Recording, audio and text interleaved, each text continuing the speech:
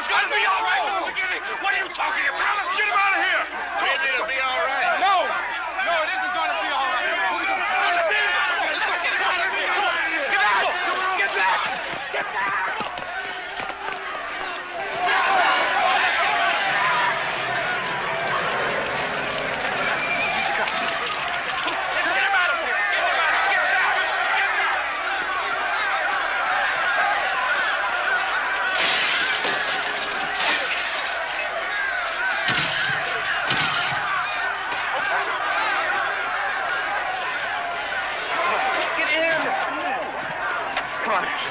Detective ready. Follow me. I'll get you through.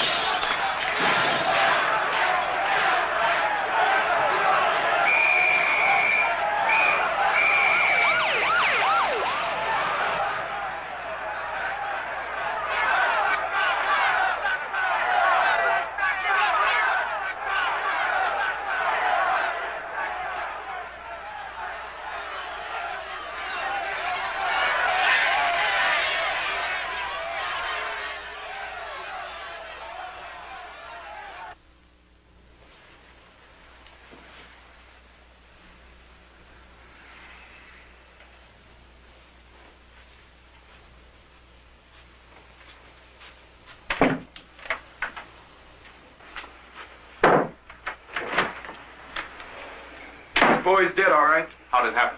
The usual thing. They say he attacked the police. Others say he came out with his hands over his head. What happened? Yeah, that's what nobody seems to know. You told us it was all in hand. Now, we prepare for these things, you know. I have never seen most of the men who were pushing Dr. King. What do you mean you've never seen them before? That's what I mean. Some of them I have never seen before. Where's Martin? He's in there. I've never seen him so depressed. I'm afraid for him, man. There's reason to be depressed. Can you imagine what the hyenas of the media are going to make out of this? In Memphis, people were injured, stores were looted, property was destroyed, terror reigned in the streets, people were beaten by hoodlums, at least one Negro youth is known to have been killed, and massive rioting erupted during a march which was led by Martin Luther King. It was a shameful and totally uncalled for outburst of lawlessness, undoubtedly encouraged, to some considerable degree at least, by his words and actions. And I hope that well-meaning Negro leaders and individuals in the Negro community in Washington will now take a new look at this man who gets other people into trouble and then takes off like a scared rabbit. Martin Luther King fled the They're scene. so happy. He took to his heels and disappeared, leaving it to others to cope with the They're so happy. forces he had helped. They're destroying him out there. I knew they would. And they're doing it. Dave, you have to control yourself. You can't let him see you feel this way. How can you be nonviolent with such brutes? Such scoundrels? You have to show them that you know what they are. You've got to stand up to them. Go to him and ask him to come out. I can't. He won't listen to me anymore. I can't. I can't go in there to him.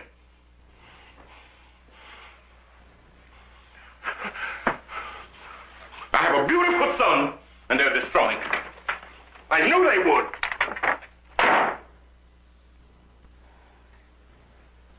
It wasn't your fault. Yes, it is. How can you say that?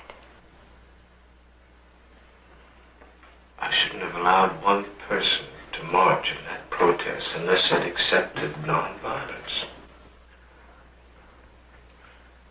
I should have understood the depth of those young people's bitterness towards me. Martin, You can't be responsible for every demonstration that goes wrong in this country. And what Bird said on the floor of the Senate, that I was responsible for people being killed, that I lovingly break the law like a boa constrictor. Now, since when have you cared what he says about you? It isn't him, Corey. It's others. It's our own young people that hurt the most.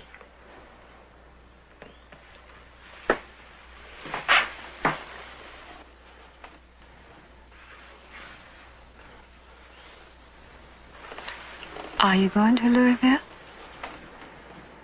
I have nothing to tell him.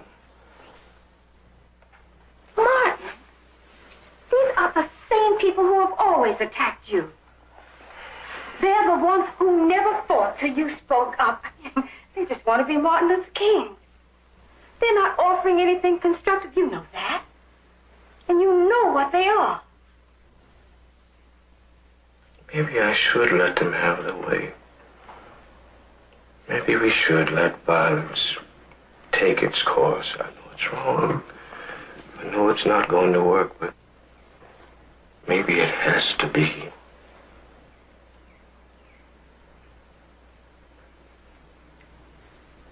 I've never heard you talk like this before.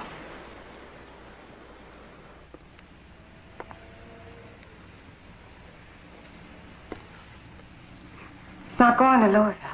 The way he's been acting these last couple of days is just as well. The Poor People's March becomes all the more important now. Becomes all the more important to drop. Maybe he's got to go back to Memphis. I suppose he's got to prove that nonviolence isn't dead. Why does he have to prove it? I know you never believed You damn right I never believed in it. As a tactic I went along. But believe it, what kind of an idiot you think I am? How does he feel? How do you expect him to feel? 12 years he's been at it. The man's exhausted. So that's all it was. 12 years. 12 years to change what had existed for centuries. 12 years to go from Montgomery to relationships with presidents. To challenge them. Sometimes to gain their friendship and then their hatred. To have your house bombed, to be stabbed. To be arrested more than 120 times. Would we have done it again if we knew what it would cost? And how did it begin? Hello, this is M.L. King, Jr. M.L. King? Be nice to him. Well, a mutual friend of ours, Gloria McGrew, well, she's been telling me some very wonderful things about you. Well, yeah, well, that's nice. Yes, I've heard some nice things about you, too. Well, thank you. Every Napoleon has his Waterloo, and I have the feeling I'm about to approach mine. Now, when am I going to be able to see you? Well, I don't know. My evenings are pretty full this week. How about lunch? I'm free between 12 and 1. I'm between classes. Well, great. Then I'll meet you on the Huntington Avenue side tomorrow. I have a gray Chevy, and it usually takes me 10 minutes to make the trip from Boston University, but tomorrow I'll do it in 7. It's nice of you to try to play Cupid for me, but it would also be nice if you let me know in advance. Haven't you ever heard of M.L. King Jr., son of Martin Luther King Sr.? Who's he? You haven't heard of Martin Luther King Sr.? He's the most well-known minister in Atlanta. He's on the board of the first black bank there. Oh? And what does his son do? He's studying to be a minister, too. Oh, that's all I need is a Baptist preacher.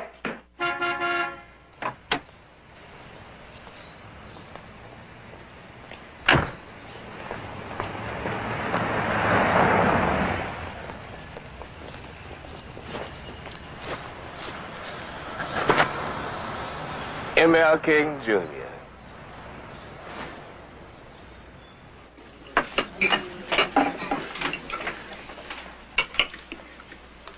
I'm really glad that you don't have a delicate appetite. It's usually peanut butter and graham cracker sandwiches for me.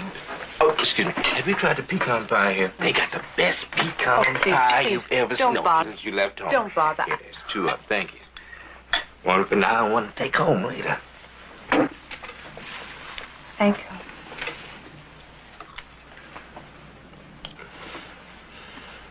It's a pleasure just to watch you eat. You're making me feel a little self-conscious. Where you from? A small town just outside of Marion. Where? Heiberger. Heiberger.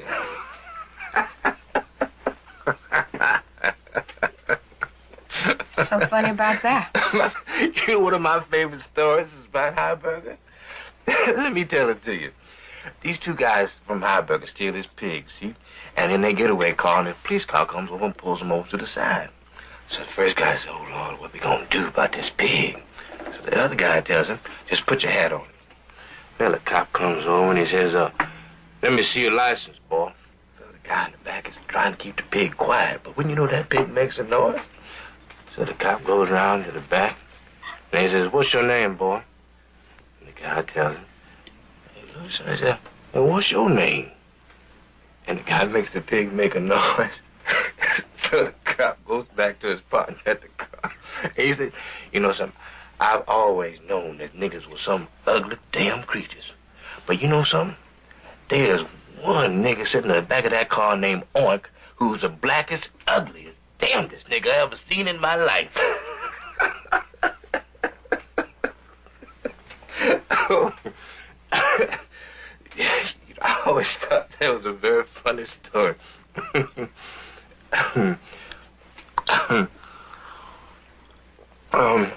What are you majoring in? Performing arts? That's right. Yeah, Gloria told me you were studying music. What you gonna be, another Ella Fitzgerald? I want to be a concert singer. Yeah. Wow. Boy, that's wonderful. You know, I never met a concert singer. Well, I'm really not quite one yet. Where have you sung? I gave a concert in Marion. They seem to like me. No, it must take a lot of courage just to say, "I'm going to be a concert singer." What made you decide that? I went to see Paul Robeson. Came to Antioch, you know. Some of the people in the town were afraid to go to see him. I suppose they felt that they would be thought of as communists. Imagine missing a chance to see Paul Robeson because of his politics. So you thought of other things besides music? Didn't you think I would? You know, I'm probably going to marry you. What are you talking about? It's probably just the way it's going to happen. Well, I'm glad you think so, since you don't even know me. Have everything anybody would want. Courage, beauty. Listen, please don't feel you have to use those silly little compliments on me. I'm not a silly little girl. I'm a grown woman.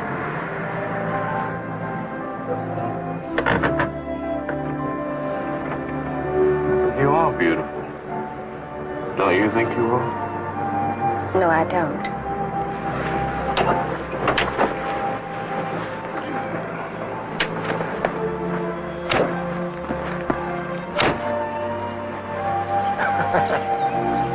You've heard a lot, haven't you? Well, let's just say I'm tired of being an experimental student. Oh. Oh, you know what it's like. Everybody thinks you're so nice and that you're an exception. Why can't other colored people be like you? There was this Jewish boy, though. He seemed to be different. I mean, it wasn't anything serious. We were just good friends. One day, a bunch of us jumped into a station wagon to go to a music festival near Wheeling. And when we got to the city limits, he telephoned his folks. We were supposed to have dinner together. I asked him if he told them that I was Negro, and he said, "What for?" Well, when we got to the restaurant, we had to go upstairs to a special room because I was with them. I just saw his courage evaporate. And then, of course, there was not room enough at the house to put us up for the night. He just didn't have the guts. Well, I know that I'm going to have to put up with this for the rest of my life, but nobody is going to make me feel that it's right. No. Don't ever feel that it's right. What about you? Well, I was pretty secure on Auburn Avenue in Atlanta. See, my dad was kind of a hero there, but I guess the first time that anything happened to me was when I started to school. I went home with this white boy, and I was pretty shocked when his mother wouldn't let me in the house because I was black. Oh, you'll do all right. Ministers always do. You don't care very much for ministers, do you?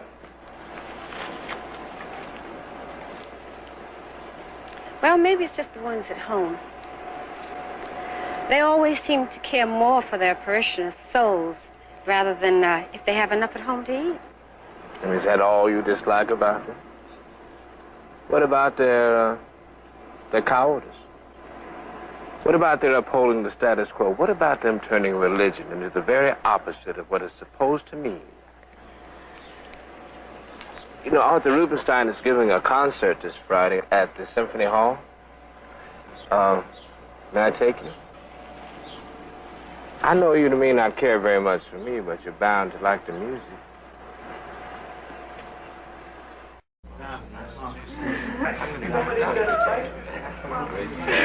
My father said that he heard your father preach at Ebenezer Baptist Church. He said it practically changed his whole life. Hey, Mel, where do you get your clothes? Emil always looks like he just walked out of a band. You look so bad yourself there, John. Excuse me just a minute. I'll be right back. Excuse me, John.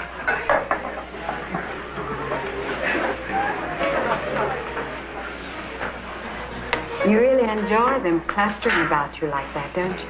I enjoyed very much. Beatrice is a very beautiful girl, isn't she? Yes, she is. You know, I think she's the most beautiful woman I've ever seen. Why did you bring me along? But I just wanted to show you that there are some young ladies who just cannot resist MLK Jr. I was beginning to think I'd lost my touch.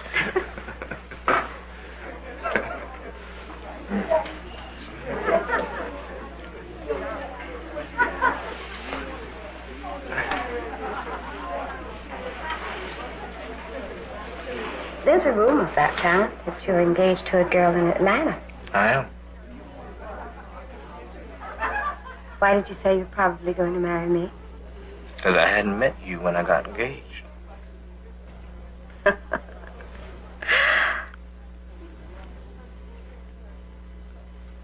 do you want to be a preacher? I come from a long line of preachers.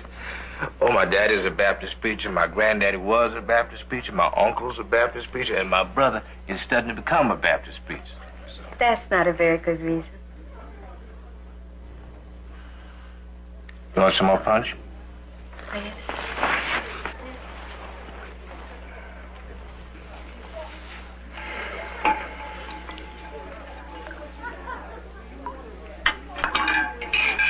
You know, just because religion isn't used the right way doesn't mean it can't be. Well, how can it be used? I mean, you talked about Paul Robeson, and you work with the Progressive Party, but to really follow the precepts of Jesus would probably be the most dangerous, most revolutionary thing in the world. Are you going to try it? Yeah, I'm just a middle-class preacher's son. But if anything is going to start with our people, it's going to have to be through the church. What do you mean? Well, it's all our people have. It's about the only thing they can call their own, and it's the only place where anybody's going to be able to reach them.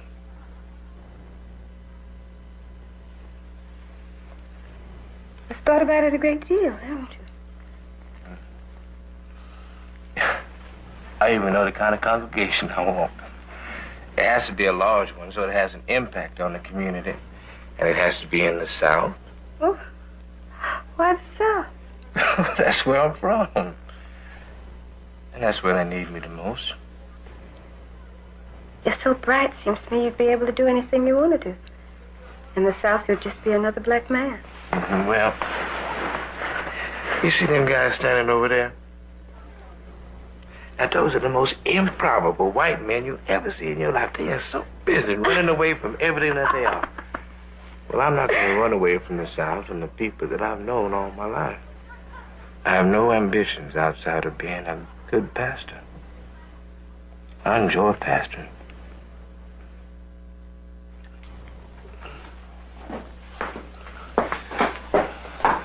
What's the matter? I'll never be the kind of wife you want.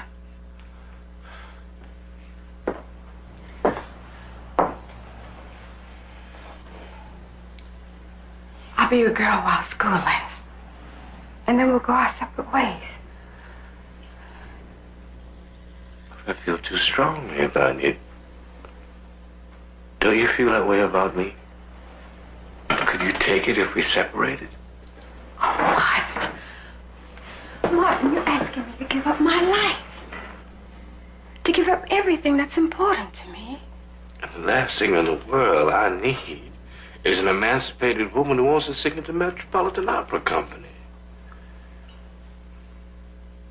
Sometimes life doesn't give us any choice. But it does. You always have a choice.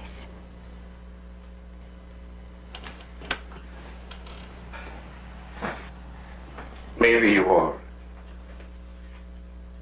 Perhaps we should just stop seeing each other. I'm going to Atlanta next week. I want you to come with me to meet my parents, or I'll never see you again.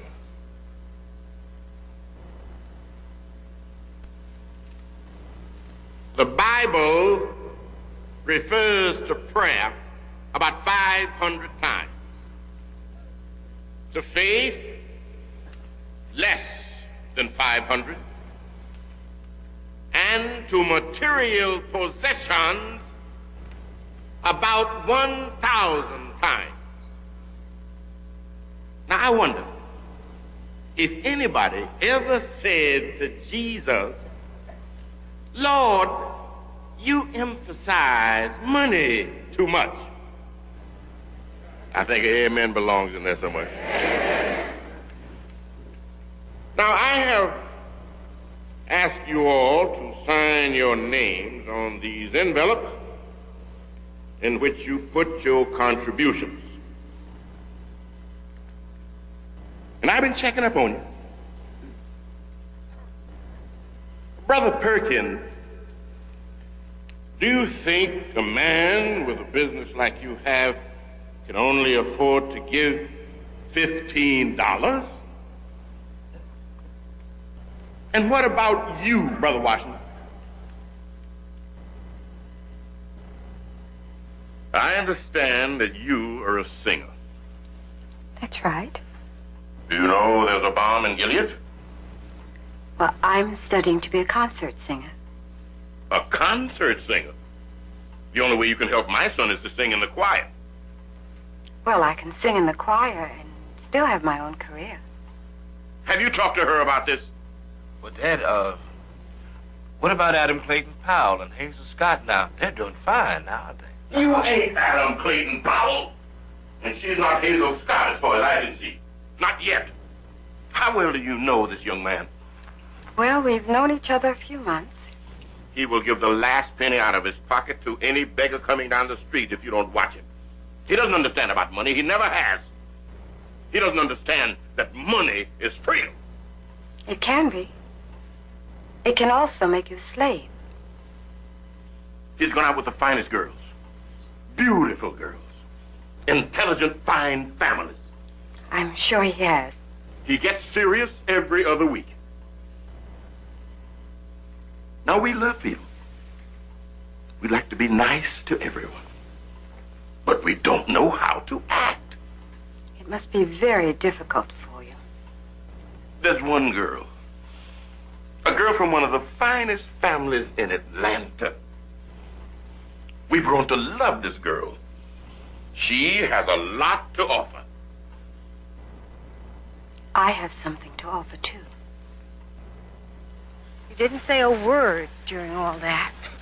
He embodies in one person everything I've ever tried to run away from. I mean, you heard his sermon. He is a tyrant, all right, but he's a lovable tyrant. I don't find him so lovable.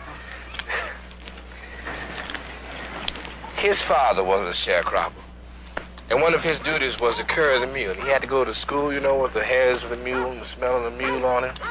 Well, the kids would make fun of him. He said, well, I may look like a mule, I may even smell like a mule, but I don't think like a mule. Well, he came to Atlanta with 15 cents in his pocket. He married the most prominent minister's daughter, and not only that, he ended up taking over his father-in-law's congregation. Well, I don't find that so admirable, Martin. He's also never let anybody call him boy. He's never ridden on the back of a bus, and he has done more in this town to break segregation than any other clergyman. Well, why don't you marry him? Corey, don't you think I know his faults better than anybody? I've seen him be a terrible taskmaster with my brother. I've seen him dominate my sister's life. Well, he's my father. And I can't change that now, can I? And I love him. I love him very much. Are you sure he won't dominate you? Corey, nobody is going to dominate me. And I'm not going to change anything by standing up to him and proving that he is wrong. See, time will do that. And I know that in time, he'll be a big enough man to admit that he's wrong. Must be very hard on you working and going to school at the same time. No. Not so hard. Have some coffee.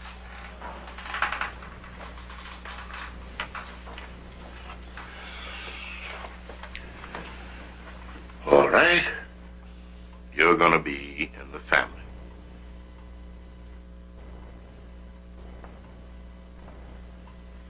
Well, I hope you're going to accept me as that. I accept you because you're his choice. I respect his opinion and his choice.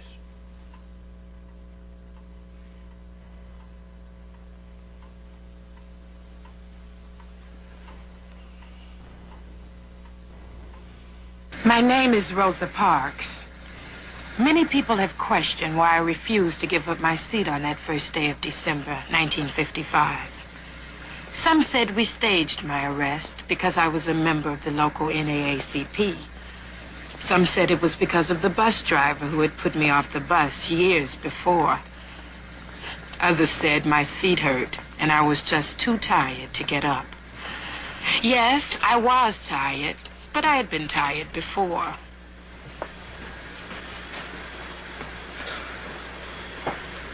Y'all better make it light on yourself and let me have your seat.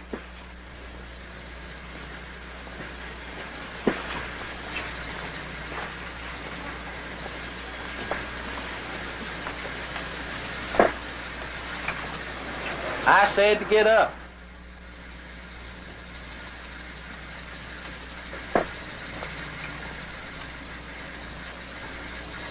Are you going to get up? Because if you don't get up, I'm going to call that policeman out there and have you arrested. Go on and call him.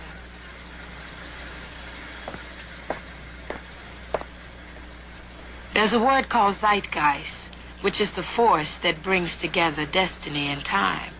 After witnessing and suffering years of indignities, the spirit of time had tracked me down. I simply had had enough. Did the driver ask you to stand up? Yes. Why didn't you stand up? Do you think it's right that I should have to stand up after I got on the bus and took a seat? I don't know. But the law is the law, and you're under arrest.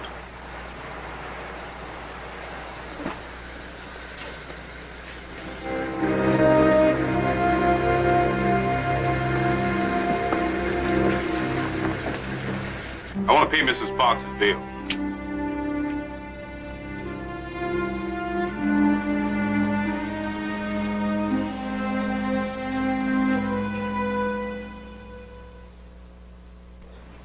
Read what you have.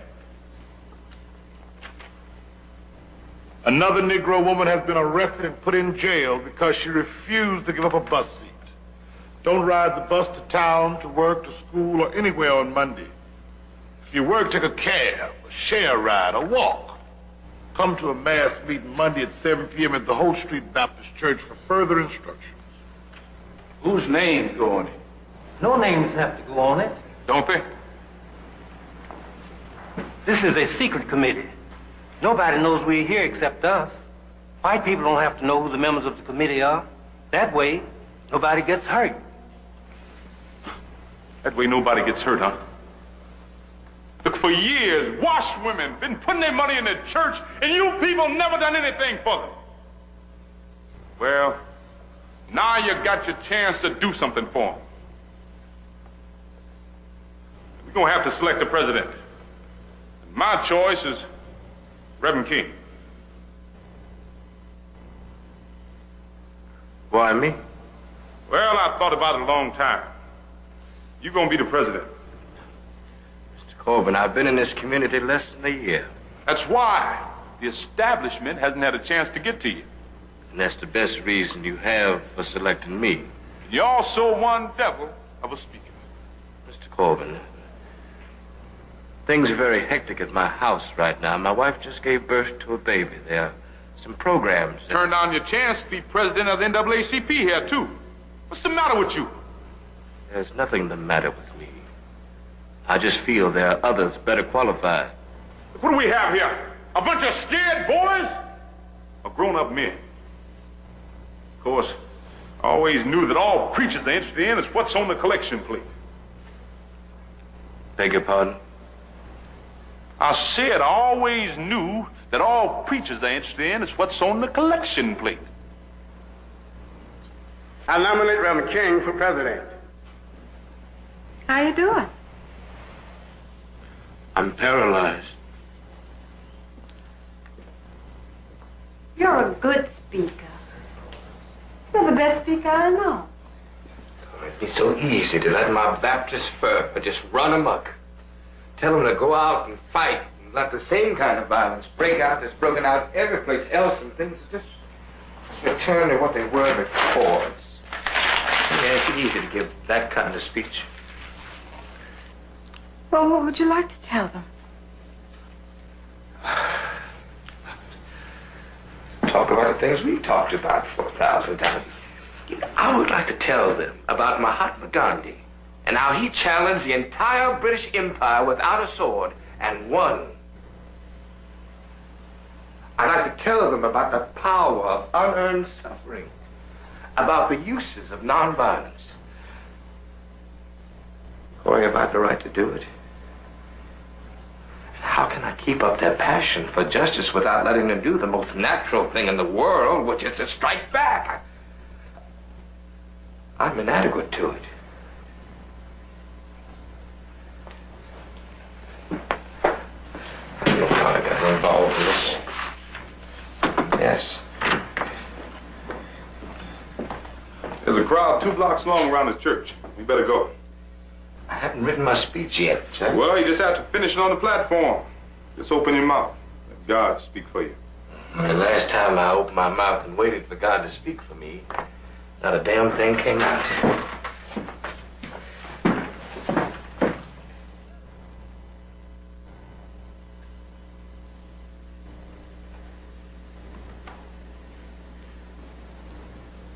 We are here this evening because of the bus situation in Montgomery.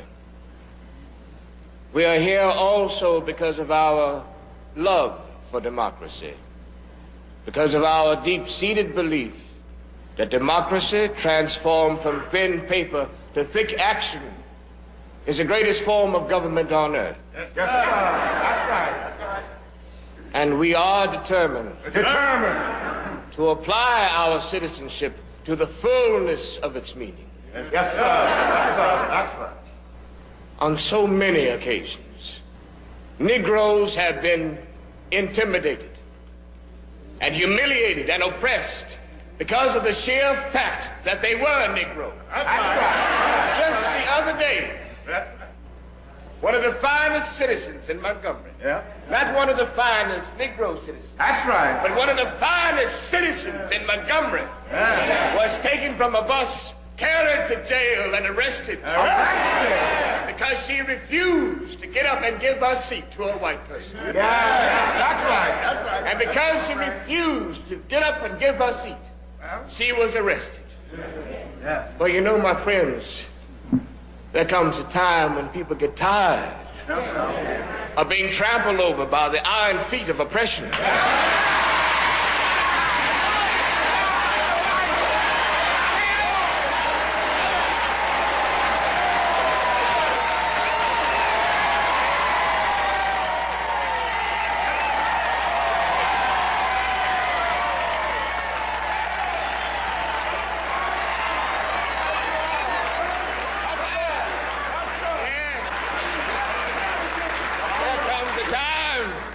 When people get tired of being flung across the abyss of humiliation, where they experience the bleakness of nagging despair. There comes a time when people get tired of being shoved out of the glittering sunlight of life's July and are left standing amidst the piercing chill of an alpine November.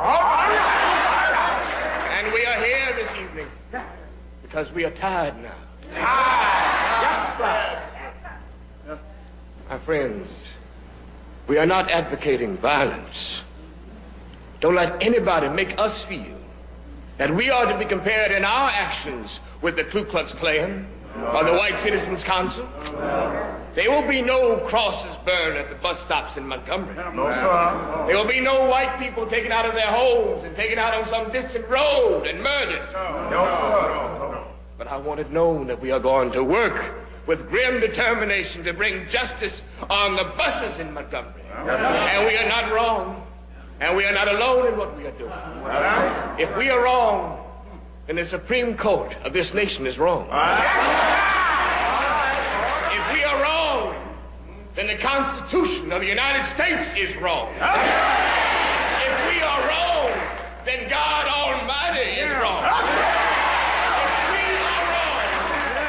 Jesus of Nazareth was merely a utopian dreamer and never came down to earth. If we are wrong, then justice is alive. And we are determined to work here in Montgomery until justice reigns over.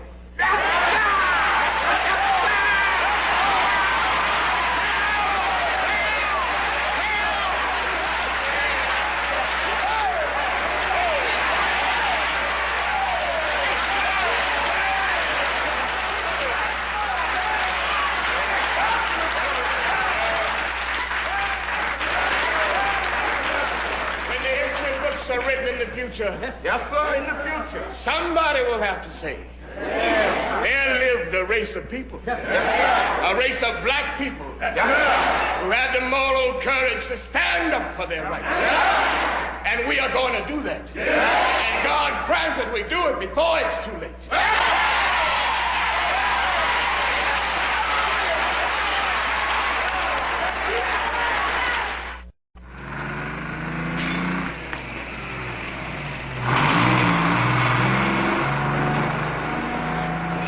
One black face. That's good, but let's wait till the next one, all right?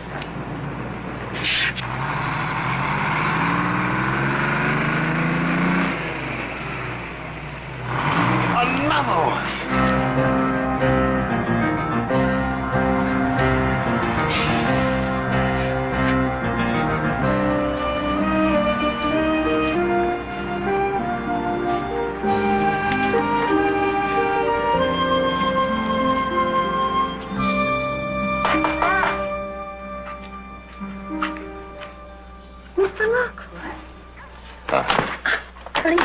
Come in. Thank you. Thank you. Have we met? Well, I met you at Antioch. You came to speak? I sang for you later. You were very encouraging. Yes, of course. I'm sorry. sorry for the way I look. I was just giving the baby a bath. This is Mr. Levison. How do you do? Why, where's Dr. King? He's in the kitchen. Sweet. Yes, please. Thank you.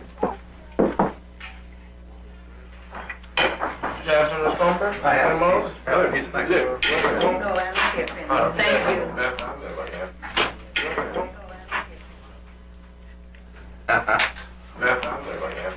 Dr. King? Yes, I'm Dr. King. You photograph somewhat older than you look. I'm Damon Lockwood. I'm a lecturer, writer. Yes, I know who you are. Welcome to Montgomery. Thank you. This is Mr. Levison. He's an attorney and How do you do? veteran of the labor movement. Mr. Levison had a Ford franchise during the war. So he's got more than enough to get by on. Strangely enough, he wants to help us. Well, will somebody get these gentlemen a chair? Thank you. Listen, would you like some of these chitlins? No, thank you. Thanks. Delicious. Mrs. Bolson makes the best. Will you forgive me if I just go right on here? Well, we're down here to really try to help make this thing work. This movement has accomplished something that's never been done in the South before. What's that? It's accomplished a boycott. Boycott is the most powerful weapon, if someone can use it. It's never been used in the South before.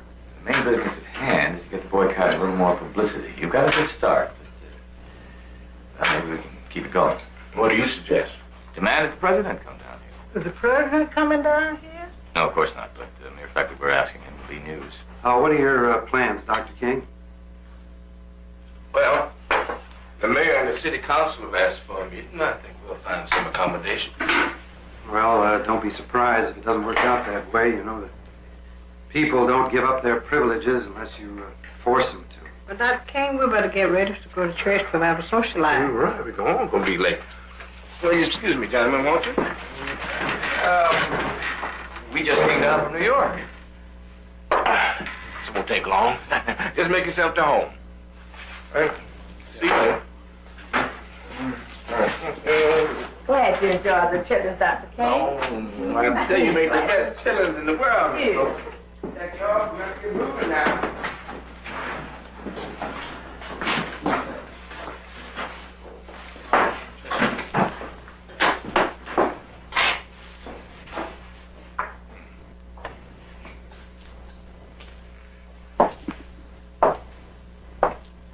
Ironic, isn't it? What? That this hayseed has the power to move these people the way he does. Are you sure that's all he is? Aren't you? I don't know. People have a disquieting habit of surprising my assessment of them all the time. You saw the way he attacked them chitlins, didn't you? Sounds a little racist, Damon. Is it? Well, maybe I am. I'm black, but I never really have understood my people. I mean, what other people would have stood for all this and not fought back? It's almost sickly. And to be saintly is stupid. There couldn't be a note of envy there in your judgment of Reverend King, could there be? Of course there is.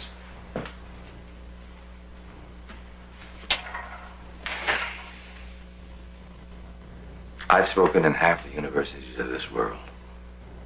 I know every phase of black history. I know exactly what should be done. And I can't reach and move these people the way he can. Who's the spokesman? Who's the spokesman? All right. Come forward and make your statement.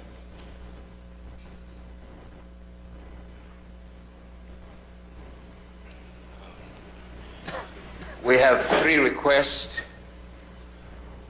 One, first come, first served seating arrangements with Negroes loading from the back and whites from the front.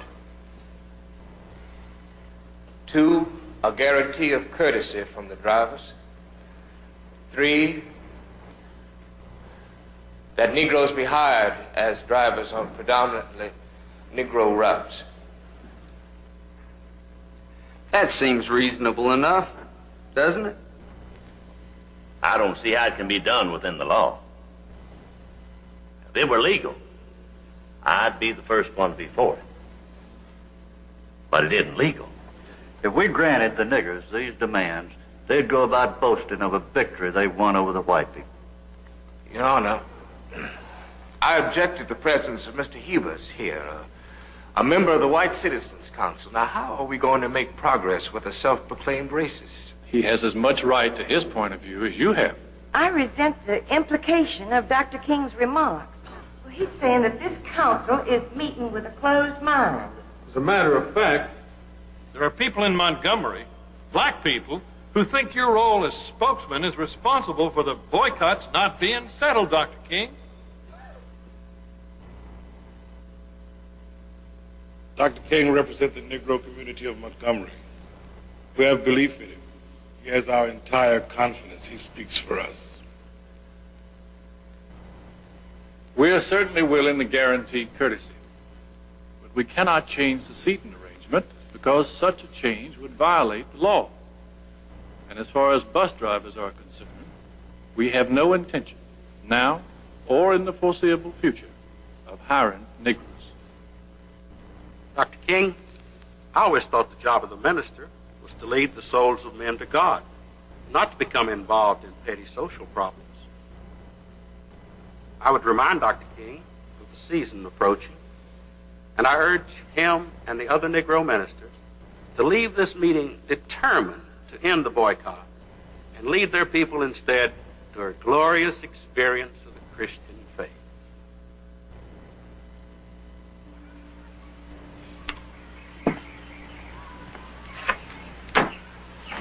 How'd it go? Not too well. I told you it wasn't going to be easy. But the Southern City Council did meet with a black protest group for the first time, and that's some kind of progress.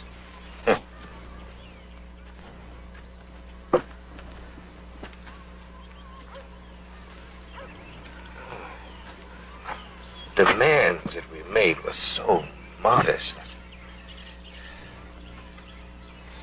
But worse than that, I felt like such a fraud up there. I felt like I wasn't equipped to speak, that I had no right to speak. I realize now that if we are going to make any kind of progress, we're going to have to squeeze the slave out of ourselves. I haven't squeezed it out of myself yet. I love Yogi. She's such a devil. You know, whenever she gets ready to burp, I know she gets the strangest little smile on her face. I can see it coming. I just get... What's that? Just move to the back.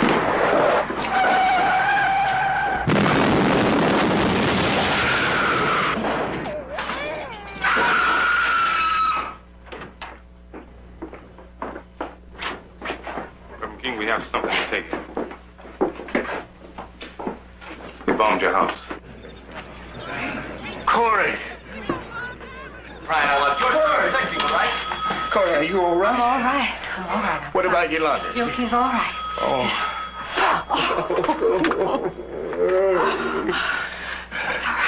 What? I did it, and I'm just sorry I didn't kill all you bastards. I'm sorry. It's too late to be sorry. This is a result of your get tough policy. We're going to have to call out the militia unless we can get some help from Dr. King. So now you're asking Dr. King for help. Would you come outside with me, please, Dr. King?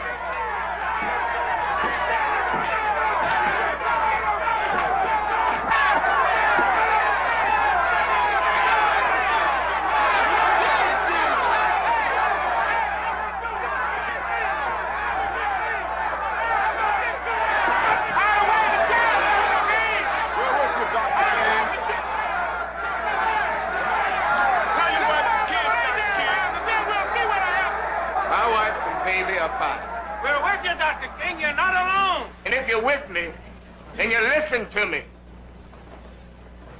If you have weapons, please, take them home. If you don't have them, Please don't get any. I'm all right. My wife and my baby are all right. And Jesus still speaks to us across the centuries. Love your enemies. Bless them that curse you. And pray for them that despitefully use you. Please, go home. Oh, all right.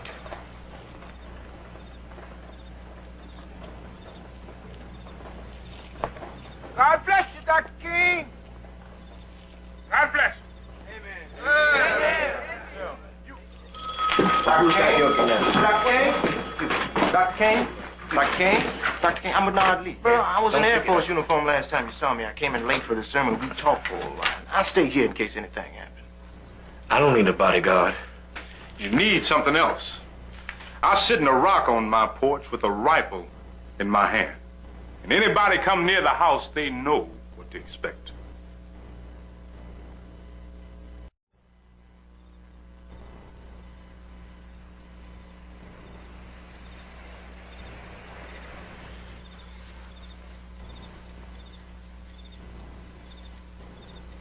What's the matter, Martin? Nothing. What is it? Could have killed you and Yogi. I'm trying so hard not to hate. I'm trying to remember it isn't all of them.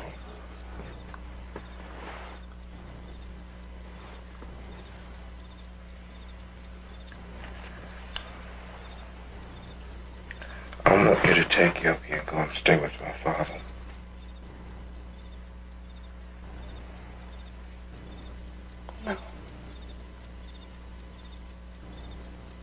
No, I can't do that, Martin.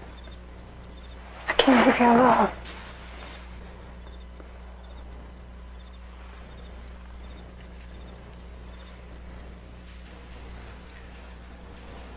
I want to apply for a license for a gun.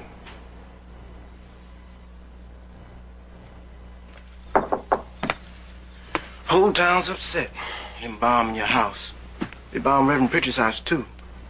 And last night a man was killed. He got on the bus. He was all upset about the boycott. He told the bus driver he wasn't going to the back. Demanded his dime back. Cop got on. There was a fight. And they shot him. There's a group of men who think the only way that we'll solve things is with guns. They're coming here. Coming here? They think you lead them. How can I lead them? They know my stand on nonviolence. They think even you must know now that nonviolence doesn't work.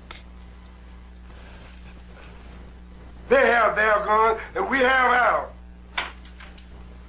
You want a gun? Here. Take this one. It's mine. Take it. I don't want it. Take it. Take it.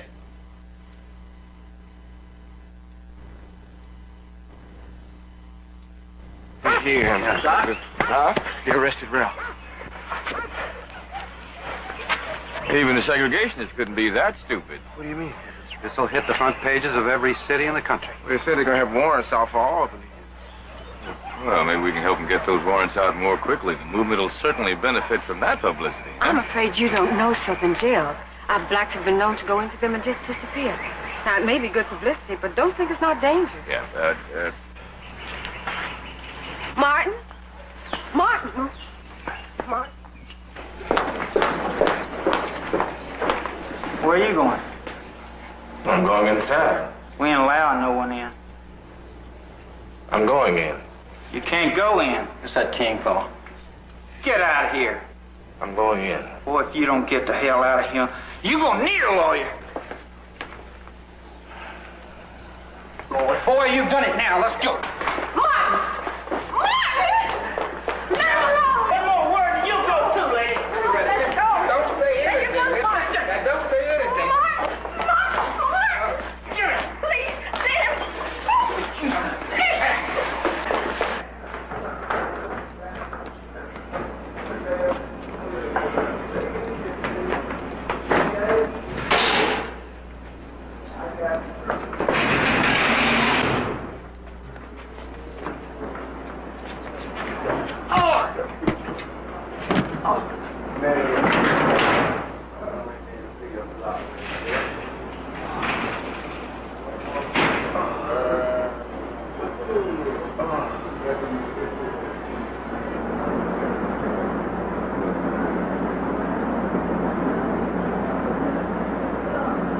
find you guilty and fine you $10 plus costs.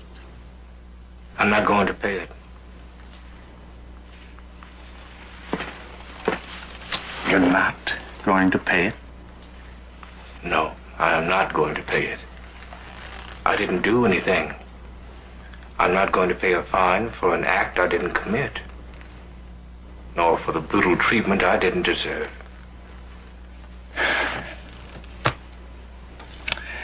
Take him back to his cell.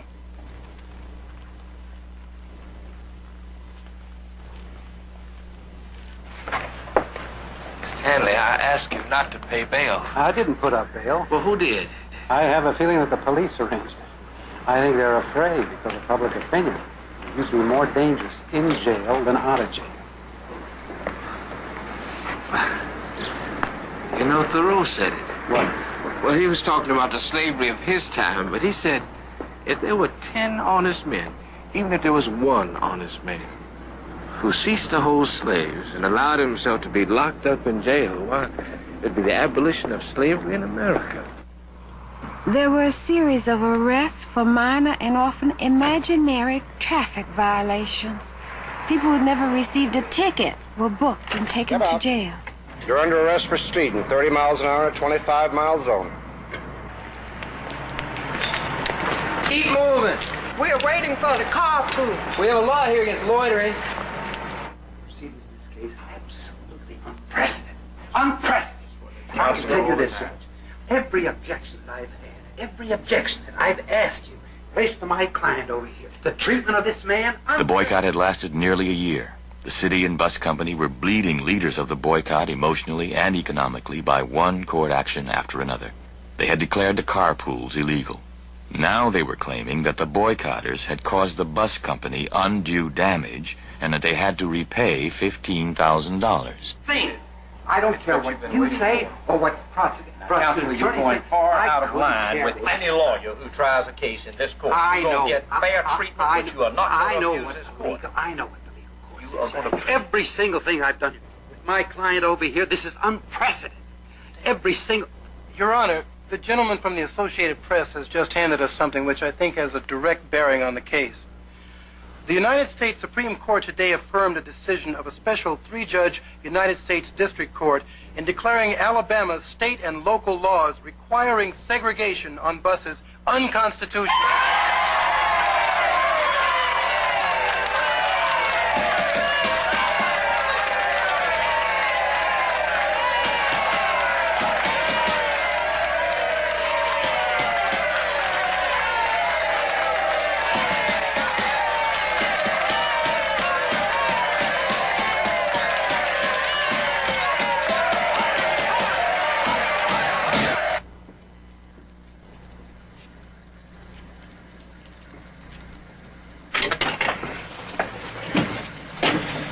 You're Dr. King, aren't you?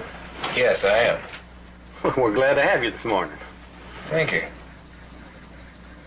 When Martin boarded that bus, the first integrated bus, he felt as though he were Columbus discovering America. It seemed to him then that anything was possible.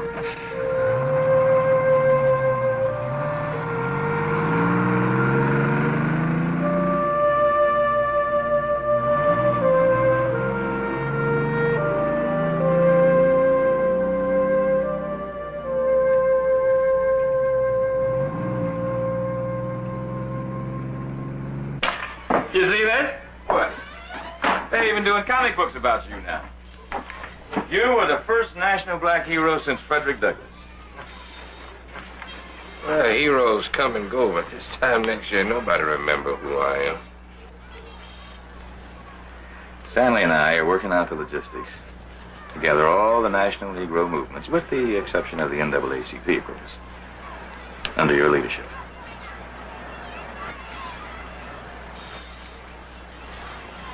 I'm not equipped to lead that kind of movement. What are you afraid of? I'm afraid of my own shortcomings. I'm also afraid that people don't expect me to pull rabbits out of the hat. Don't worry, we'll tell you what to do. If I'm going to be a leader, it's because I am the leader and no one else, Damon. No one chooses a leader. People do. You might have wanted something else. We might have wanted to choose someone else. But it's what happened. Stanley, I'm a pastor first and a leader second, if at all. I'll go anywhere you want and speak. I'll write about my experiences. But I wish you could. People think that revolutions start with an injustice. They don't. They begin with hope. There are bus boycotts now in Jacksonville, Nashville, Greensboro. There's even one in Johannesburg, South Africa. Something has started. And you may be the only one to make the rest of it happen. Just a minute. Hold on. Wait a minute. Now, Dr. King will sign all your books. Just a minute. Just give him time. Just a minute. Dr. King will sign all your books. Just give him time. Now, hold it. Don't try to get in front of the lady, sir. Just stand right there. He'll sit. Just a minute, darling. Just a minute. Just a minute. All right? Dr. King? Yes, everybody stand here. Just get in line. I've been looking for you for such a long time. Is there a doctor here? Get a doctor. Don't touch it, don't touch it. Tell the doctor gets you.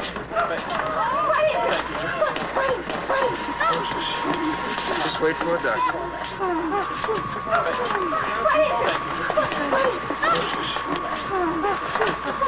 The knife was touching the aorta. We had to remove 2 ribs in order to get the knife free. Is he all right? Yes, unless complications set in. It is so delicate. So if he would have sneezed, he would have died.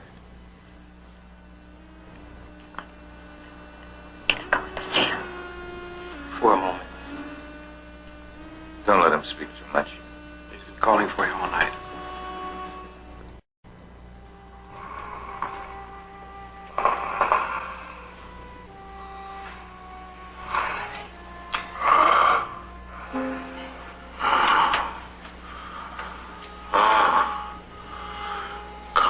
Took you so long to get here? I took the first plane from Atlanta. Don't speak.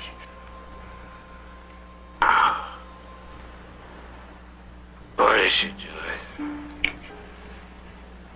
She said that you were the devil and that God had asked her to get rid of you.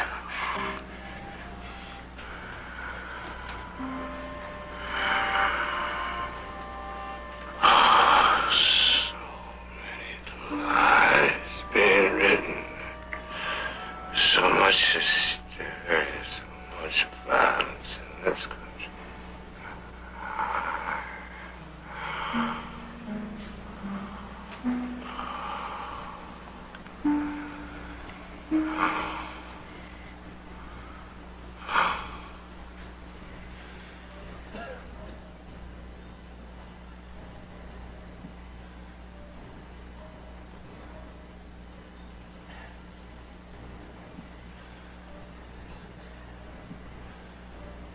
I want to thank you all for the kind letters, wonderful flowers that you sent me while I was ill.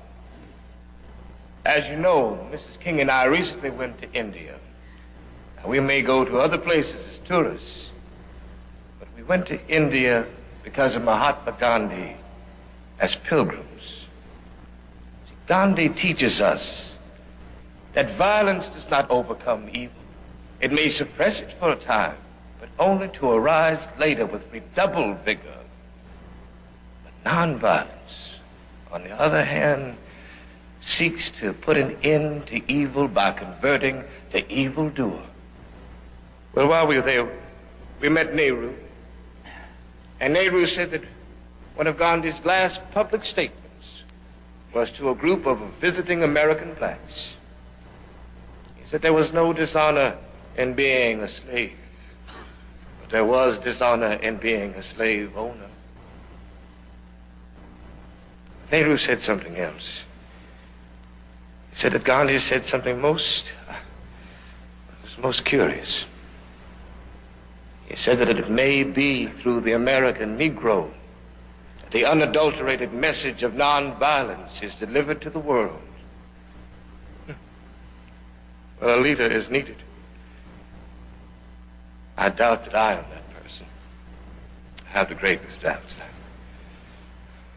must reorganize my life, reorient my personality.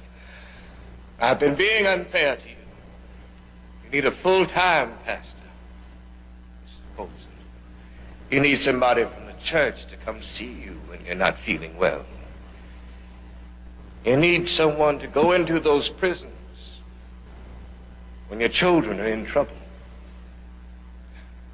You know, we all need somebody to talk to when our marriages aren't going the way they should.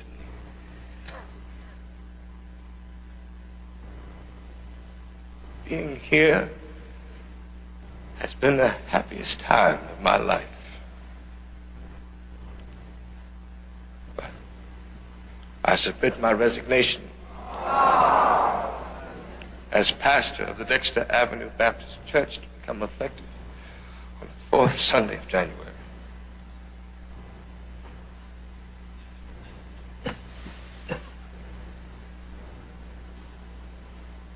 Blessed be the tie that binds our hearts in Christian love, the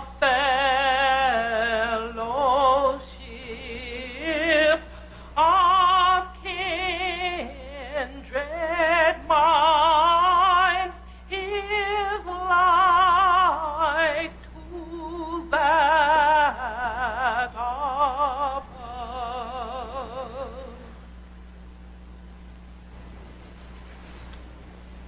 We share a mutual woe.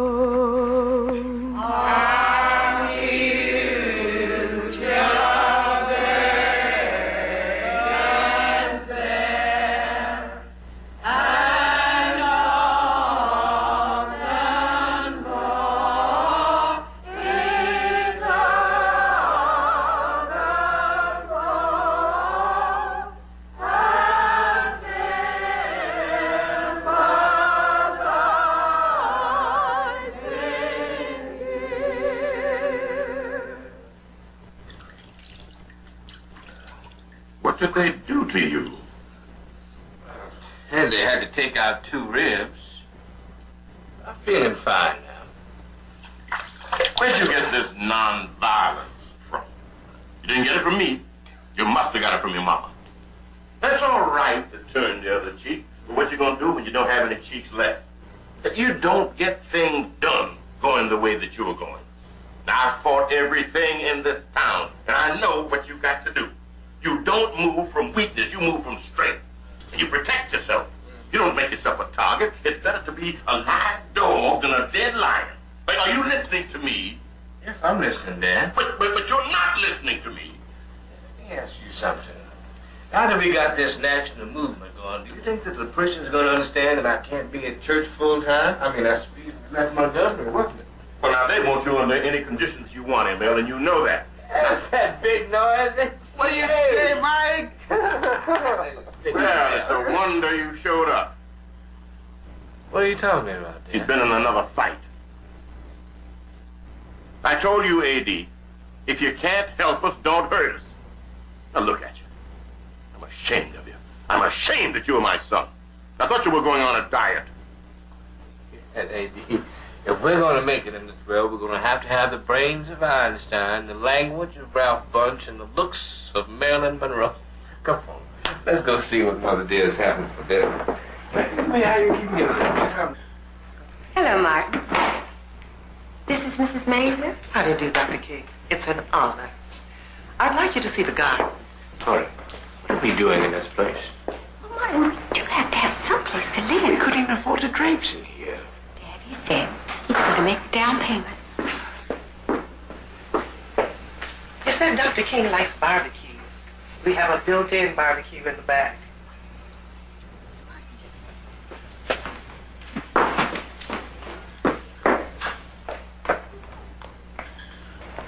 What's the matter? The black bourgeoisie. Always ripping off black people. Charging them all those fat fees for doctor bills, for food bills, and for mortgages. Of course they are, Martin, but we've got to have a house. Not in Collier Heights, we don't. I don't want it. What do you think of it, Bernard? Well, Yeah, you think we can find some ways to improve this place? Well, the only way we can improve this place is the dynamite. Dora, darling, what do you think? Martin, it would take as much to improve this place as it would to live someplace decent. Well, I like it. It's only 2 blocks from the church. I bought it. It was a steal. You know what Carr's department store is like. It's practically an institution in Atlanta. If we can desegregate it, then surely every other store will follow. Well, we don't think that Dr. King should become involved in local fights. No? Well, just what kinds of fights do you think he should become involved in? What's the matter? Does your father have too many friends here? you speak about Gandhi.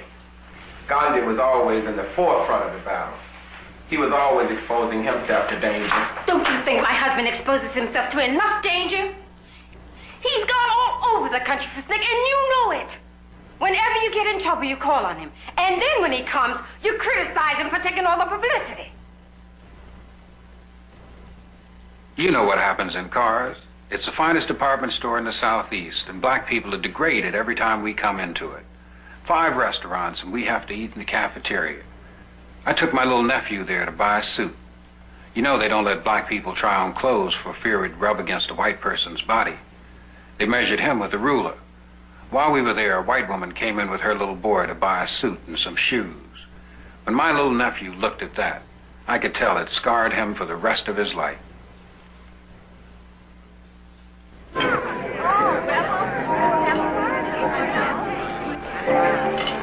It's King.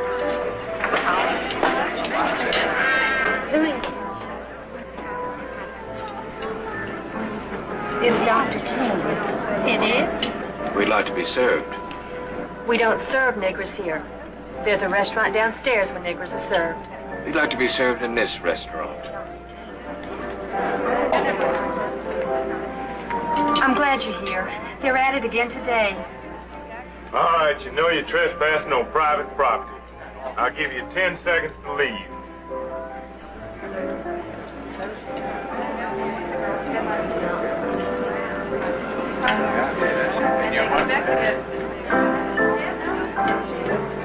All right, the rest of the niggers.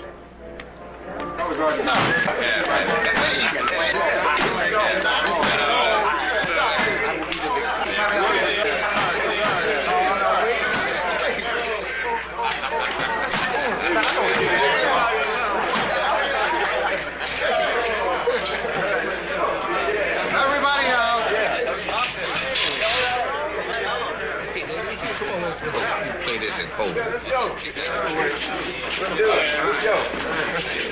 What's up, Dr. King? Nah, I don't leave without Dr. King. It's all right, Bernard. I'll be all right, Bernard. Go on.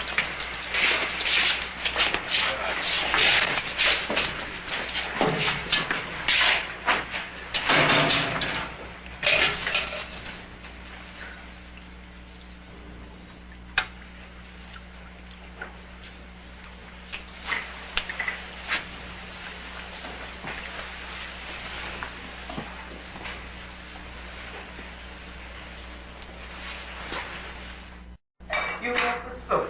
There was hurt. And Where's Martin? He ain't out yet. Why not? What's going on? Where is Martin? And what are you doing out and not him? Yeah, let's all go except him. I didn't want to go. None of us wanted to go without him. He made us. Where's Martin? They're holding him without bail. Why? They say that he's broken probation for an old traffic violation. Driving in Alabama with Georgia license plates. Now, how can they hold him without bail for that? They've done more. They've sentenced him to 6 months hard labor on the Georgia chain gang. 6 months hard labor on the gang for what? For a traffic violation? It's not going to stick. They'll never get away with it. They will never get away with it.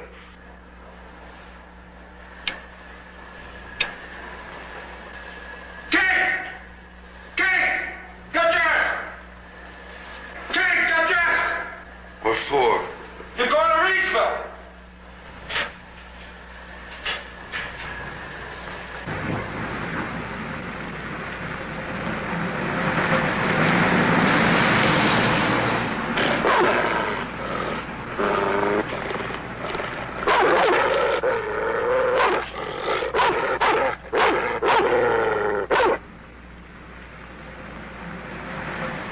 Martin never forgot that ride. In that ride was all the fear that a black man could have in 1959. Because one knew that they could take you into the countryside, murder you, and leave you on the side of the road. Or make you jump from a bridge the way they had Emmett Till not long before. This isn't the way to Reedsville.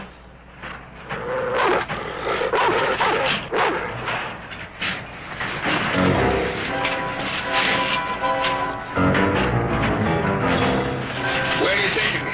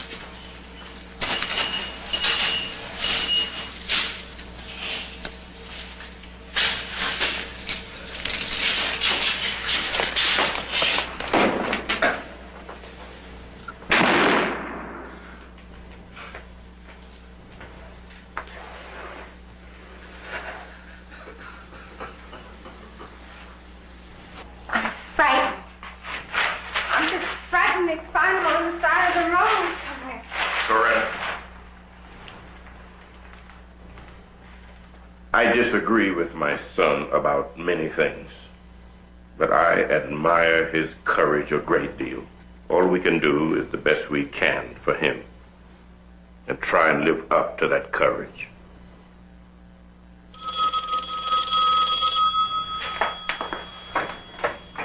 Mommy, there's someone on the phone. Loki, get off the telephone. Mrs. King, Yes? Senator Kennedy. This is Senator Kennedy. I was just thinking about you and Dr. King and wanted to express to you my concern about your husband and ask if there's anything I can do. Well, thank you. I appreciate your concern. And I would appreciate anything you can do to help. I've spoken to the authorities in Reedsville. Thank you. Understand, you're expecting a baby. Yes. Yes, I am. Hope you don't let this disturb you too much. If there's anything I can do to help, please feel free to call. Well, thank you. It was very kind of you to call. You say my father was a great man. I wish I remembered him better. He was always going to jail. But the last time I would see him would be on an airplane. So I thought he went to jail on the airplane. I was fascinated by what was on the airplane. I can't be this free junkie just as she is. Oh. I got a satchel full of votes, and I'm going to drop them all in the lap of John F. Kennedy. Doesn't be too much in a hurry to do that. And he's running a very tight election with Nixon. He needs that black vote. And he may not have done this out of the loftiest of motives. There are times the morally wise is also the politically expedient. My name is Andrew Young. In 1961, the law of the land was that all interstate travel facilities must be integrated. On May 4th, blacks and whites trained in nonviolence boarded buses. We were coming into Montgomery. The police were supposed to provide protection.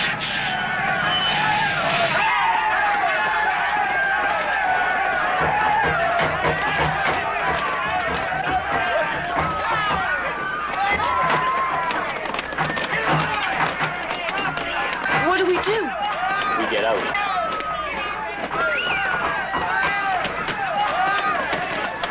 Open it. Open it. I'm John Siegenthaler. Attorney General Robert Kennedy has Hit that nigga! Turn it inside out! Come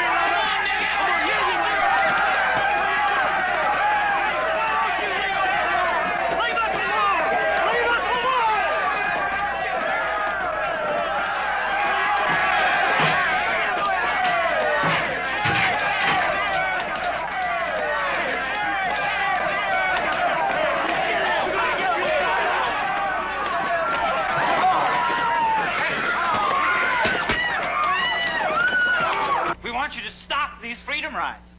I don't have the power to stop them. I'm not even sure I would want to. Let's put this in perspective. You have a friend in this administration. We're not so sure of that. Could you explain that, please?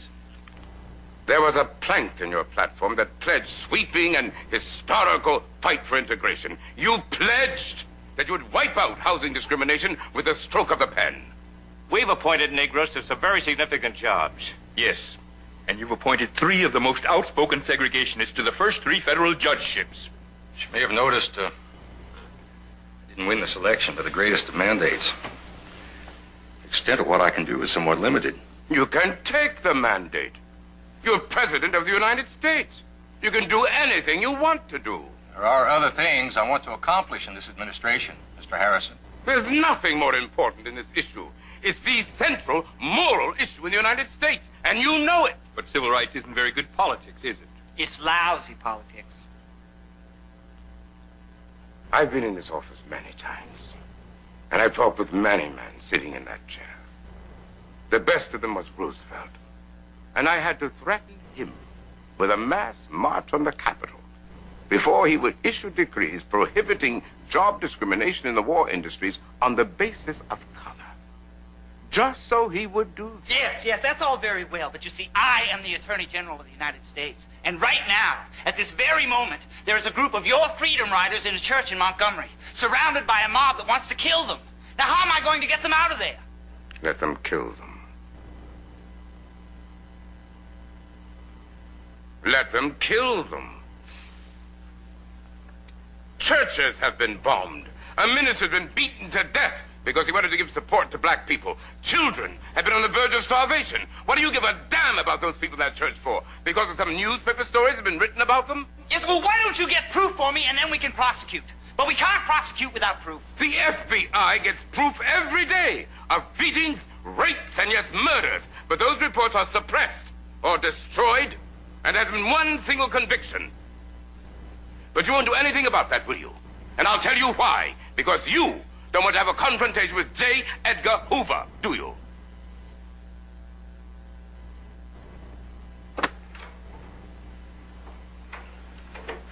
How'd it go?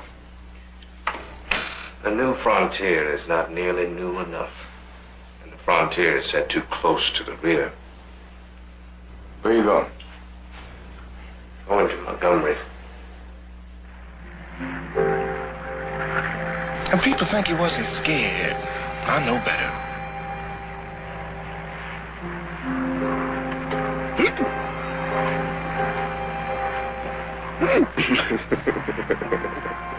What's better? I got the hiccup.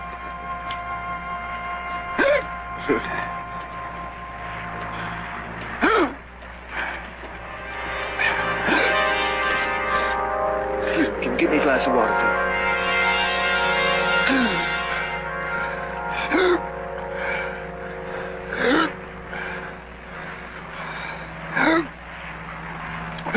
Take it easy. Hurry with that water!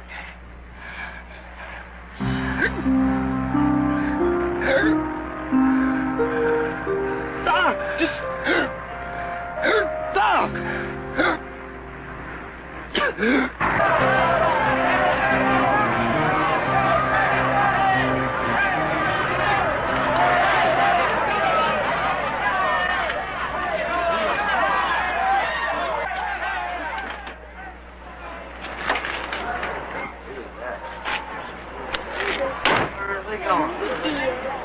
Got a lot of guts. Excuse me.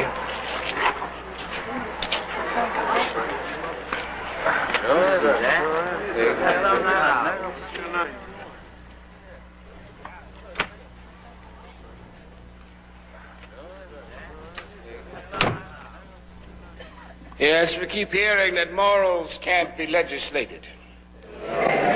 But behavior can be legislated. The law may not be able to make a man love me, but it can certainly stop him from lynching me.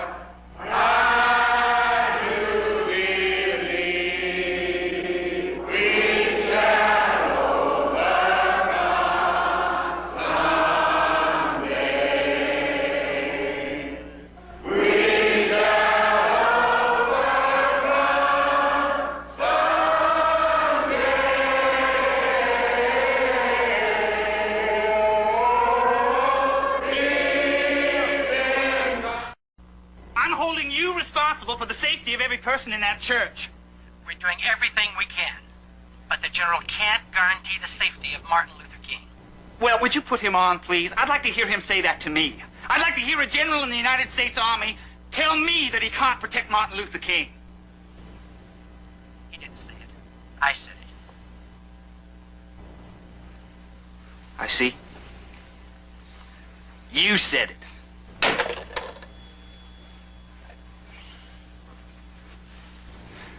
I want every federal marshal in Alabama in Montgomery.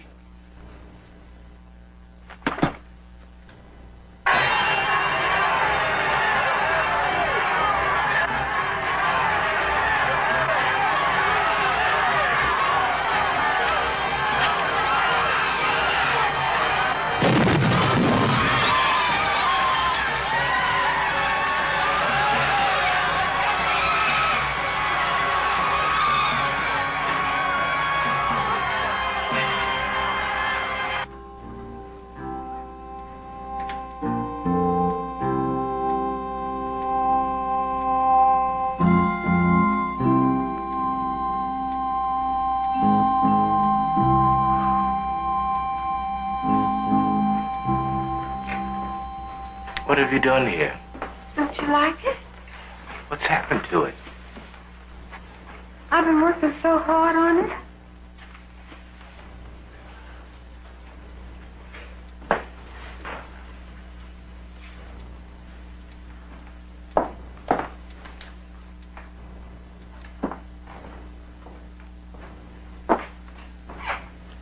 I don't need this. I picked this place. I was in the poorest neighborhood near the church. I just wanted someplace nice for you to come back to after all those terrible things you go through. I don't want it. You and the children can live here, but I don't want it. You just listen to me. We are going to have a real home for the first time in our lives. Yes. And we are going to have drapes and slipcovers. And we're going to have dinner together. You and me and the children. Just us. And we're not going to talk about all the terrible things that happened to you on the road or in jail, all the battles ahead. And this is going to be someplace that you can come back to and look forward to. And it'll always be here. And get your shoes off the bed.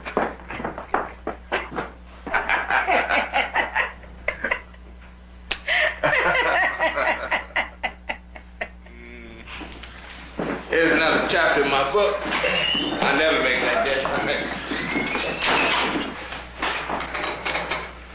They found Goodman, Cheney, and Swerner. Where? Buried in a dam in Mississippi.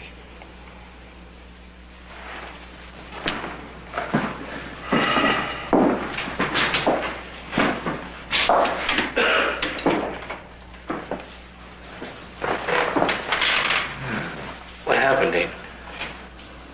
Well, the facts are they were picked up by the sheriff's office, and they were released in the middle of the night, and then they disappeared. Never to be seen again. Until now. Their movements were known by the sheriff's office. It must have been someone in that sheriff's office. I wonder how some of our brave young people who are saying that whites shouldn't be part of this movement are feeling now. Who did it? Half the men in Philadelphia, Mississippi go around bragging they were the ones that put the bullets in the gunmen. But we're going to Philadelphia, Mississippi. Are you serious? 2 white men. Might be good public relations. How dangerous is it? They'll kill them. They'll tear them apart. Contact the FBI. Tell them we're coming down there, we'll need protection. What do you think the FBI consists of in Philadelphia, Mississippi?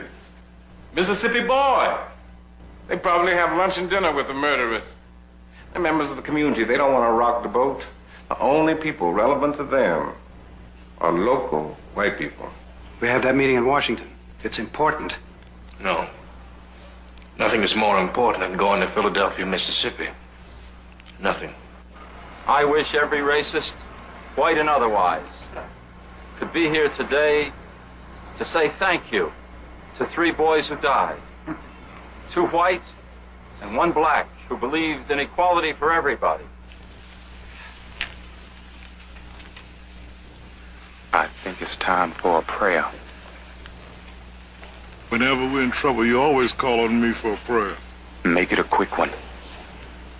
You don't mind if I keep my eyes open, do you? Dr. Abernathy will now deliver a prayer. Look down upon us, O Lord. Forgive us sinners, for we must all be forgiven. Who knows, perhaps the murderers of Goodman, Sherman, and Cheney are near us at this moment. You're damn right. They're right behind you. Amen. Let's go.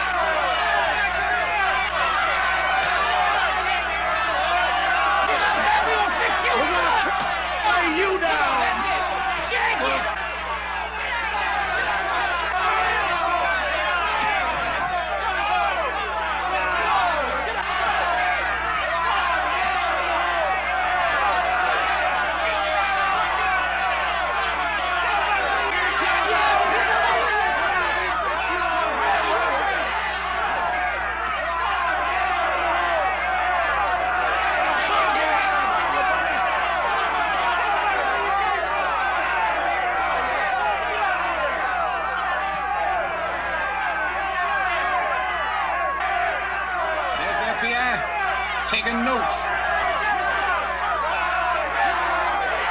That's all they ever do, take notes.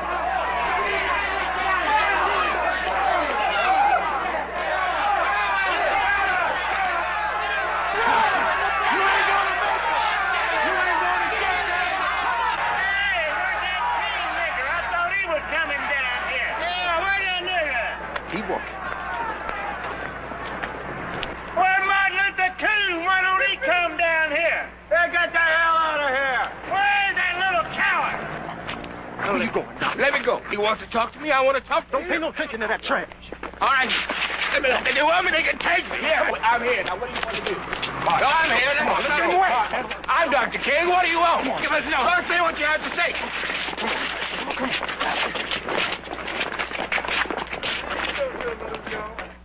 There are beatings, rapes, and murders taking place in the South every day, and they're being reported to the FBI. The problem is, in my opinion, that too many agents in the FBI in the southern states share the same racist attitudes as the law enforcement officials. All say. right, you can No, you just stay right there. Stay right there. They are more interested and keeping their relationship with the local police and the people who are promoting segregation. And they are and see that people are protected. Give that interview. You don't know how sensitive Hoover is to criticism of the FBI. To keep their status, they must be friendly with the local police and the people who are promoting segregation. Martin, you cannot fight with Hoover. Presidents are afraid to do it. In my opinion, the FBI has been most efficient as an agency for the solution of ordinary crimes, and perhaps it should just stick to that. Martin Luther King is the most notorious liar in the United States.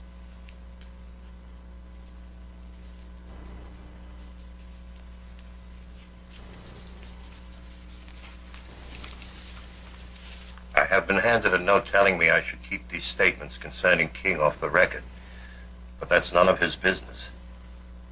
I made it for the record, and you can use it for the record. Have you taken it down, word for word? Martin Luther King is the most notorious liar in the United States. There's a medium invented called television that captures faces. I'd like the rest of the country to see what we've seen all our lives. This television is going to be the medium in which we're going to bring this country face to face with itself. M.L. King, Jr. Martin Luther King, Jr., a brilliant young man studying for the ministry, falls in love with Coretta Scott, a music student at Boston University.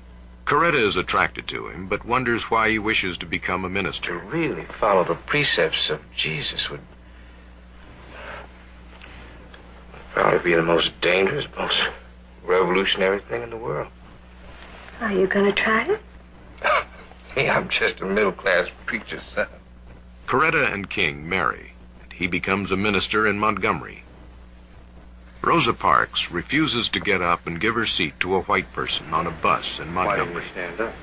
Do you think it's right that I should have to stand up after I got on the bus and took a seat?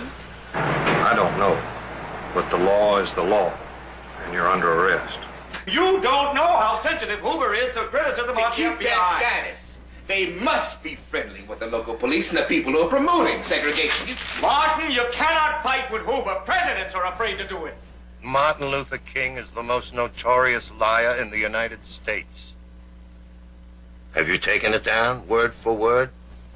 Martin Luther King is the most notorious liar in the United States.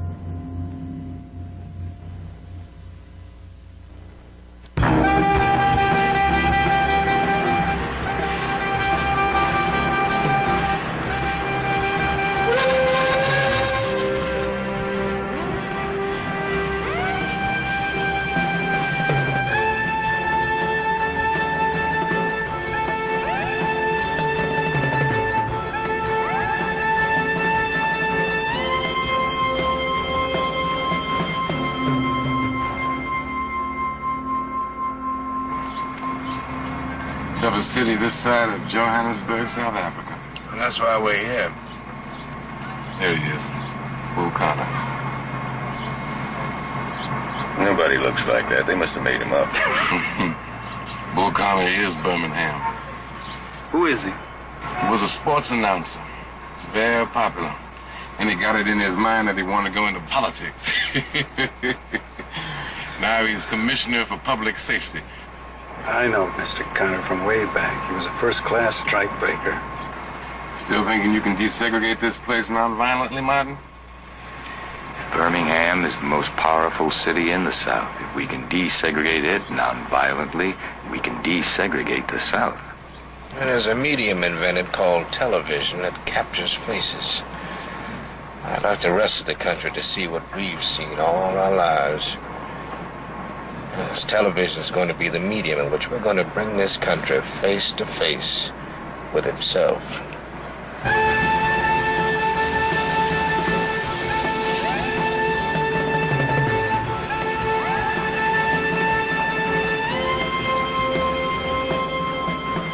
Oh, Dr. King? Hello. My brother, A.D., do you know where he is? He's in the office. Thank you.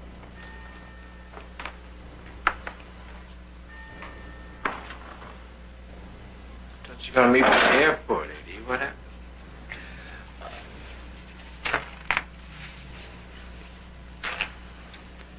I want you to give me one of your special introductions tonight, all right?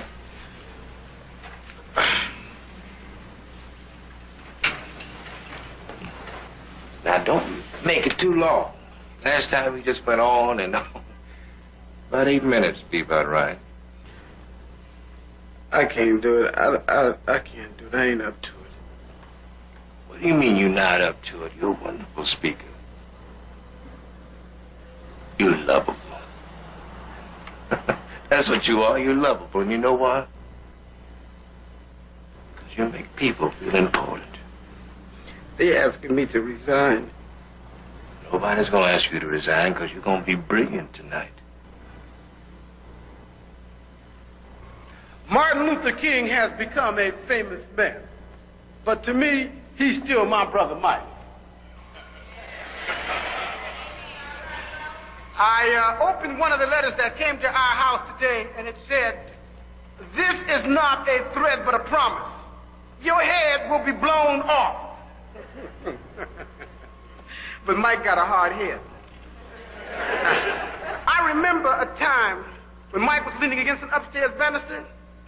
He plunged headfirst into the floor. It must have been 20 feet from the top of the banister. I said it must have been 20 feet from the top of the banister, right on his head. But nothing broken, nothing scratched.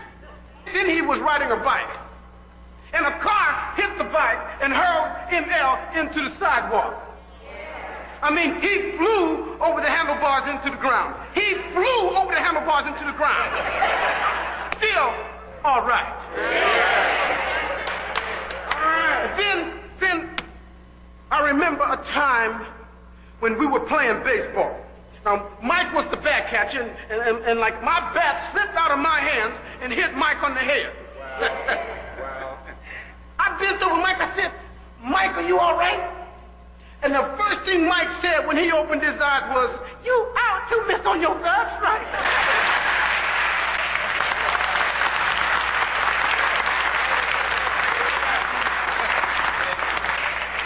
I told this to one of the women in the congregation, and she said, "The Lord had a hand on him even then." She said he was saving him for us. No harm could come to him. I said no harm could come to him. You know, I think maybe she was right. I just think maybe she was right. Maybe he gave Mike a hard head for that purpose. My brother Martin Luther King.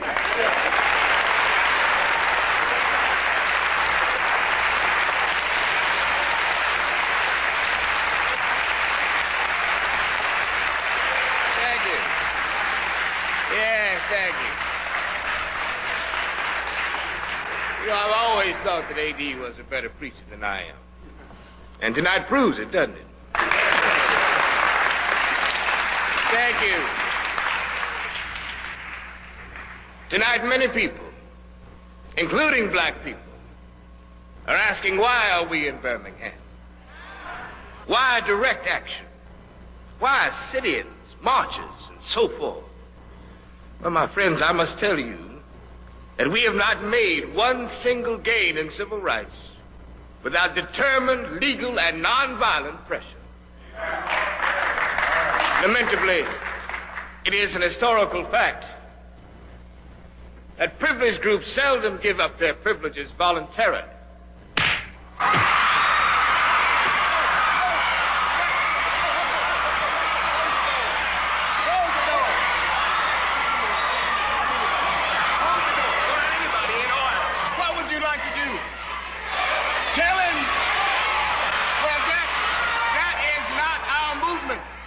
What would you like to do? Use Molotov cocktails?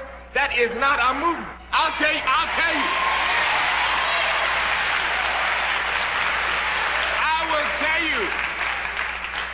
tell you what our movement is. It's to understand him. Yes, even him. It's to ask yourself what it would be like if you were taught since you were a child, since you were baby enough to crawl, that the Negro is a thing. If you had been taught by your parents, by your teachers, yes, even the preachers and the people sitting next to you in church, that it's not wrong to hate, and what would you be then? That's what this movement is. It's to reveal these people to themselves.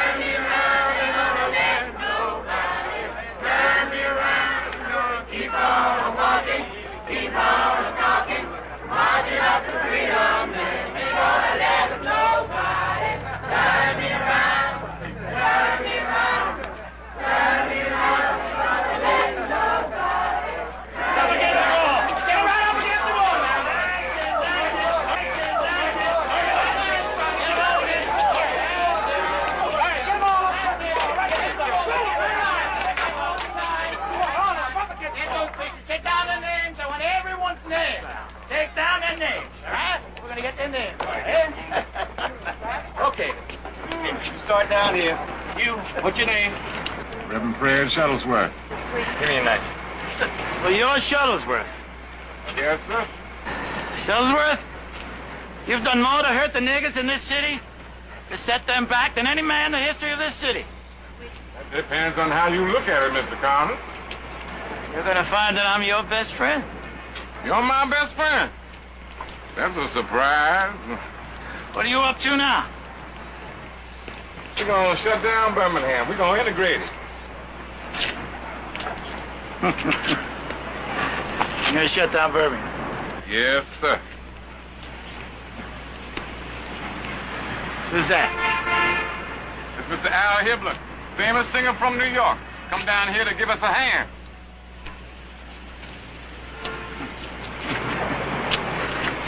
Famous singer? Yes, sir. Shuttlesworth, I've got an injunction here from Judge Jenkins, banning all demonstrations. I'm asking you to disband. We can't do that. Why not? You're gonna shut Birmingham down. Get the wagon. Get him in the wagon. Get them all in the wagon.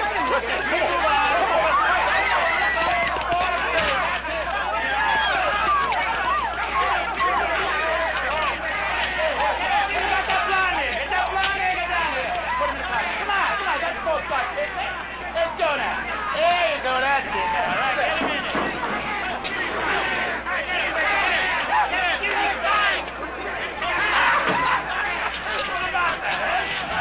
Down here cause trouble, right? You drive me nuts.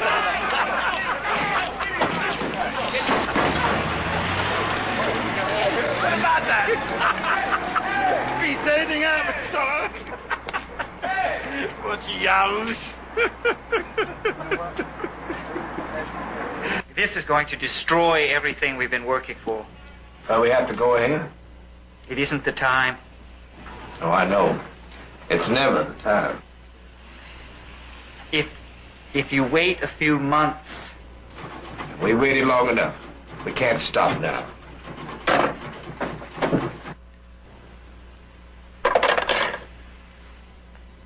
Well, he won't stop. So what do we do? Can you imagine the guts it takes to try to integrate Birmingham? I said, what do we do?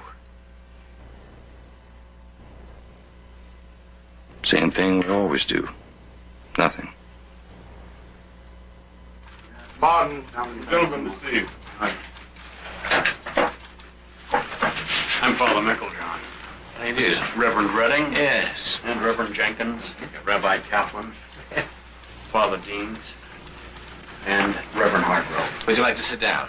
I understand you're planning to use children now in your protests. Yes, that's right. That hardly seems brave to use children to do a man's work. Children are very useful. They can't be pressured to stop demonstrating because they may lose their jobs. We want you to leave Birmingham. We can deal with our own problems. You haven't dealt with them very well up to this time. We're not the only ones in this community that want you to leave. There are black people in this community that want you to leave, too. Yeah, I'll bet there are. I can't understand you. You're a clergyman. We're here because we are clergymen. And how can you stand there and preach to your congregations about Jesus? What you're doing here is illegal. And everything that Adolf Hitler did in Germany was legal. And yet I know that if I had lived in Germany at that time, I would have aided the Jews. I would have openly advocated disobeying the law. You protest now.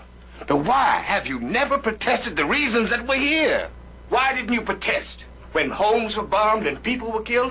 Where are your collective voices when hatred and defiance are called for by the white people who sit in your very own churches? Will you stop these demonstrations? No. If you continue, people will be hurt. People may be killed. Yes. Perhaps. You're a man who preaches nonviolence and prays in his heart for violence.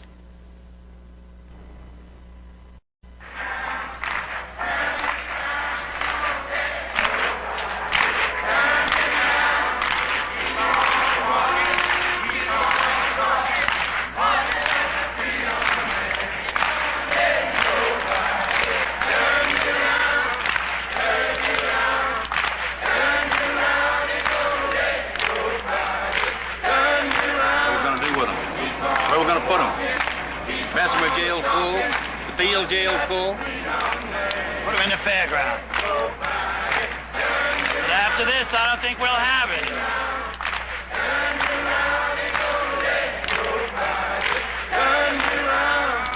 Keep on walking, keep on talking, marching at the freedom day.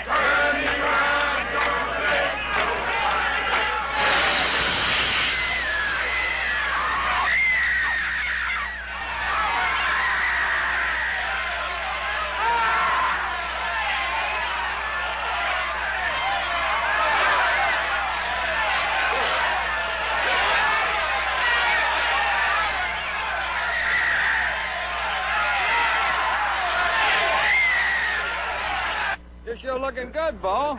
Look at my best side. You know, I used to be one of you guys. Had the best sports program in this city. Ah. What kind of lens is that? New zoom lens, Bo. The guy's just for you. Zoom lens. I heard about that. You know, I'm thinking of having my own talk show. A few laughs, a little meat on it.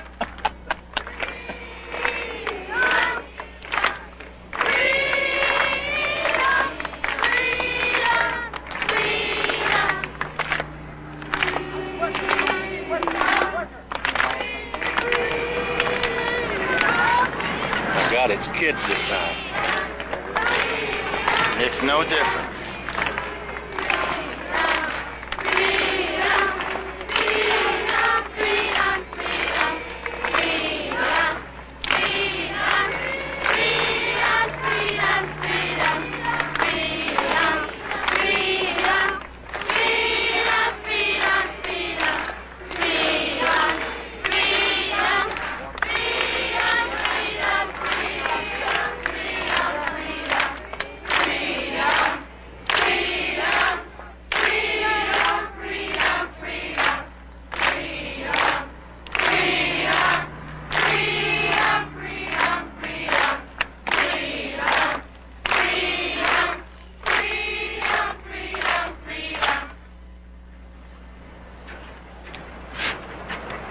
What do you want?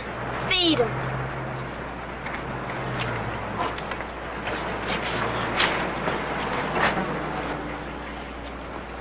You are in violation of City Ordinance number 1169 of the City Code, demonstrating and parading without a license. Now, just go back. Just go back now. No, go back. Go back now. Go back home. Come on now. You all just go back. Just go back now. Go back home.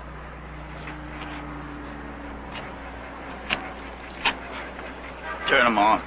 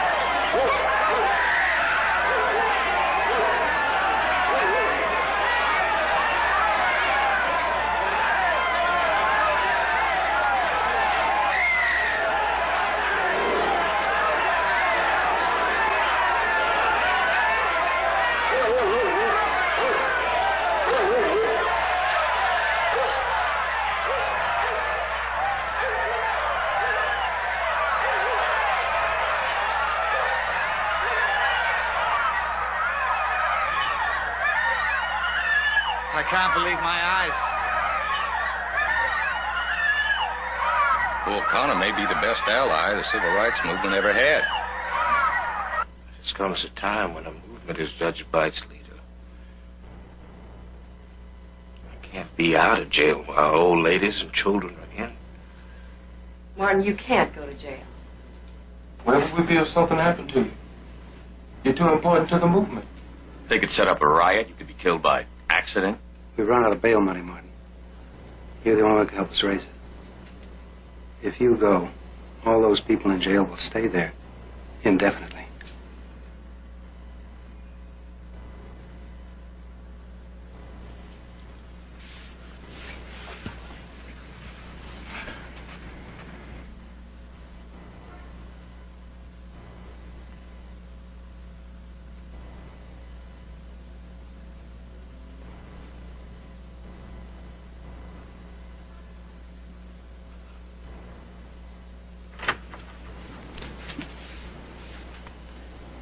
Martin? I'm going. I don't know what's going to happen to those 300 people in jail, but there are 20 million people in this country watching us.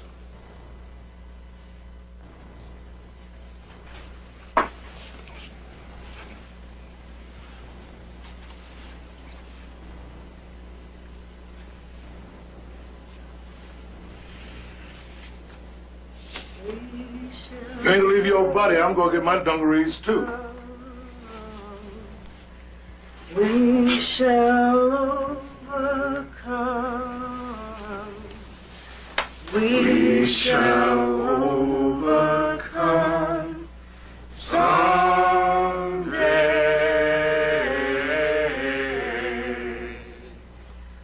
Deep in my heart, I do believe, and we shall overcome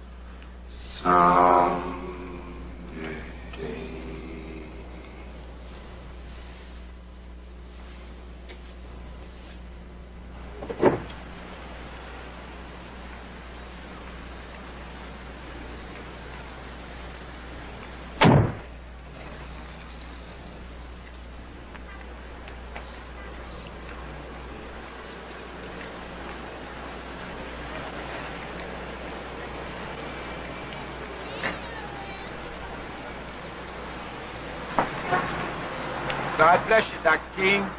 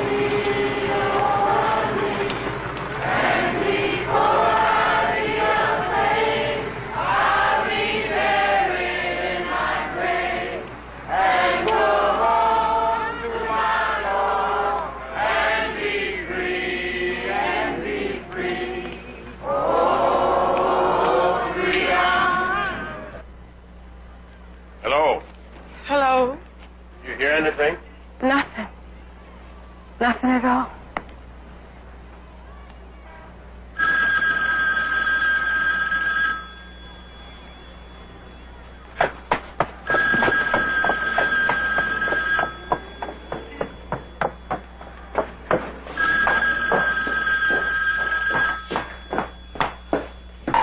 Hello.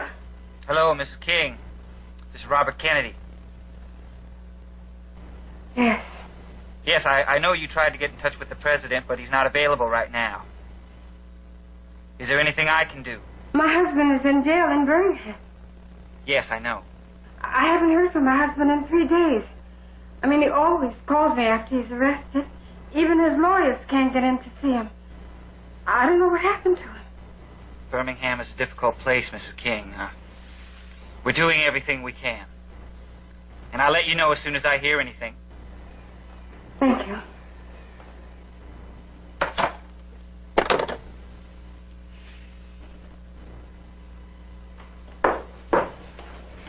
I guess what they say about Jack Kennedy is true. He made the call because of the election.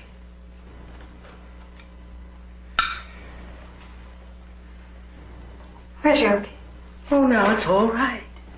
No, it isn't all right. You're good enough to come down here and cook us a meal, and she's on the telephone. It's getting to be a disease. Mommy, there's a woman on the phone. Hello? Mrs. King? Yes? The president is on the phone. Oh, yes. How are you, Mrs. King? I understand you talked to my brother yesterday. Yes. Sorry I couldn't call you personally. I was with my father. He's ill. Oh, I'm sorry. I'm so sorry. You might be interested to know that the Justice Department was called in last night. They talked to your husband. He's all right. Oh, thank you. We'll be keeping on top of the situation. If you get worried again, feel free to call the Attorney General or Mr. Salinger. They know where to reach me. Thank you. You know where to reach me now, don't you? Yes. Thank you. Thank you so very much. You have got to get up and get out of here. All of you. Hey, come on. Come on, get up and move. Come on. Come on. Get up and get out of here now. Lieutenant. All of you. Lieutenant Dunn, can I speak with you for a moment? All of you, listen to me. Move. Lieutenant, can I just speak with you for one moment, please? We cannot allow demonstrations. Lieutenant, this is Easter Sunday. Nearly every leader of our movement is in jail. Now, come on, all of Go you, to get the out jail, and move kneel out. in front of it and say a few prayers. Just an Easter Sunday meeting. I can't allow you to do that. Why? Because it's against the law. If you really want to enforce the law, move your men back 2 blocks and give us half an hour. But if you want to beat me, if you want to beat up children, just like your own kids, go ahead. It's your choice. What's going on here?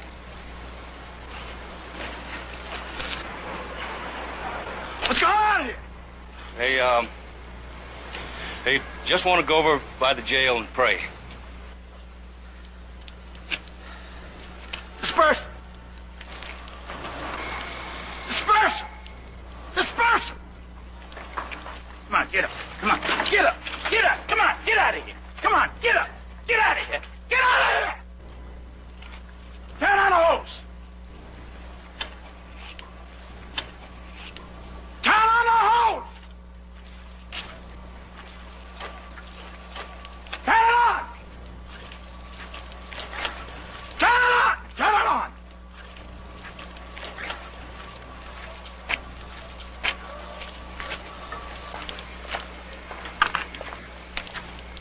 Turn it on! Turn it on! Turn on the hose! Turn it on! Turn it on! Turn on the hose!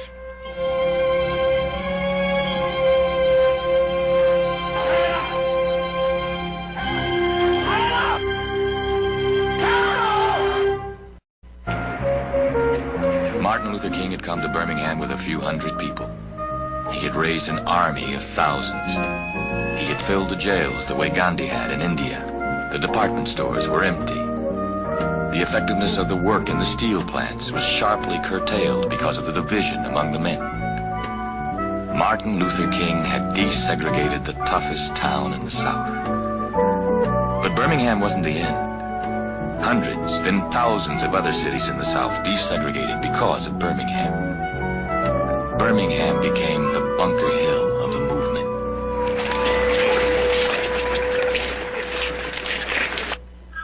The idea is to consolidate our gains. Hey, Philip Randolph's been talking to me about a march. March on Washington. Marches on Washington hour. Not on the scale we've been following. No. No. The idea is, why not put pressure on Congress? Hi, Fred, how are you? Not half a million people. Was anybody hurt? Oh.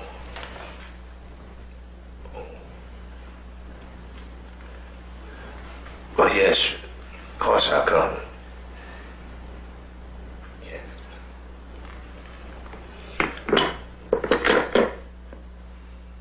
And I'll find out what time the next plane leaves for Birmingham.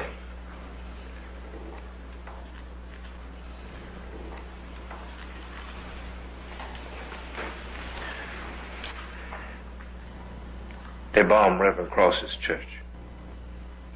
They killed 4 children. They were sitting in Sunday school.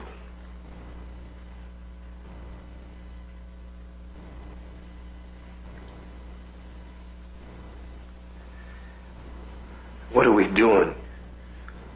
Huh? Is it worth it? Is anything worth it?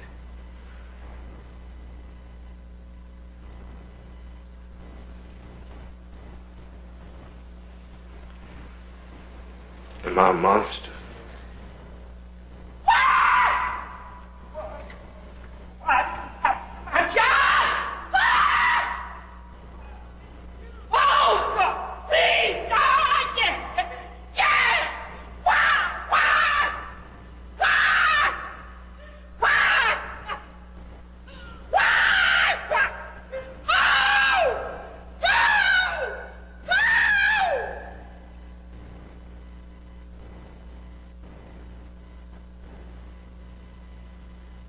We see before us a great triumph for segregation. the murder of 4 little girls while they were studying at Sunday school.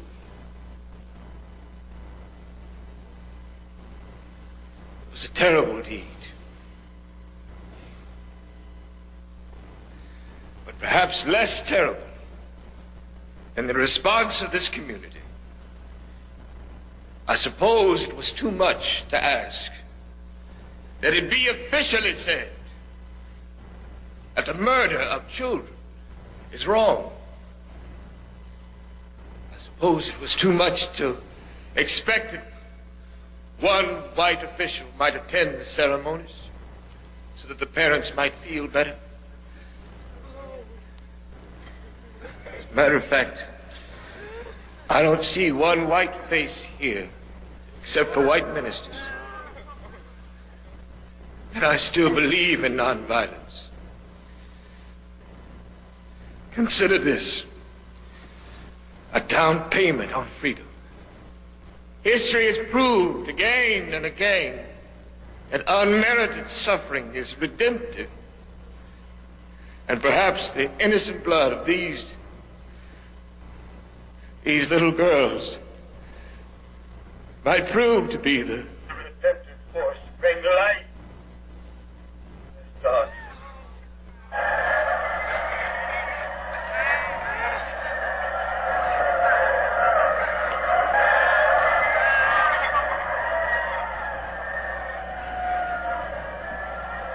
David,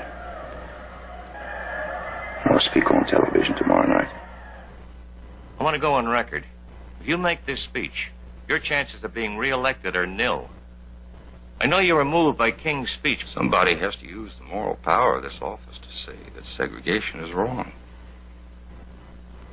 Is that such a brave thing to do? Yes. There have been some brave men in that chair, but they've all been very clever and very careful how they reacted in regard to this issue. Maybe that's the trouble.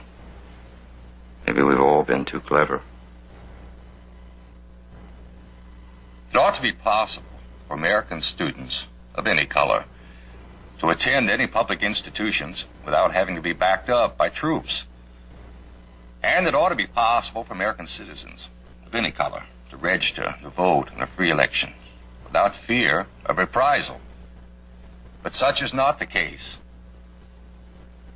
We say to the world and to each other that this is the land of the free. Does it mean that it is the land of the free, except for the Negroes? That we have no master race, except with respect to Negroes? We're confronted primarily with a moral issue. It is as old as the Scriptures and as clear as the American Constitution. The heart of the question is whether all Americans are to be afforded equal rights and equal opportunities. Those who do nothing are inviting shame as well as violence. Those who act boldly are recognizing right as well as reality. Next week, I will ask Congress to make the commitment it has not yet fully made in this century. The commitment to the proposition that race has no place in American life or law. J. Edgar Hoover was one of the greatest investigators and administrators this country has ever known. But he was 68 years old. His knowledge of blacks came from the area around Washington when blacks were allowed to be nothing more than janitors and chauffeurs. He felt that they should be restricted to that. He asked me to make the most intensive investigation in the Bureau's history about the influence of communists on the civil rights movement and on Dr. King. I knew he wasn't going to like my conclusions. There has been an obvious failure of the Communist Party of the United States to appreciably infiltrate, influence, or control large numbers of American Negroes in this community. Dr. King? There's no reason to suspect him being a communist or a communist sympathizer.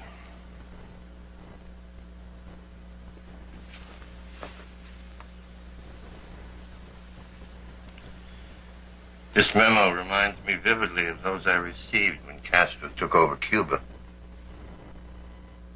You can pretended then that Castro and his cohorts were not communists and were not influenced by communists. Time proved you wrong. Yes. Mr. Hoover, I can only report my findings to you as honestly as I can.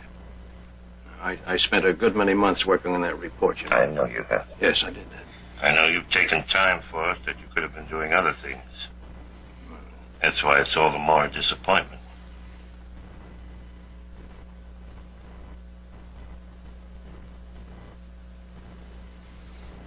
Well, I can't help it if those are the conclusions that I honestly reached.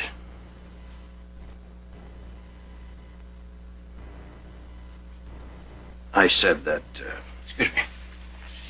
I said that, back here, I said that time alone would tell. And over here, I said that they're making prodigious efforts to infiltrate them. I said that. Why are you qualifying this for? You've made your report.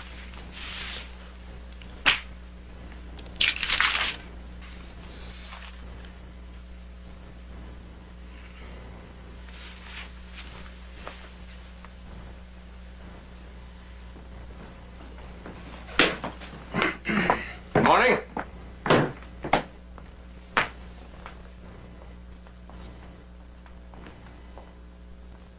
He didn't speak to me for months.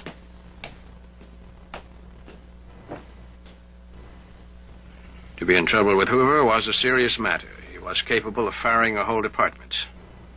We all had mortgages on homes, children in school, etc. Take down this memo.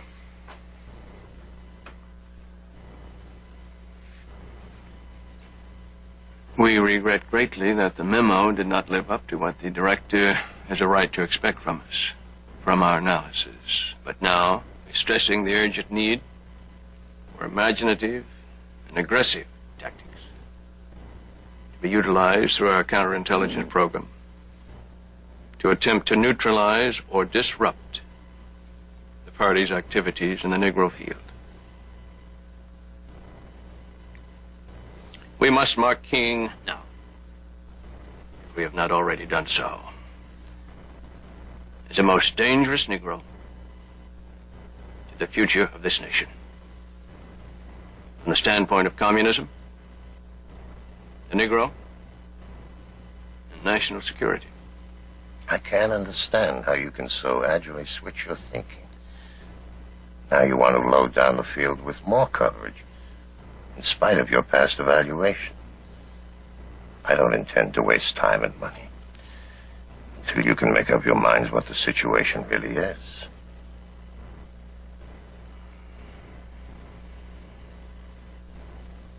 What does he want with us? What does he want?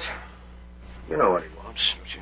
He wants us to tell him he was mild in his assessment of the influence of communists on King and the movement, even though there's no evidence there's any. He wants us to out-Hoover Hoover.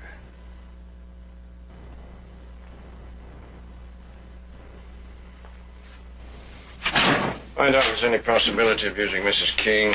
Find out if there are any disgruntled employees. Find out about all the financial dealings of King and what we can exploit to our advantage. Give me the files on King's age, will you? Can't find anything on King. Maybe we can find something on them. That's what Hoover wants. People later asked me whether I thought what we were doing was illegal, unethical, or immoral. The matter of legality, morals, or ethics was never raised by myself or anyone else.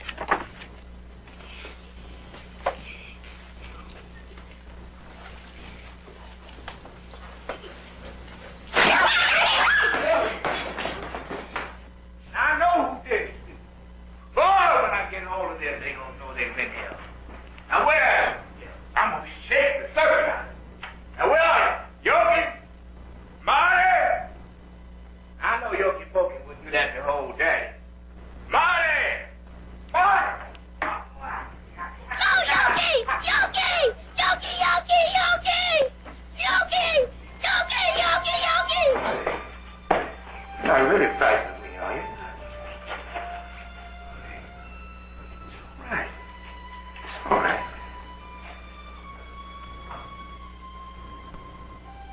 did you crack their father today, Marty? They tease me because of him. They say, your father's a jailbird.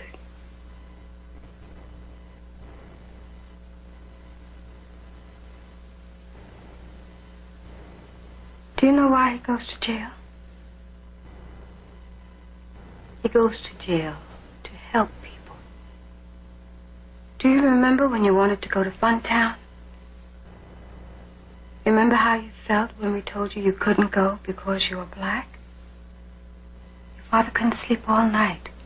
He had to go to Birmingham the next day, and he said, tell him that it isn't because he's not as good as anybody else. Tell him that he'll be able to go someday. So you gotta help him, Marty. Because he doesn't like going to jail. He's as frightened of it as anybody else, and he's alone. He's very much alone. I want to thank you for what was said. It had never been said before. Thank you, but I'm concerned about this march. We want a civil rights bill, not a television spectacular. Supposing there's an incident. There won't be an incident. I know those fellas on the hill. I spent a good many years with them. Now, you don't want them to say, yes, I am for the bill, but I'll be damned if I'll vote for it at the point of a gun. If they don't want to vote for it, they'll find a reason not to, won't they? It isn't the time. You know, I've never been engaged in any direct action movement that didn't seem ill-timed. You know, some people thought that Birmingham was ill-timed. Including the Attorney General. Yes. If you want to hold the march, there's nothing we can do to stop you. Robert wants to talk to you about something. Certainly.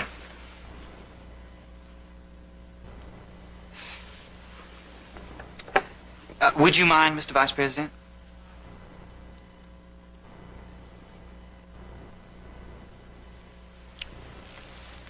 Dr. King?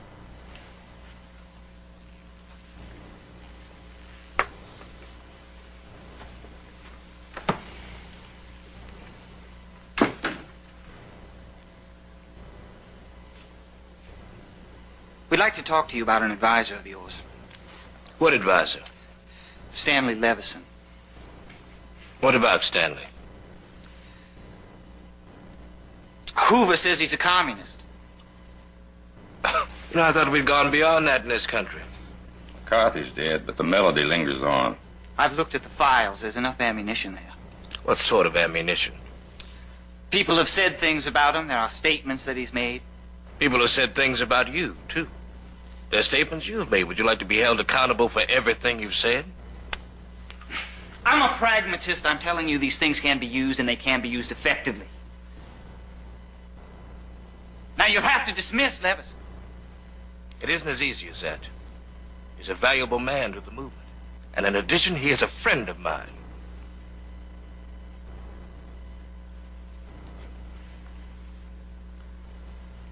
The Southern strategy is going to be to say that the civil rights movement is riddled with communists. I've got a civil rights bill I want to pass. We can't take a chance of anything hurting that, can we? There's no choice.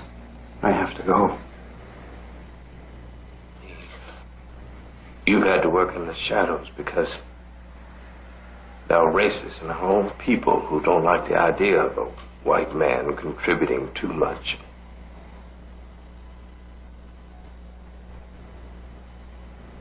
Stanley, I owe you so much.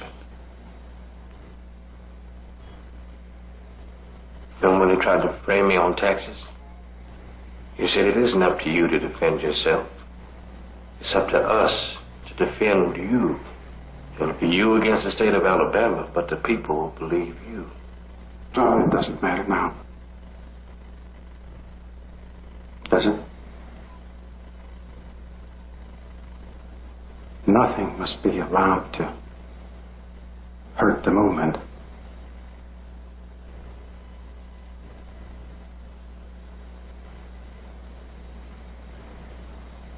I wonder whether it's worth it. I wonder that in spite of it all, I shouldn't just call Hoover on this thing and see it out all the way to the end. I tried that once.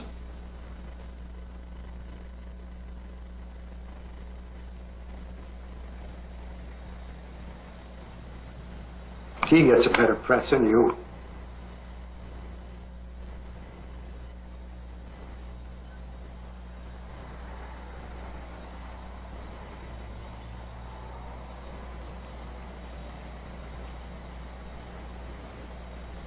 So long, Martin.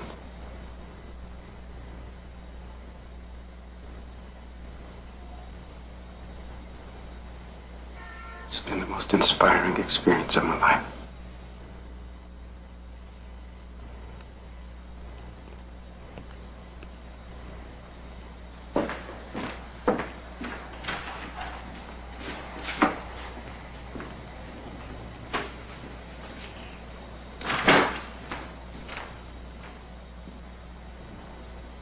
What happened?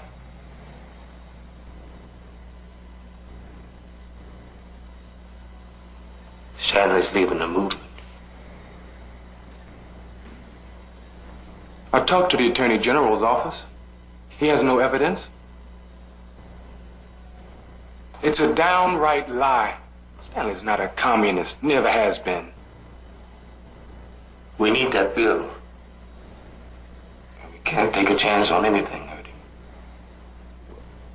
We need that bill, but I wonder, is anything worth doing this to Stanley?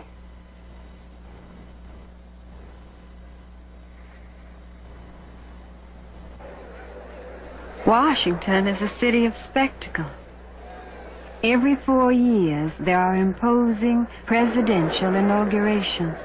But in its entire history, Washington had never seen a spectacle the size and grandeur that assembled there on August 28, 1963. 250,000 people journeyed that day to the Capitol. They came from almost every state in the Union. They came in every form of transportation. They were an army without guns, but not without strength.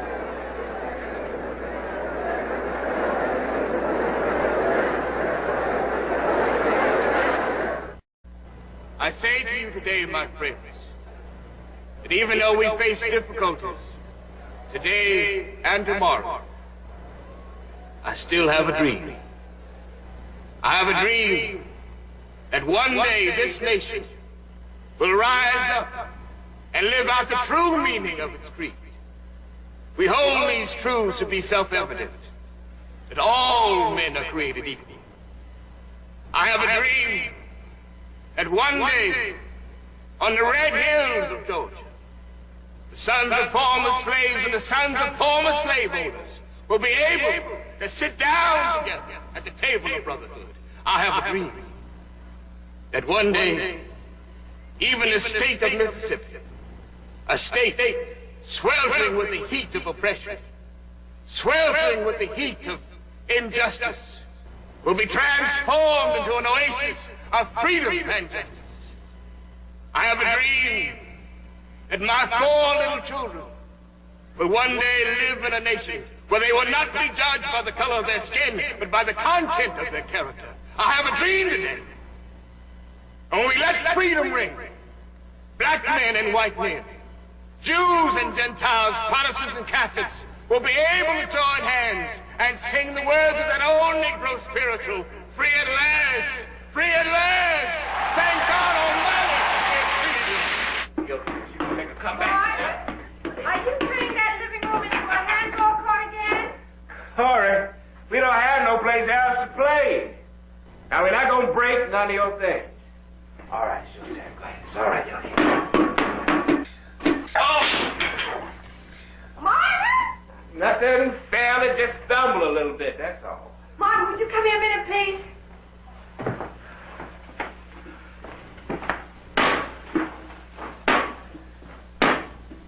The streets of the police station, and it's practically impossible to find out exactly what's happening.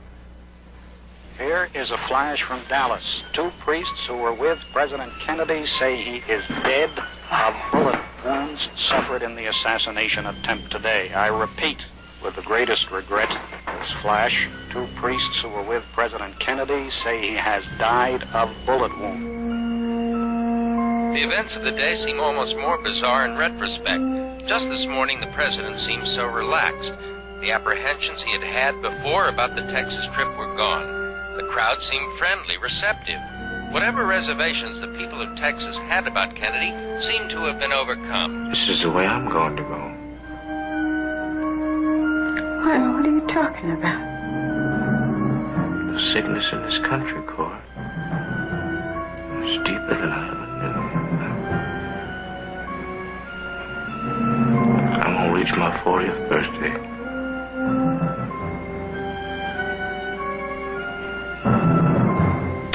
Dr. King, I am delighted to see you. Well, thank you, Mr. President. Won't you sit down? Thank you.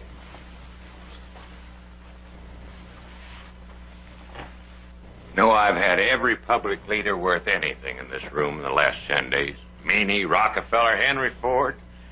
Oh, but this is the moment that I've been waiting for. You know, there's been a great deal of rhetoric about civil rights spoken here in the last few years. There's been a little more than rhetoric. Of course. But it is a long way from rhetoric to action. You and I are going to do some great things together. And I am going to get particular satisfaction out of it. Because it is going to be accomplished by a Southerner.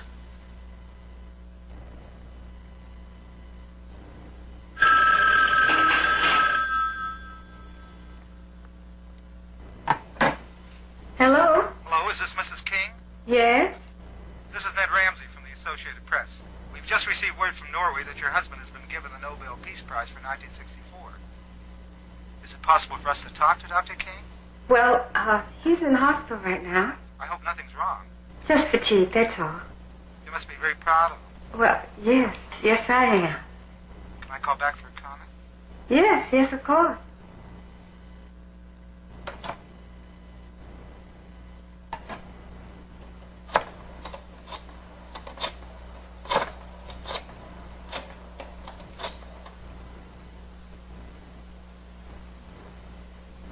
How's the Nobel Peace Prize winner for 1964 feeling this morning?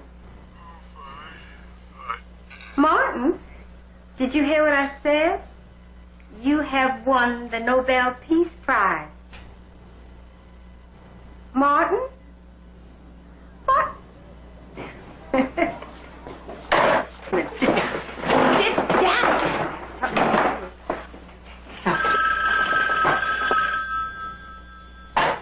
Hello? Corey?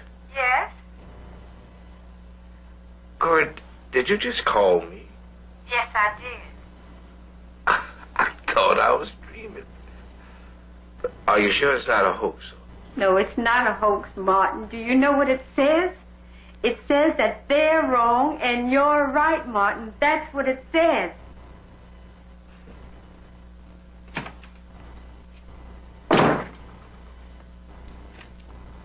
Why didn't you check with me before you sent this out? I didn't see the necessity of checking with you. Well, will you tell me why it was necessary to send these to generals in the Army? To Adlai Stevenson? To Vice President Humphrey? To Rockefeller? To President Johnson? And to Bill Moyers? It was my judgment that they needed to have it. Needed to have it. They needed to have this character assassination, this compendium of scurrilous gossip and hearsay? Why? It's good for them to know who they're dealing with when the crisis comes. Yes, what crisis? The black insurrection.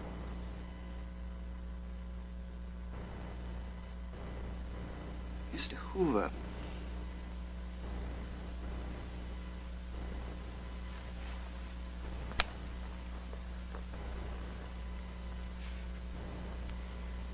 Mr. Hoover, I know that you've done a great deal of service for this country, but I think that for any man to have as much power for as long as you have is not only wrong, but it's dangerous. It's terribly dangerous.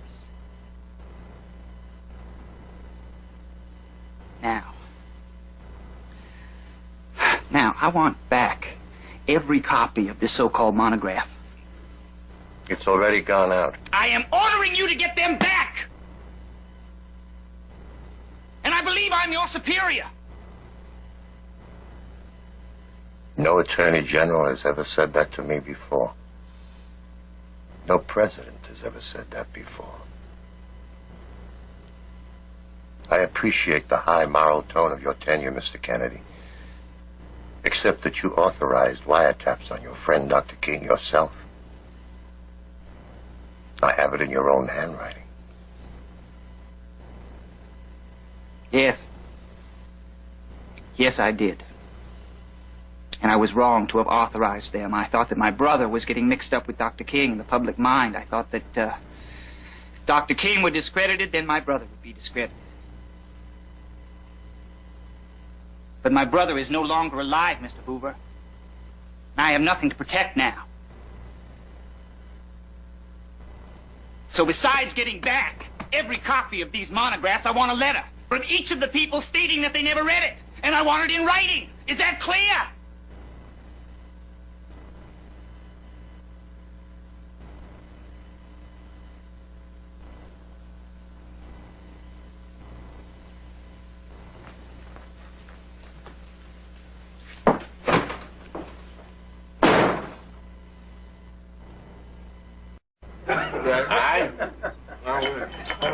I would like to make a toast to God. Don't you think that's a little pretentious, Pepper? My father was a sharecropper, and I wasn't able to finish college till I was a grown man with a wife and 3 children. And I prayed to God that he would let my children do the things that I couldn't do.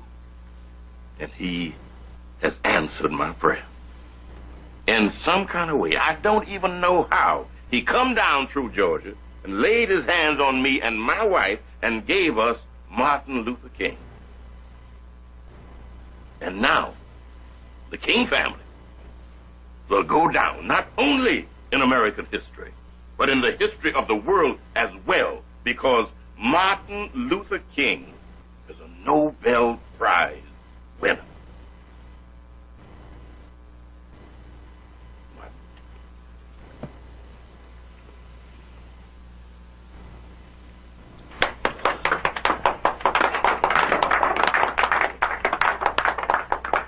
I want to tell a story about myself.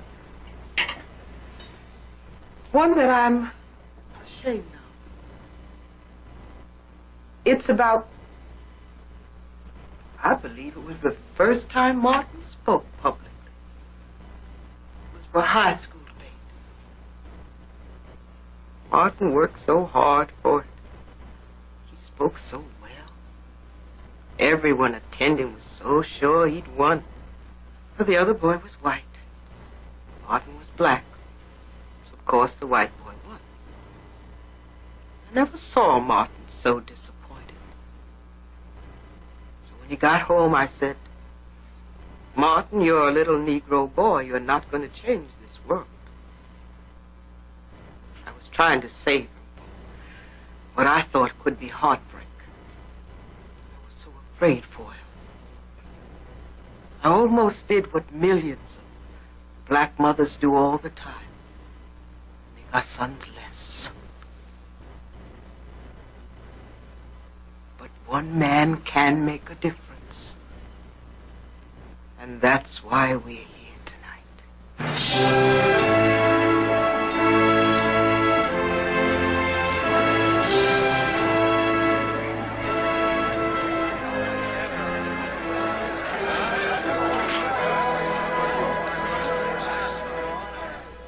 Modern man has built gigantic bridges to span the seas and gargantuan buildings to kiss the skies. And yet, in spite of these spectacular strides in science and technology and still unlimited ones to come, there is a poverty of a spirit which stands in glaring contrast to our scientific and technological abundance. Or we have learned to fly the air like birds and swim the sea like fish. But we have not learned the simple art of living together as brothers. Wait a minute! What are you doing? Don't hit him! Don't hit him! You're not going to stop us from our constitutional right to vote. I've been looking down the line, and I see people here have been in jail on felonies. That's what I'm looking at. Many of those who have felony actions against them. Many of those who have felony actions against them, they have them because Sheriff Carruthers made them felony actions, not because they were rightfully arrested. Wait! You don't have to beat him! Wait a minute! What are you doing? Don't hit him! Don't hit him! You don't have to beat him! On your arrest us! We come here to register to vote! On your arrest us if we're wrong! Arrest us if we're wrong! We have a right to register to vote! I graduated from a university in this state! We're going, we're leaving! We're going, we're leaving! There I go. Oh, thank you so much. Brilliant. Thank you. Thank you. Great honor. Great honor. Thank you. Pleasure. How many people get here for a demonstration? 30 to 40 at least. Well, that's We want to register and then have less people. For humanity! Leave him alone. Are you all right? I got a hard head.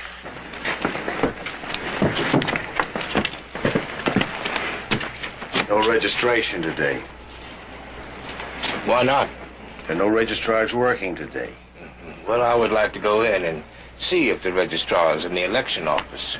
Take my word for it. There's nobody in there.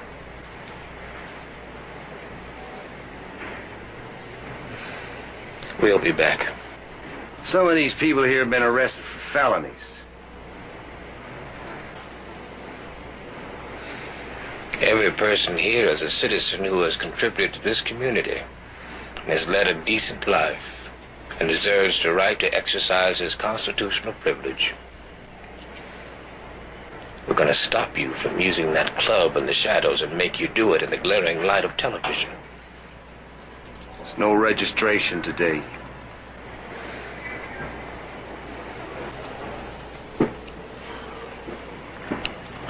I can't promise you that you won't get beaten. I can't promise you that your homes won't be bombed, but I can promise you that we'll be back. If they won't let us register, we'll go to George Wallace. And if he doesn't listen, we'll appeal to the legislature. And if the legislature doesn't listen, we'll dramatize the situation by marching by the thousands to places of registration. I'll go to the president. And if need be, we'll go to jail by the thousands. We need a voting rights bill. But we just passed a civil rights bill. Are you going too fast? People have a constitutional right to vote. But Congress isn't ready for it yet. And we'll have to make them ready for it. We're planning a march from Selma to Montgomery.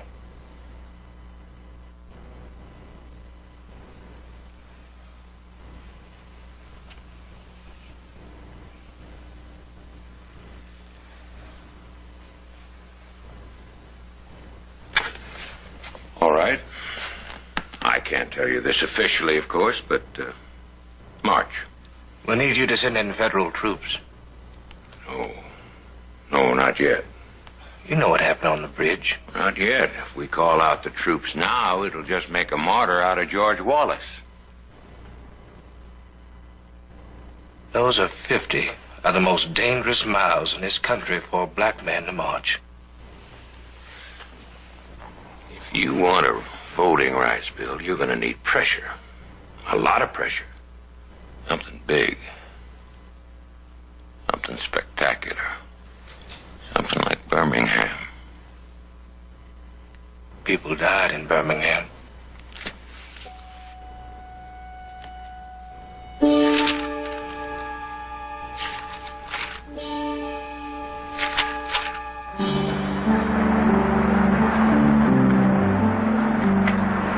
Where are we going to spend the night?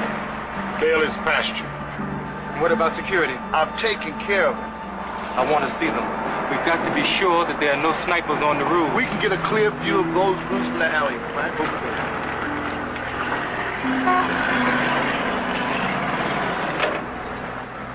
We march in the morning. Is Johnson sending in troops? I don't know. You don't know. Anything can happen in any one of those 54 miles. Andy, there's nothing we can do. There's something you can do.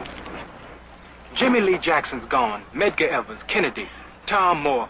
Now we've got the tip that the Klan has hired someone to kill you. But it isn't just the Klan. You think the Nobel Prize has helped?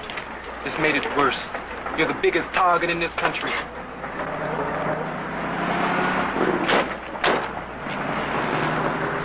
Damon. Well, Judge Johnson has given you permission to march 2 abreast and only 50 of you. Why? That's suicide. Why? To guarantee traffic safety. All right. We will march, only 50 of us, and 2 abreast.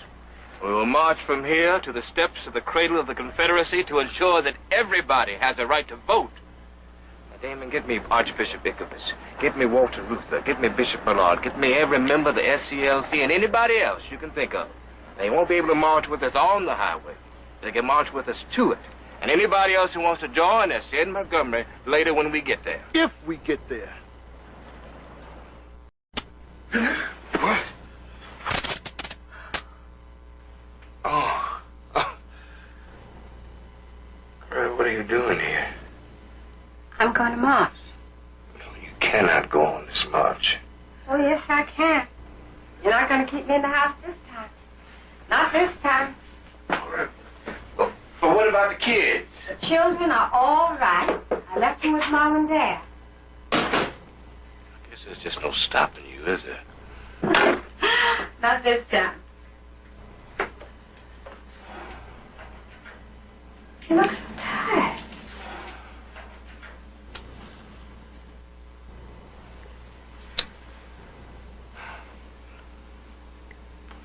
You know, I can't even smoke in front of anybody else.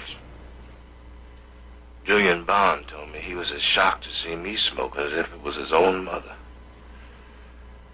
I'm not a saint. I wish I were.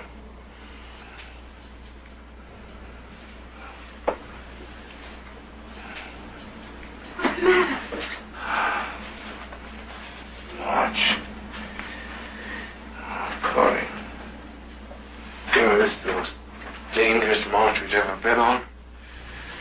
I know that somebody is going to die on these 54 miles. Why is it that we need a human sacrifice for every gain that we make? It's a dangerous march, Martin, but it's the most important one. It's 102 years since the Emancipation Proclamation. And yet college graduates in Selma, Alabama can't vote. Didn't you say that one day we would have a say in who's president of these United States? Give us the ballot, you said, and we will change the history of this country. I know, Corey. But isn't there some other way?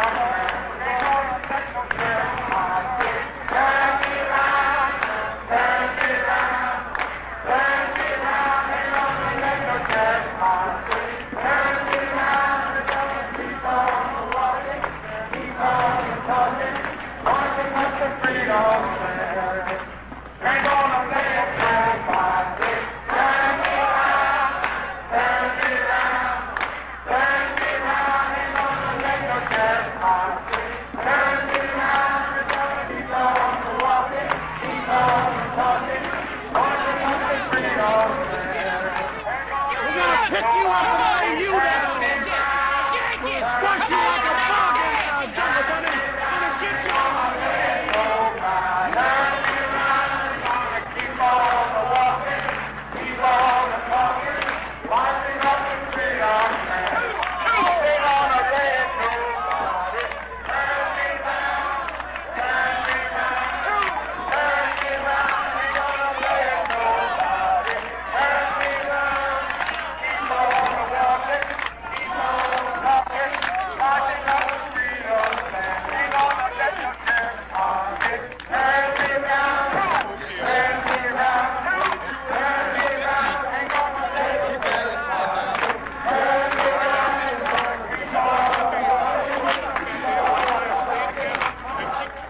name is Ramsey Clark. I was Deputy Attorney General of the United States. My job was to watch over the march from Selma to Montgomery. It was a dangerous situation. You could feel the poison of the country drawn to that area. Violent racists had drifted toward the scene from hundreds of miles around. We knew murder could strike from any window or rooftop, from around any corner of any building or alleyway. You had to guard against a potential assassin in every pickup truck that drove by, around every farmhouse or country store, every clump of trees or bend in the road.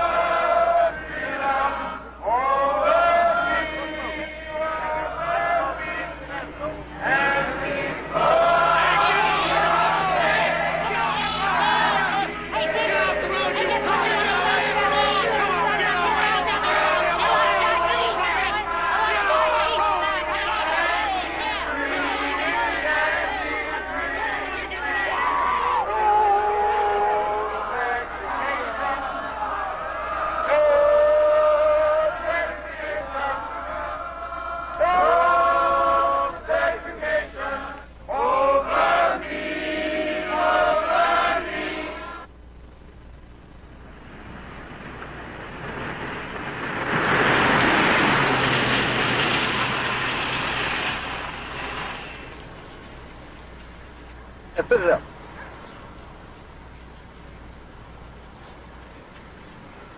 There's Tony Bennett. He's here for that nigger king. He's my favorite singer, too.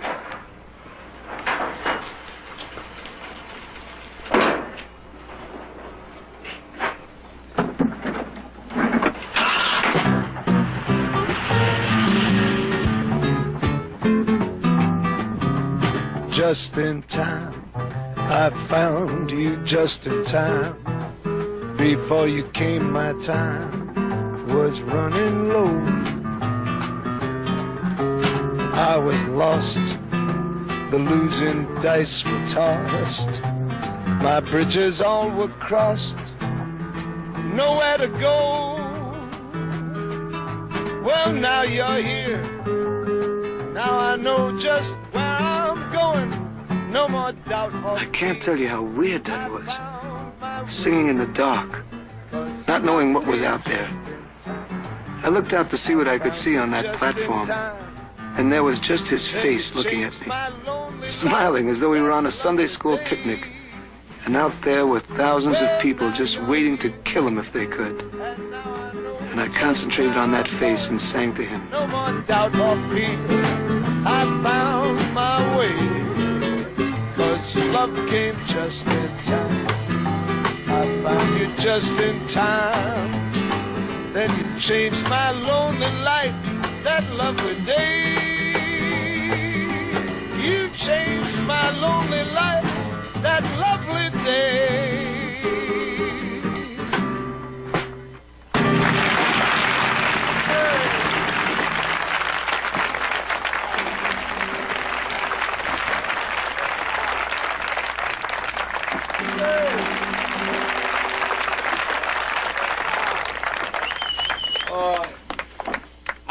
thank Mr. Bennett, Mr. Belafonte, and all the other wonderful entertainers who've come down here to help us.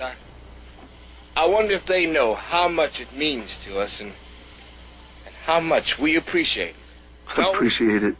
I've sung before royalty and movie stars and the White House since, but nothing ever meant as much to me as he sang that. I'm so glad trouble don't last always. You know that I'm so glad trouble don't last always. I'm so glad trouble don't last always. Oh my Lord, what shall I do?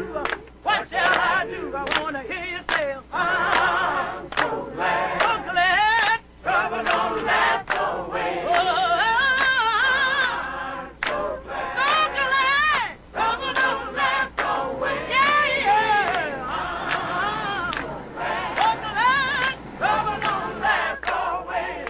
Hurry and get it unloaded. The marchers will be here in a half hour. Take the tables and put them all the way back. Oh, you poor today. Where is Tom? We need more people. Don't you know that I got my religion in time? Don't you know that I'm so glad? All the way way in the back. All right?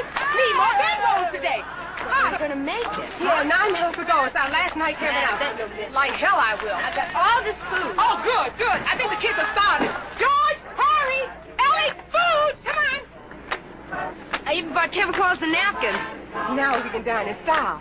How many people you think will show up in Montgomery? I don't know. It's been like an insane asylum back at the office. Oh, what do we have there? Food, mustard greens, collard greens, ham hocks. No, it's just the same old canned junk. How many trips have you made today? Must be about 5 already. Where are you from? Detroit. I'm just a housewife. The only way I can help is to drive. Every little bit helps. I'll see you later. See ya. What's your name? Ellie.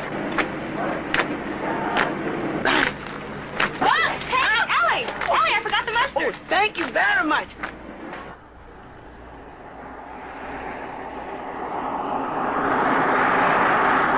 You a student? In a way, I want to be.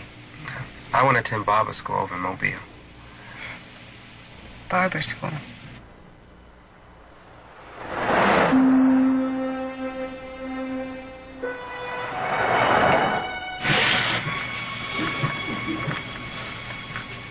Are you tired? You want me to drive? No, I'll be all right.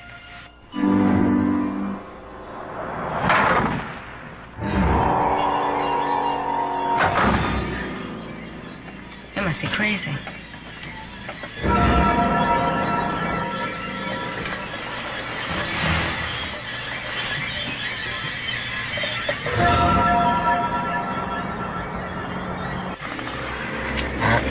You got some place to stay in Selma? No, I was to make one more trip back. Unless I'm killed in the meantime.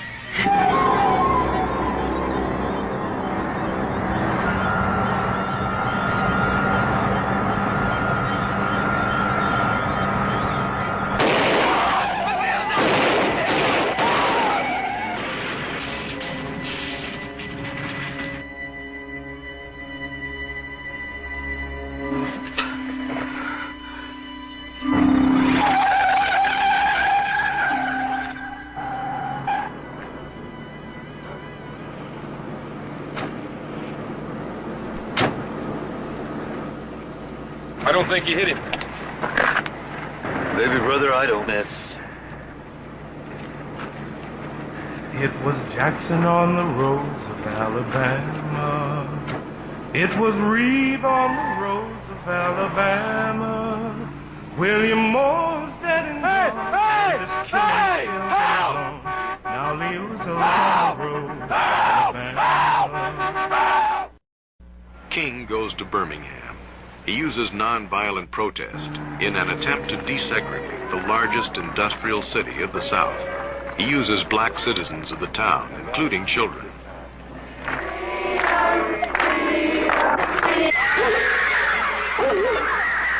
This comes a time when a movement is judged by its leader. Can't be out of jail while old ladies and children are in. King himself decides to go to jail, in spite of the fact that there is danger that he will be killed in prison.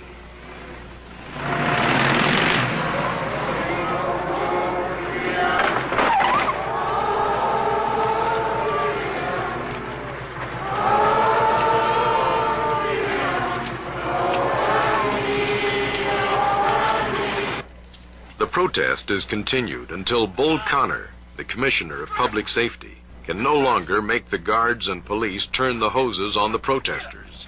The back of the Birmingham authorities is broken.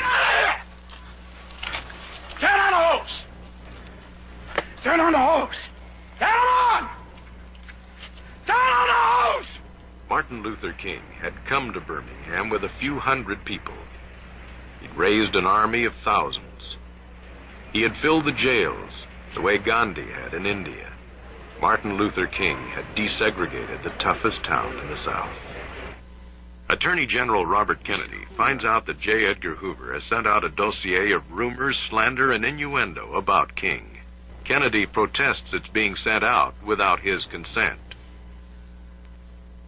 Mr. Hoover, I know that you've done a great deal of service for this country, but I think that for any man to have as much power for as long as you have is not only wrong, but it's dangerous. It's terribly dangerous. Now, I want back every copy of this so-called monograph. It's already gone out. I am ordering you to get them back!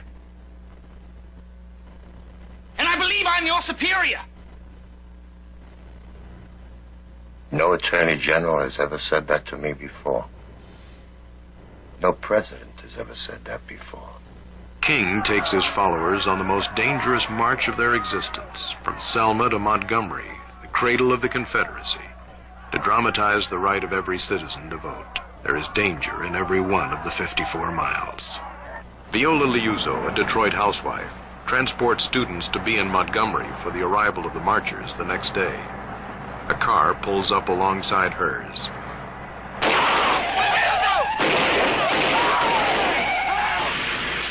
Last Sunday, 8,000 of us started on a mighty walk from Selma, Alabama. All right. They said we wouldn't get here. There were those who said that we would get here only over their dead bodies. All right. Yet today all the world knows that we are here. Yes. And we are standing before the forces of power in the state of Alabama, saying we ain't about to turn around. Now for part 3 of King.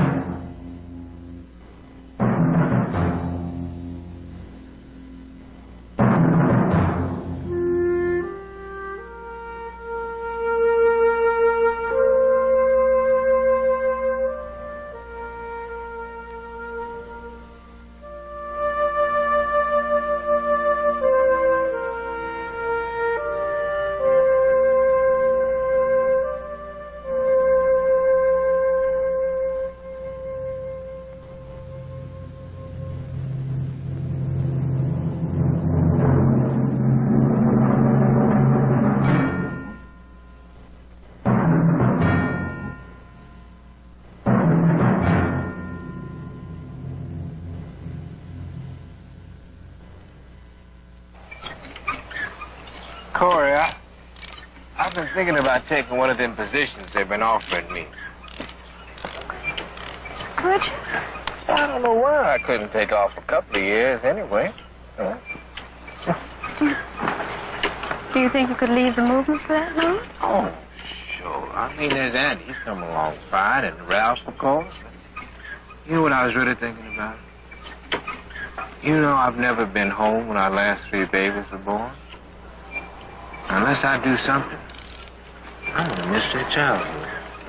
I'm gonna miss it forever. Put that thing out of my face. Now, Bernard, put it on money, the birthday girl. Now go home. He gonna break that candle. That costs too much money. Go on, take it. It's her party. Go on. Oh, have mercy.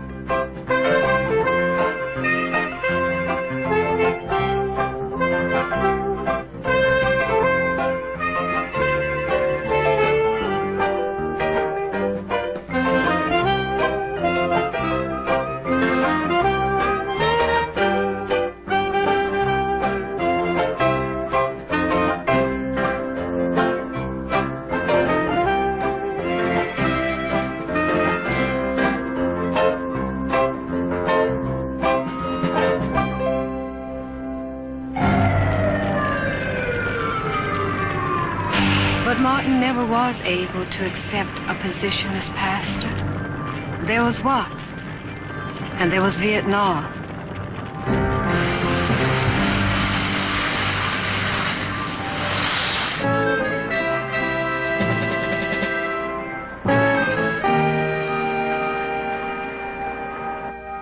We want to welcome you. Chicago is a big town. It likes to welcome big people. And you're one of the biggest. We welcome Martin Luther King, Nobel Prize winner, who fights for the betterment of America. All right-thinking people share his views. And we have a whole schedule for you. A march through the loop to the lakefront, an appearance on the Today Show. Dr. King didn't come here just to make appearances. This time he came here to talk about jobs and housing and schools. The schools and housing in Chicago is the best for blacks than any city in the United States. How much you want for this? $90 a month. That's a lot, isn't it? Make up your mind. You won't find anything else at any better rates. I'll take it.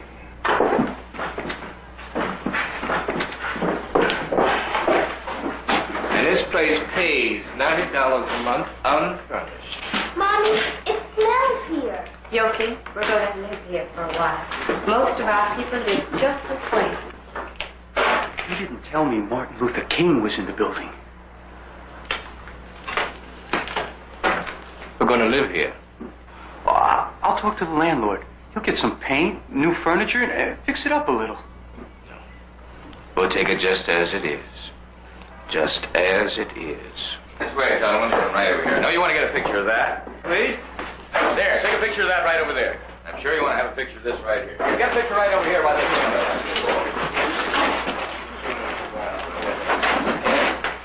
it. This is our new home. It's nice of you to visit me. I don't usually get such a distinguished visitor. Well, I'm here to ask you to stop telling our people to burn down their own neighborhoods. That's the last thing I'd do. They're finding the manhood out there. I've watched you for a long time. What else do you have to offer besides hate? Hate is something to have. Don't you think it's about time our people had hate? Where does it take them? It takes them to reality. It lets them know who the enemy is. So we're no better than they are. They hate, we hate. They use bombs, we use bombs. Who claimed we're any better? You're a racist. You've showed great courage. You've done more to desegregate this country than any man who's ever lived. But you see, it didn't cost this country to integrate the lunch counters and buses and toilets. It didn't cost this country to guarantee the right to vote, but to end the poverty for black people in this country and give them a chance to catch up will cost billions and billions of dollars, and somehow I don't see that being done by appealing to their conscience. We'll find a way. It'll be nonviolent. You still believe in the white man, don't you? I have no choice but to believe in him. I have a choice. I don't expect him to love me. I don't want his love. I court his hatred. I want no part of his society, no part of his values. The dreary truth about the white man is that he is as flawed as everybody else. But not only do I object to you on moral grounds, I object to what you're doing on tactical grounds. If it came down to a show of arms, you're only 10% of the population. You're advocating suicide. Maybe, but it's better than living like this. Well, there is something else. There's nonviolent resistance. Are you still talking about Gandhi? You are not Gandhi. You're a middle-class Southern preacher's son. What I am isn't important. Why don't you use your charisma, your brilliance, to help our people live and not die?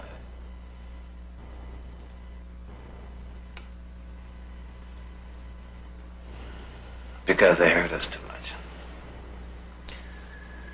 Because there's no living with him. Because he'll lie and deceive us in the end. The final truth isn't that you hate the white man. See, you hate being black. You can't see beyond your own personal rejection.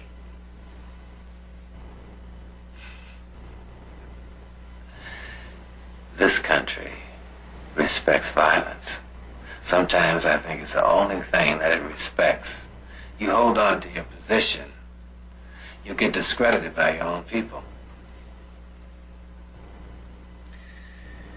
Martin, I can help those demonstrations in Chicago succeed. Modify your stance on nonviolence. We'll appear nationally together. It's the best thing for our people. I can't. At least we have one thing in common. We're both dead men.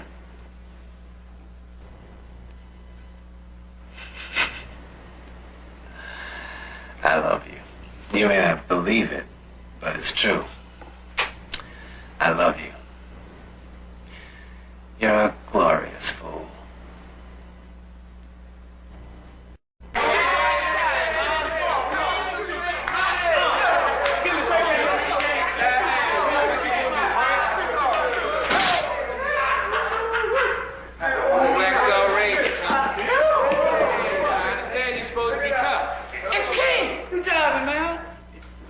Dr. King? Never mind about that. Now, just who can I play with? I want to play with the best player. That's me, Dr. King. Hey, no. Make up your mind. That's one. You take him, friend. $10 off first. $10 with Dr. King. All right.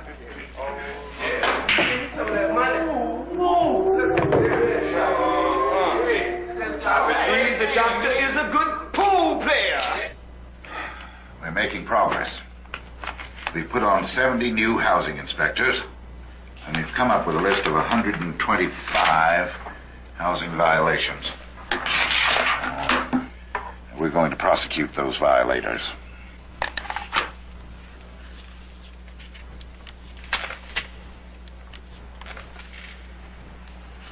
These aren't the real offenders. They're just small landlords. Chicago has lasted for a long time. It's a tough city. You're not going to change it overnight. We found over the long haul, unless it is changed overnight, it'll never be changed. We agree with all of your aims, Dr. King. It's just a matter of the art of the possible. We represent our constituents, and our constituents are troubled by the demands you're making. Which demands? Minimum wages, school desegregation, the dispersal of blacks from concentrated areas, the same rental conditions as anybody else? As I say, we agree with you, but you know what it is? There's talk around town among white workers that the blacks have been getting too much. And they'll soon have their jobs. But that's because they are cynical people in politics and the press that prey on people's fears that have no foundation.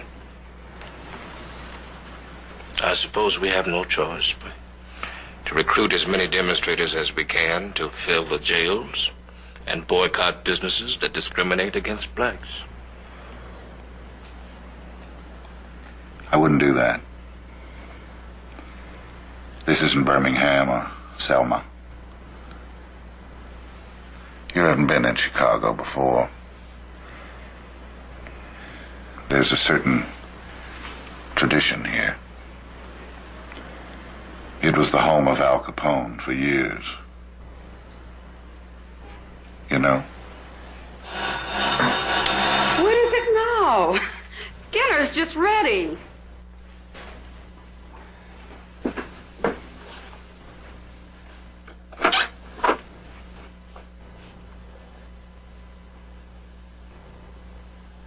May I come in? Of course.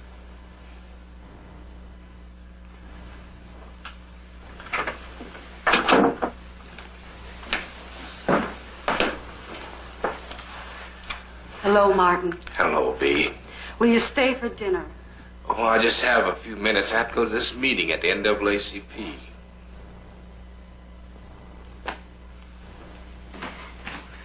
better eat. You need your strength.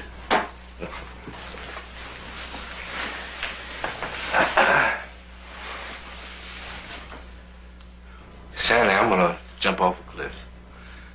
What are you going to do now? Maybe I can stop you. Come out against Vietnam. That's jumping off the cliff. Somebody has to speak out against it. As long as you know what it means. How have you been, Stan? Fine. Forgive me. There's nothing to forgive. No, I should have kept you on, no matter what. It was my suggestion that I go.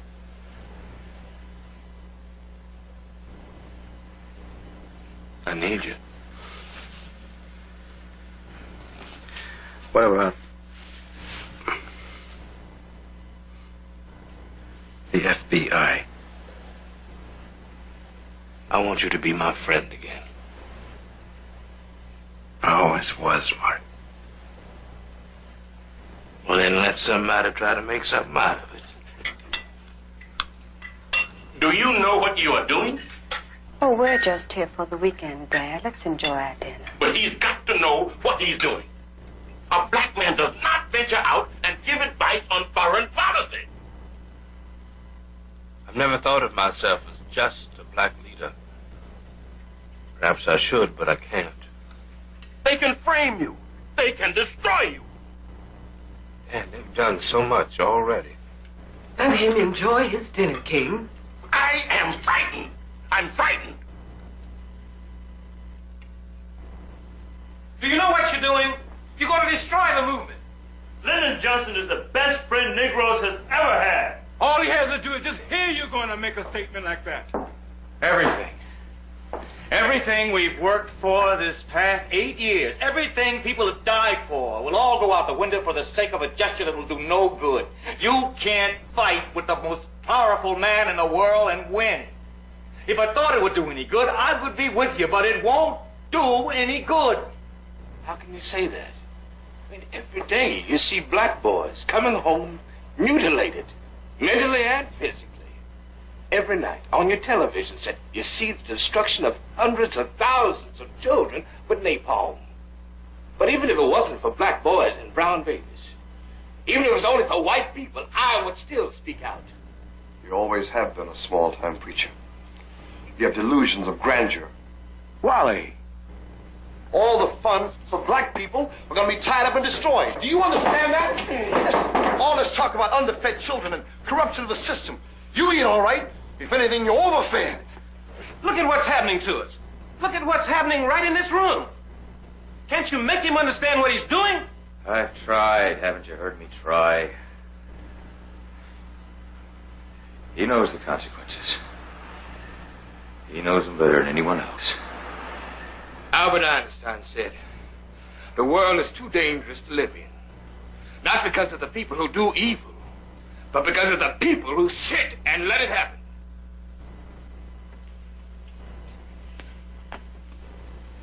I've come out tonight to break my silence about the war in Vietnam. King, speaking out against the Vietnam War, allowed us to make our greatest efforts to take him off his pedestal. We were given the green light on every project that we had had on the back burner for years. The monographs that Robert Kennedy had recalled were circulated again. We gave copies of them to friendly newspapermen. People don't realize how many strong contacts we have on even the most so-called liberal newspapers.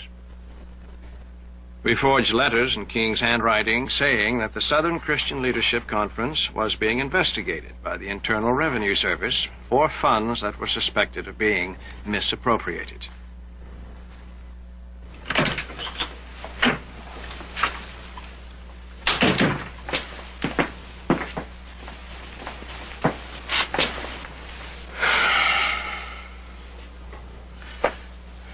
Sanitize it, please.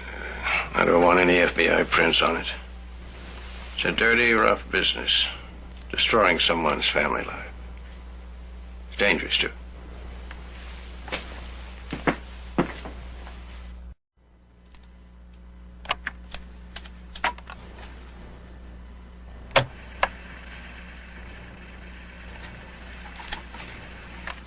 Mail it from Miami. What is it? You don't want to know what it is.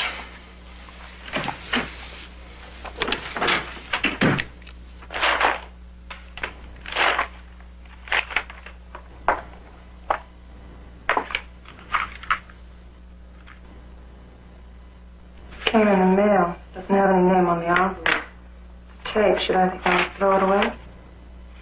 I missed something.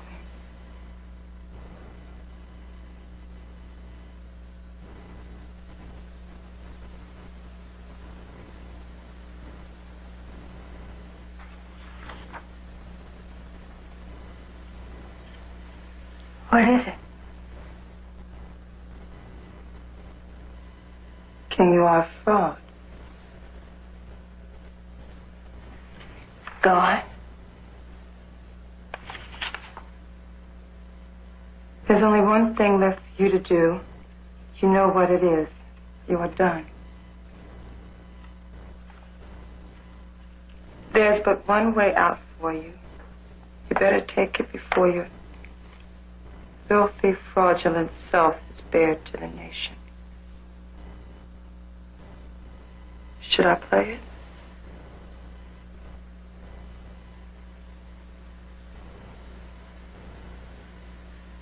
No. Where's Martin? I think he's at the office. Ask him to come in, please.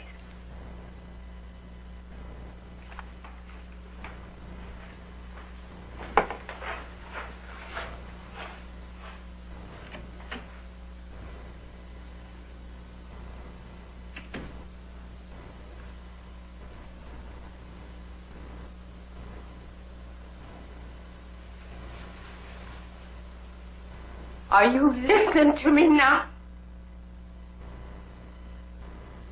I know you've planted microphones. I found them before. Are you waiting to see what I'm going to do? Or are you waiting to see if I'm going to cry?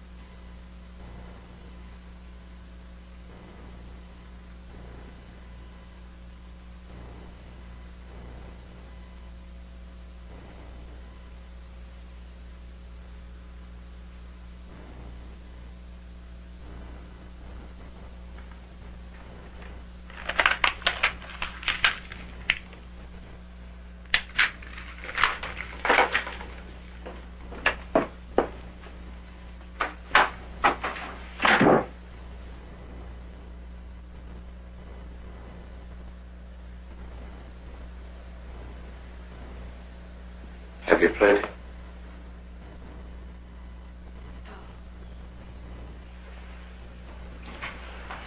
Then play it.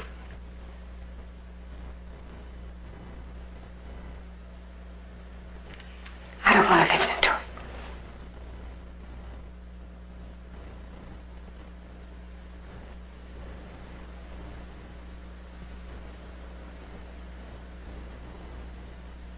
Corey,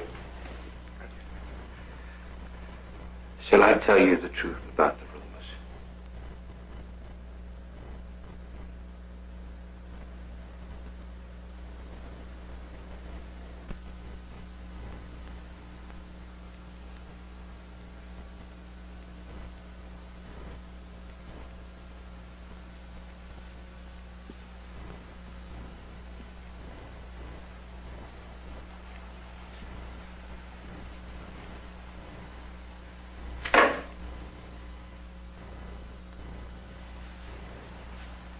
No.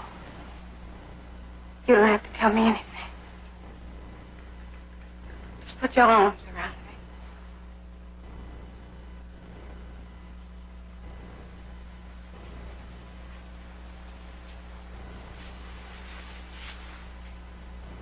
All I know is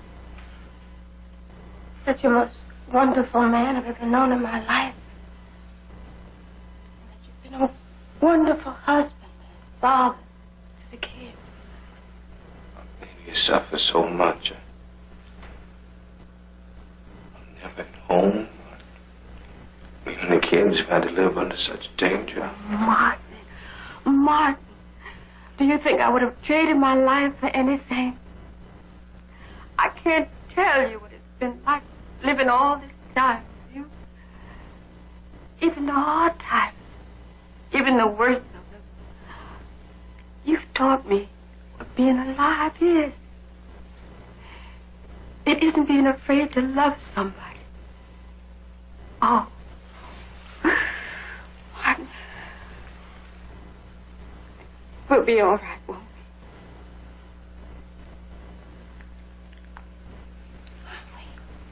Yes.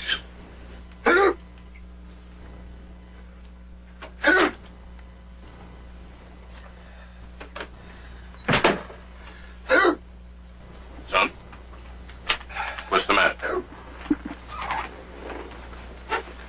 Can I do something for you? I'll get someone else to preach a sermon for today. No. No, dear.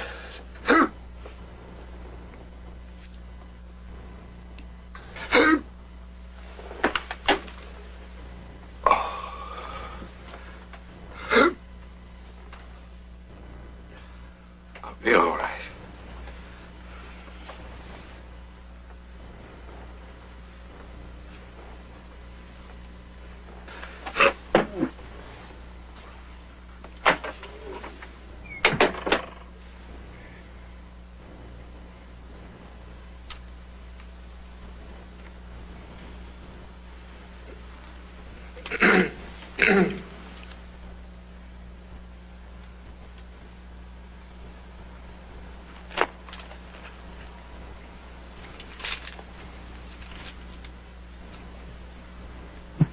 You know, every now and then, I think about my own death.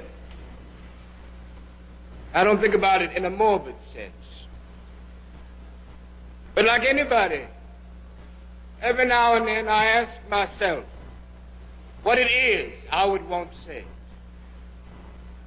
And if any of you are around when I have to meet that day, tell them I don't want a long funeral. Tell them not to talk too long. Tell them not to mention that I have a Nobel Peace Prize that isn't important. Tell them not to mention where I went to school. But I'd like for somebody to mention on that day that Martin Luther King Jr.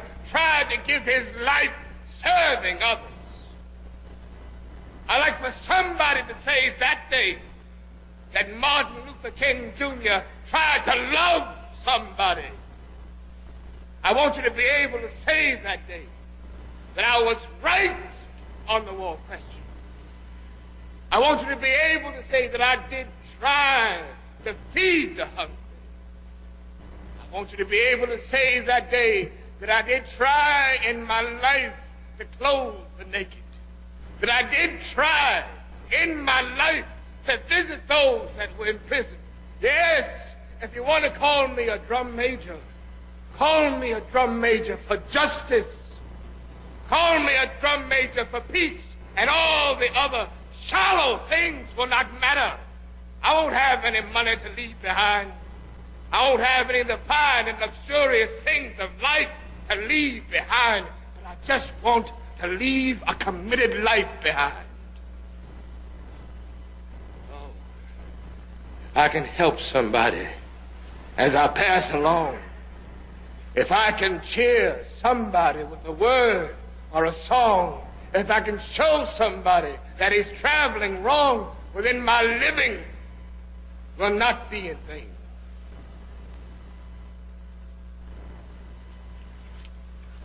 Mrs. King is here. I'm busy right now.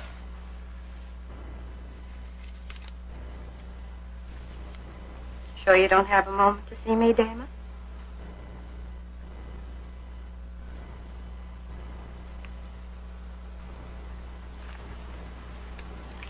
It's all right. Please. I have your article on Martin. I didn't want to write that. I had to. You had to? You had to say that Martin's ego was completely out of bounds? And that he could never again be trusted to lead the black movement? Yes. And I believe that. I have a great affection for Martin. As much affection as any man I've ever met. But he's done the movement a great harm. A harm that may never recover from. Why? He's alienated Johnson. He's cut off funds for our people. He's put a slur on black patriotism. You don't believe that? Yes, I do believe that. Coretta, if black people are to be enfranchised, they must participate in our nation's crises just like any other American. This is a necessary war for black people as well as for white people. You don't believe that for one moment. Damon, you are one of the brightest men I have ever known. And you know that this is the most unjust and brutal war in our history.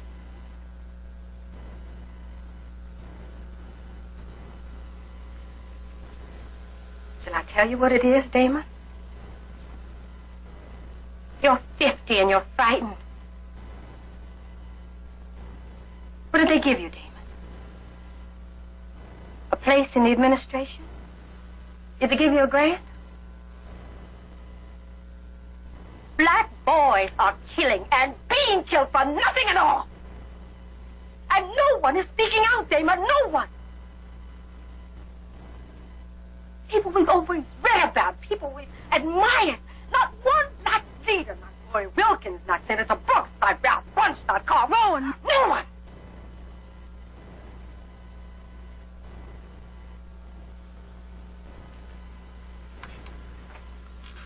One day we're going to look back and we'll see that the worst crime against black people is this Vietnam War.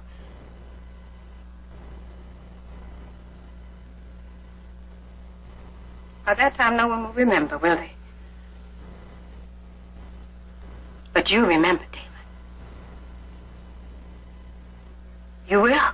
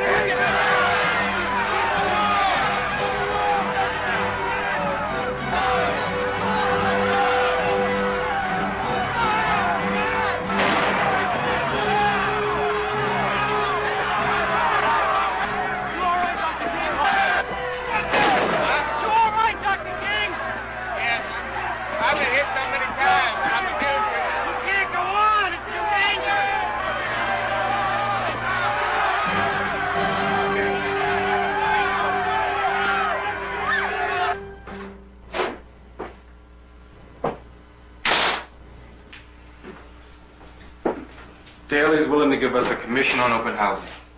He doesn't want another Marquette Park either. Well, this is what we started out for. But no one else could have gotten it. You know, I can't forget those faces in Marquette Park. People from Mississippi should come up here to learn how to hate. You knew it wasn't only in the South. No, I didn't know the extent of it here. What is it in the American people that makes it so necessary to hate? I mean, why is it necessary to look down on someone? Can't they see that the more progress that we make, the better it is for them? They're all fighting the same battle. Will you accept the conditions? No more marches, open housing? Yes. It's the beginning. It's a victory, in a way.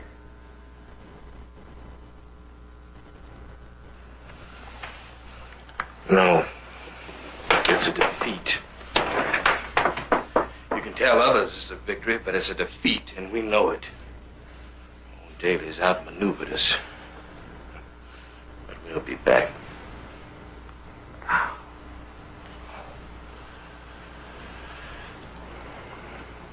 We are at the moment when our lives must be placed on the line if our nation is to survive its own folly. The war in Vietnam is just a symptom of a far deeper malady within the American spirit. I am convinced that we, as a nation, must undergo a revolution of values. We must rapidly begin to change from a thing-oriented society to a person-oriented society. When machines and computers, profit motives, and property rights are considered more important than people, then we are in deep trouble. True compassion is more than flinging a coin at a beggar. A true revolution of values will look uneasily on the glaring contrast of poverty and wealth. A true revolution of values will lay hands on the world order and say of war, this way of settling differences is not just. This business of burning human beings with napalm, filling our nation's homes with orphans and widows, of injecting poisonous drugs of hate into the veins of people normally humane, sending them home from dark and bloody battlefields, physically handicapped and psychologically deranged, cannot be reconciled with wisdom, justice, and love. A nation that continues, year after year, to spend more money on military expense than on programs of social uplift is approaching spiritual death. I'm tired of hearing what's best for blacks and whites. Later for whites, now for us!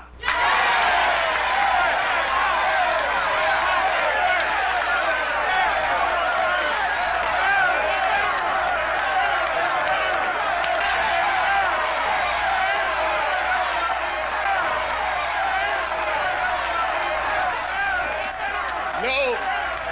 Oh, no. I'm not going to allow anybody to pull me so low as to use their methods to perpetuate evil throughout our system. I am sick and tired of violence. I'm tired of the war in Vietnam. I'm tired of hate. I'm tired of selfishness. I'm tired of evil. I'm not going to use violence, no matter who says so.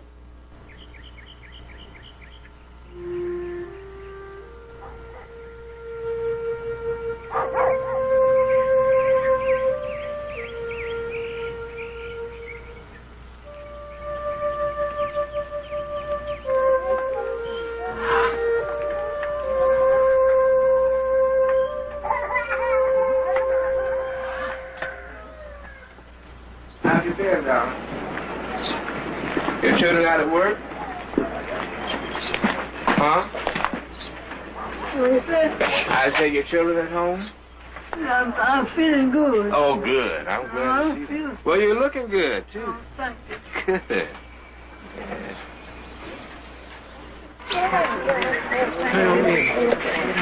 Yes. What's your name? Yes. Walker. Walter, that's right, that's right.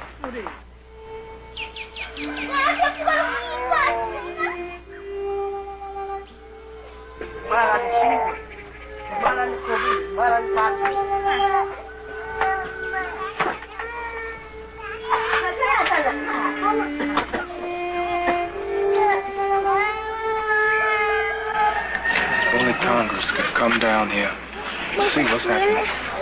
They're cutting back on food stamps and the soil bank program. You know, Congress will never come down here, but maybe we can take these people to Congress. What are you talking about? I'm talking about taking these people to Washington. To Washington? That's right. Be a hard, long trip. You know, it's a long way from Marks, We can crawl, we can walk, Yeah. and then we can solve a little while. I know you get a ride quick as that, won't you? That's right. So, just when we going to take this journey? Well, it's going to take some planning and a lot of work on everybody's part. I mean, we all have to, like, pitch in, organize. That's right. And let everybody know why we're coming, understand what we're going there for. That's true. And we have to plan on how long we're going to stay. That's true. And it's not going to be, have to be a lot of camping out on the highway. Well, ain't nothing wrong with that. When are y'all going to leave? Well, we're going to leave, Marks. Probably tonight, aren't we? Yeah. Yes, We're leaving tonight. Yeah, we're going to go on up the road a bit and see some more people, then we're going to push on. Come back and gather us up, Mm-hmm. and then we all be going to Washington. That's what you're going to do. Get out of Marks. I'm ready, too. The Poor People's Campaign will be drawn from Roxbury in Boston to Lawndale in Chicago, from Marks in Mississippi to Wheeling in West Virginia to Hollister in California. The campaign will consist of not only blacks, but Indians, Puerto Ricans, Mexicans, poor whites, Appalachians. What do you intend to accomplish by this? We plan to place the problem of the poor at the seat of government of the wealthiest nation in the history of mankind. Now, if that government fails to acknowledge its debt to the poor, then it will have failed to have lived up to its promise of life, liberty, and the pursuit of happiness of its citizens. And we intend to stay in Washington until they do live up to it. Don't you think you're going to face criticism? There's a lot of backlash about the dangers of a welfare state. These people want jobs, not handouts. What are you going to do about the instance of violence in the Capitol? There will be no incidents of violence. The whole concept of nonviolence is being questioned, even by your own people. If I'm the last person in this country to speak for nonviolence, then I will be that person.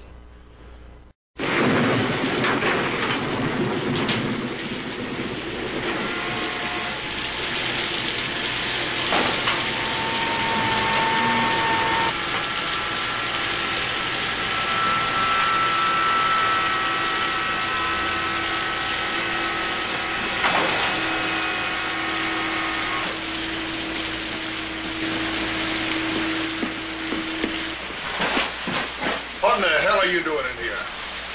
It's raining like hell out there. You know the rules. You're not allowed to hang out in here.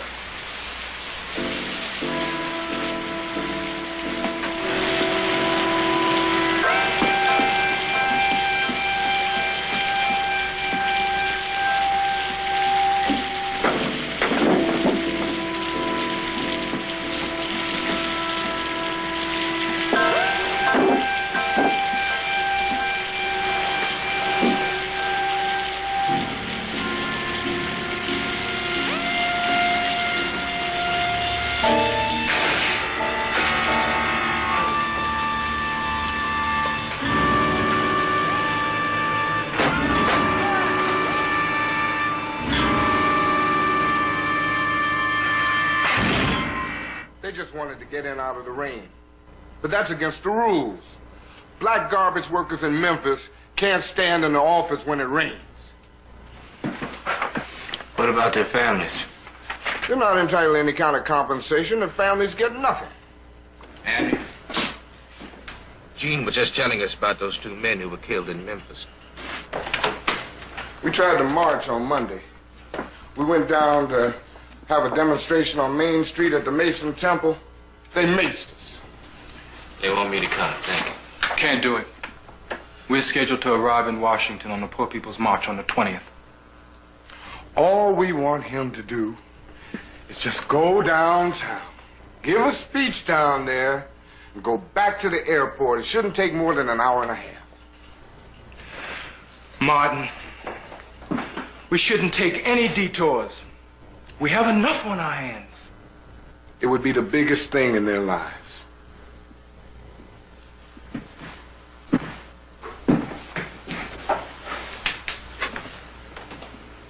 are you planning it? Wednesday. We don't have time to prepare security. There's no problem with security.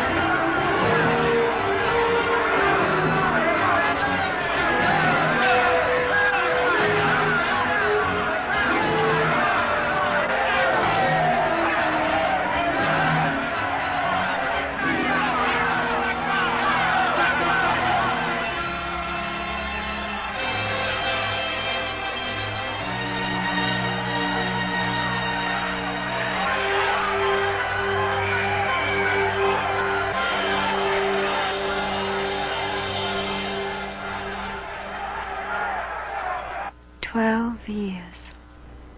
Just 12 years. Could he bounce back again, or had it been one time too many? What is this, a wake? Come on, I'm hungry. Coretta, why don't you fix us something to eat?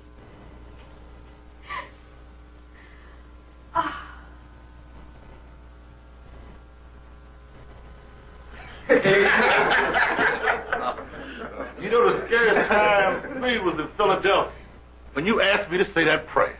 Oh, you said it with your eyes open? I'm afraid I did, Brother Young. And then you said, who knows, the murders of Goodman, Cheney, and Smyrna might be somewhere near. And they said, we're right behind you. You know, I think the worst time for me was Chicago. Well, we marched about 5 miles that day, didn't we, Ralph? Yeah. Well, they had at least 4,000 policemen trying to protect us. But I tell you, every time we looked around, somebody was getting their nose broken. Yes. Well, we had to go down this narrow street with all these trees standing up over it. And the policemen went on ahead, and they were shooting up in the air, calling the people, come on, get out of there. Come on, get out of them trees. But you know, they're up in them trees to try to shoot us, don't you know? Well, all of a sudden, there was a boom. And you saw 4,000 policemen duck down all together, all at once.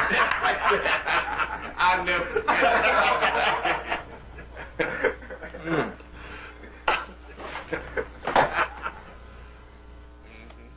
Hello, Jerry. Hello, Andy. Did you talk to Martin? No, I haven't talked to him. It's impossible. He said he would come. He can't say no, and I think it's wrong for you to press him. We gave you a march, and it almost killed us. Andy, nonviolence is on trial now. We'll have to vindicate it somewhere else. Hello, this is ML. Now, when is that march? Friday. I'll be there.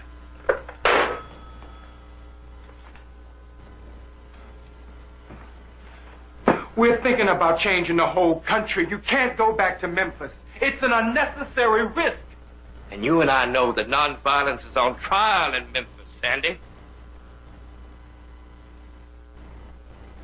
Besides, they're expecting me. I can't disappoint them, now can I? They're garbage collectors. And that's why it's important that we go down there. I'm frightened for you. And I'm frightened, too.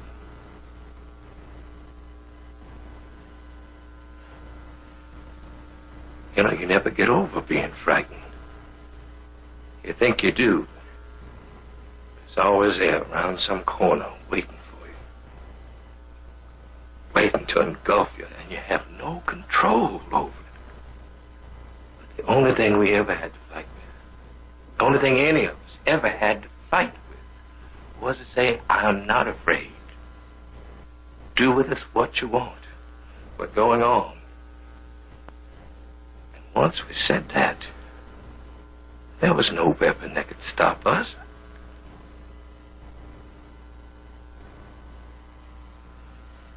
So we can't be afraid now.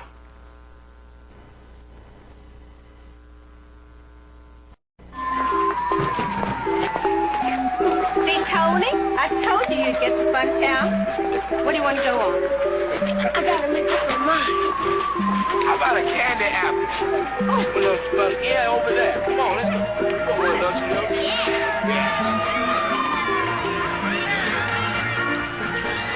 I want to go on this one.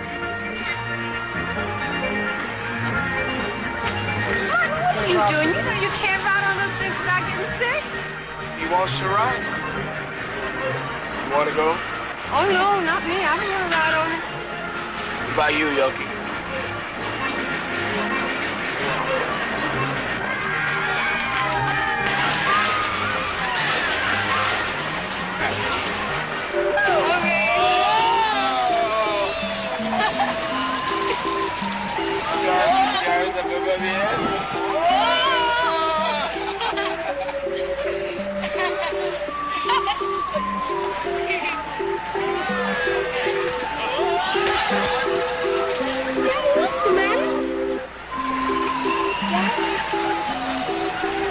Him out.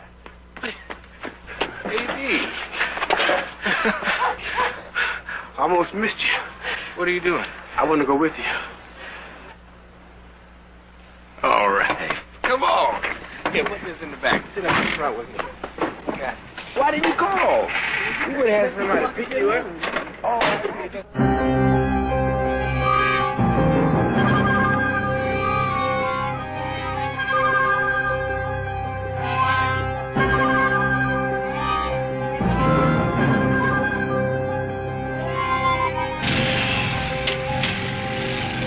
Looks like an armed camp.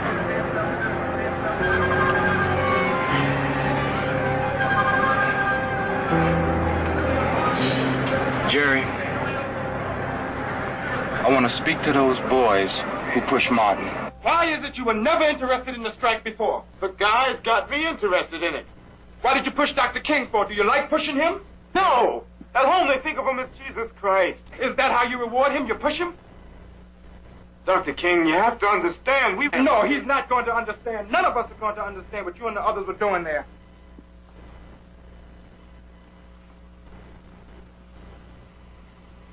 We were paid.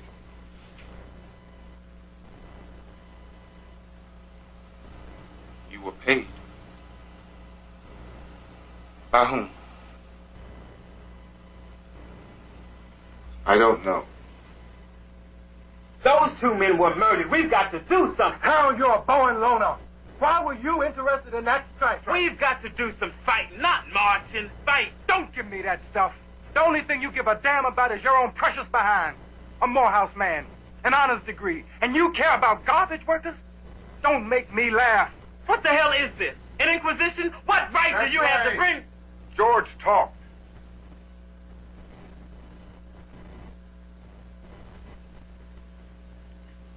Still, who paid you? Who paid you to interrupt that march?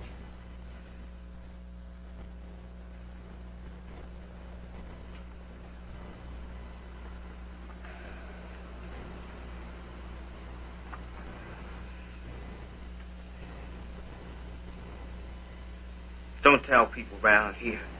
They think he's the Lord God Almighty. Who was it?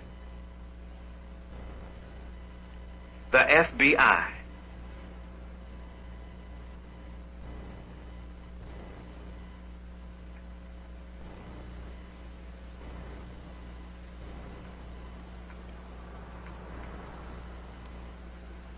Get him in the other room.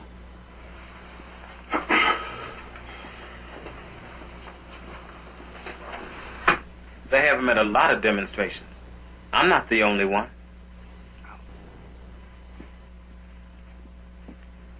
Maybe we should get out of Memphis.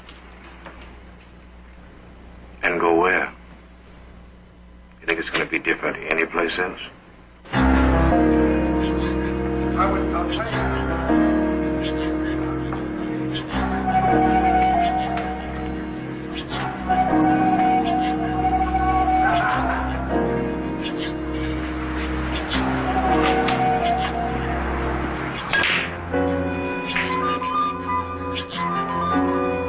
Hey.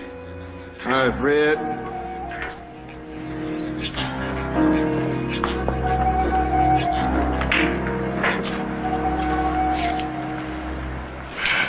What you doing? Security. What went wrong the last time? I don't know. But nothing's going to go wrong this time. I know everybody who travels with King.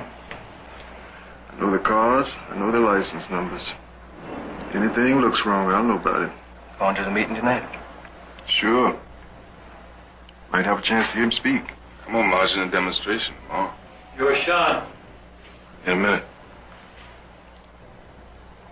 You may lose your job. I don't care.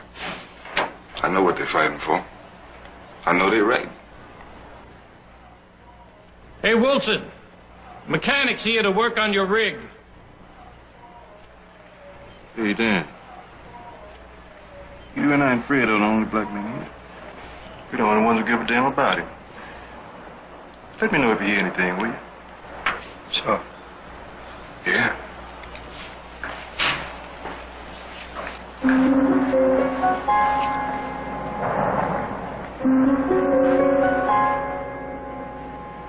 Hello. Hello. Hello, Martin. Did you get your flowers? No. I was downtown picking up a suit and...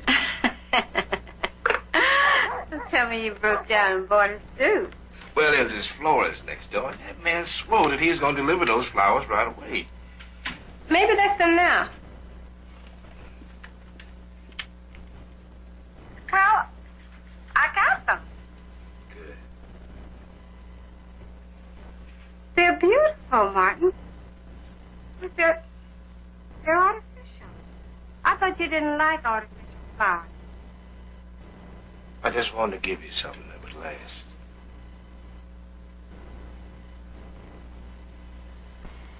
I'm very sorry Doc King can't be here tonight.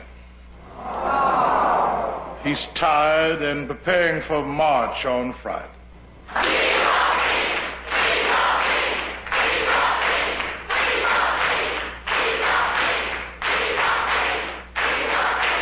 Martin. Hello, Ralph. Hey, listen, you better come over here. Why, what happened? They want you. Ralph, I told you I wasn't going to speak tonight. If you don't come over here, they're going to come over there and get you. You gotta be kidding. Nobody's there in this kind of weather. No. Listen to this.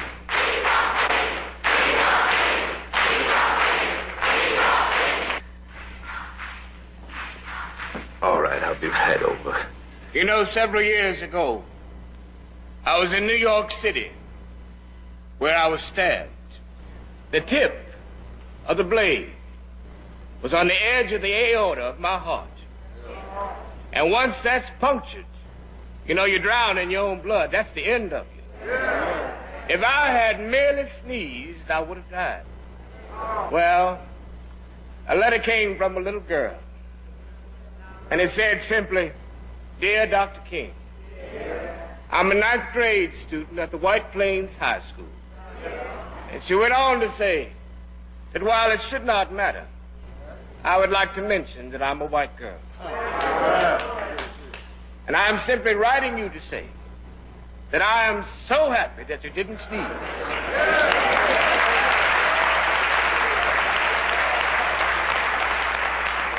Well, I want to say to you tonight that I, too, am happy that I didn't sneeze.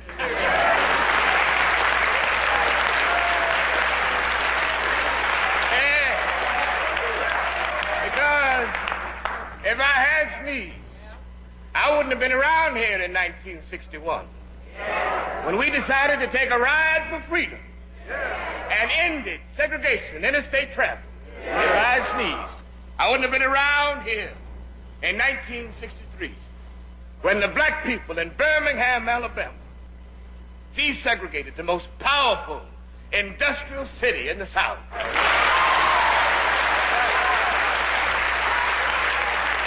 If I had sneezed, I wouldn't have been down in Selma, Alabama, to see a great movement rouse the conscience of this nation, which made it possible to make a voting rights bill so that black people could vote and change the history of this country. If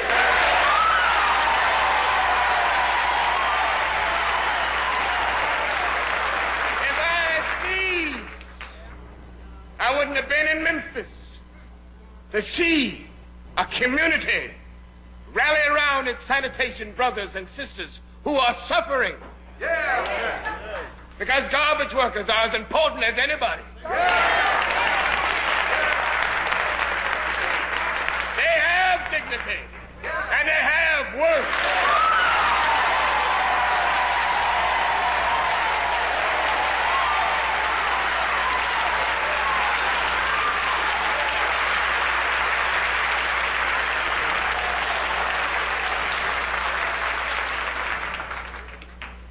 Now, today we have come into Memphis, and some things have happened. There's talk about what might happen to me from some of our sick white brethren. Well, I don't know what's going to happen now. We've got some difficult days ahead. But it doesn't matter to me now because I've been to the mountaintop. And I don't mind, like anybody. I would like to live a long life. Longevity has its place. But I'm not concerned about that now. I just want to do God's will.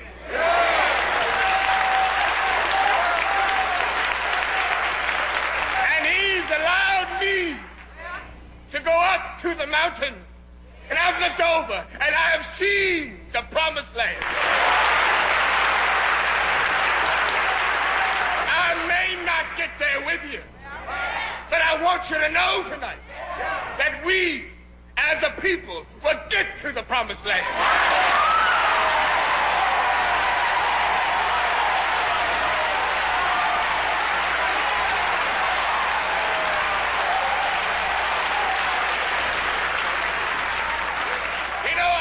Tonight. I'm happy tonight. I'm not worried about anything. I'm not fearing any man. Mine eyes have seen the glory of the coming of the Lord.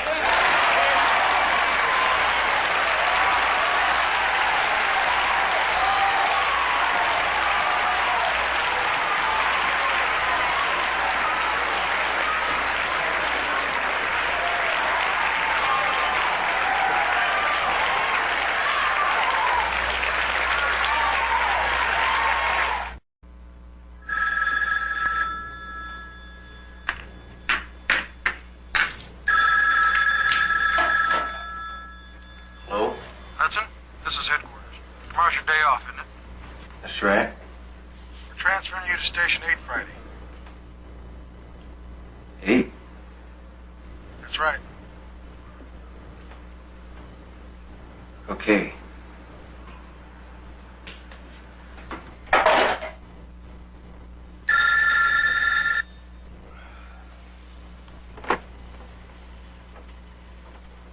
Yeah. Fred?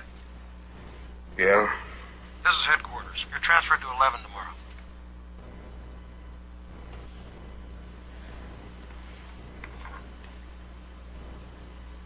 Why? Those are the orders. It's 11:30. I've never been transferred at 11:30 before. Is anything the matter? No. Well, why the transfer? We're short down there. Those are the orders. Now it's time for the interview. Yes? wants to see you. I'm on security here. He said right away. Where's Fred? He's transferred. Come on, let's go.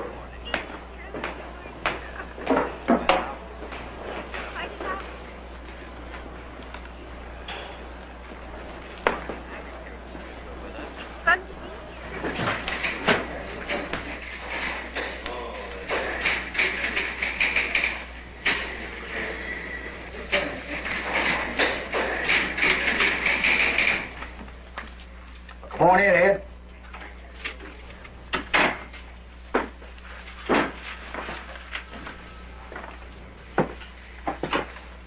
Chief, what's that? This man's from the government.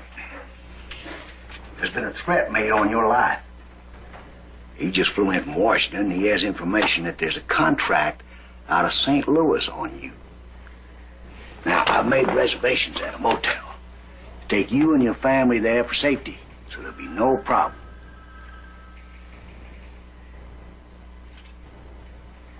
Let him stay at home. I'll stay on the street.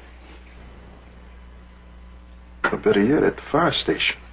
No, I take care of my men. I'm relieving you from your duty. Bailey, Anderson? Look, I'm not going to the motel. If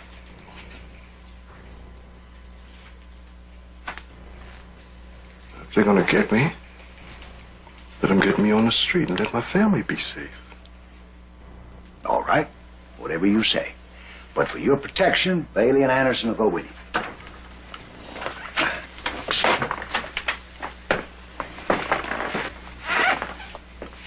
You're a good man, Ed. We don't want to lose you.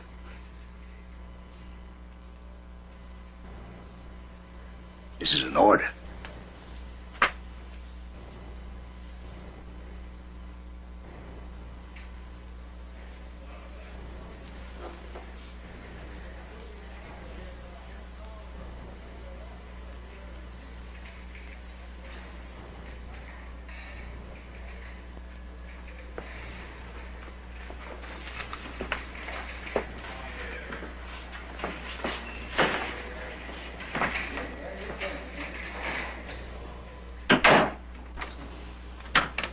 Martin?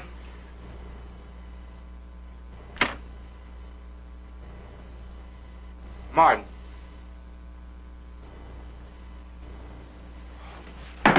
Martin?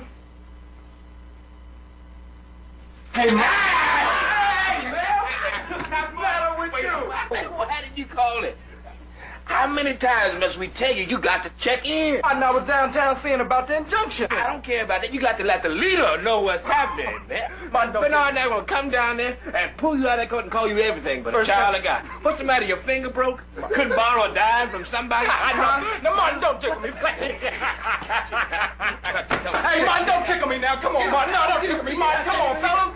Come on, man. Martin, don't tickle me. No, I'm not tickling. I'm going to knock the black off. Oh! Wait a minute. I'll get you. No, that's it. That's it. That's it. Wait a minute. Wait a minute. 80 Hamlin, eh? Hamlin. Wait a minute. Have him turn him. Turn him. I was I'll show you. Get his corn. That's where get his corn. Get his.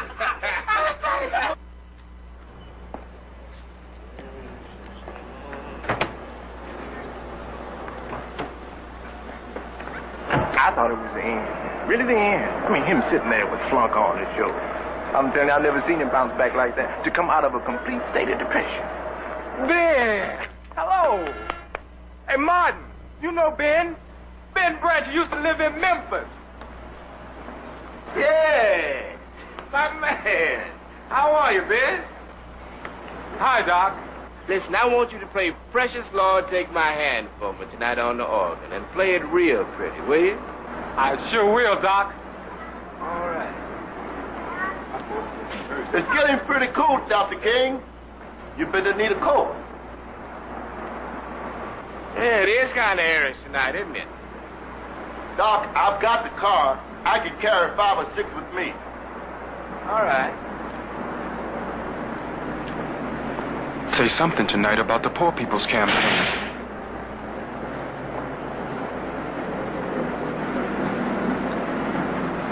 Come on, Martin, quit horsing around.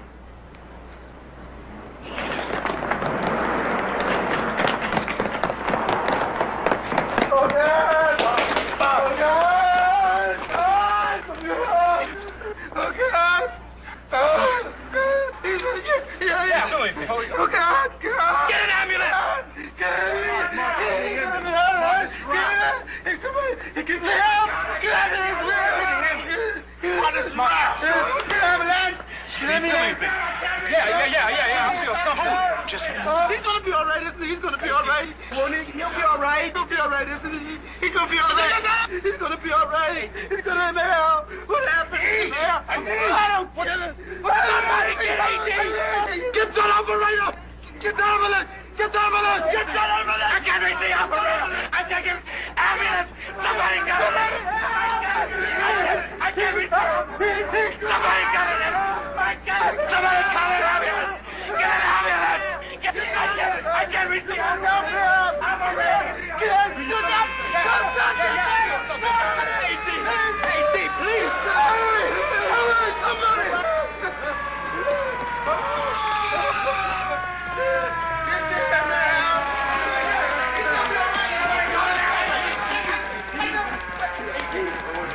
For God's sake, get the ambulance, man! Where did the shots come from? Make room. Let us take care of him. No, we'll take care of him. We'll take care of him. Get his leg easy. What's up with head? I got his head. Careful. I got it. It's all right. Watch his legs. Oh, let's go. Put his legs in there. All right. Let's go. Let's go. Okay, Watch that corner. We got it. Go. Hello? Coretta Doc's been shot. Why don't you take the next plane here? Bring someone with you. We're at St. Joseph's Hospital. Is it bad? He's not dead. What is it? This is an NBC News Hotline special report. Don't tell me! Don't tell me! Luther King was shot outside a Memphis hotel this evening. His condition not immediately known, but he was taken to a hospital. Lou Wood, NBC News, New York. I'm going to Memphis.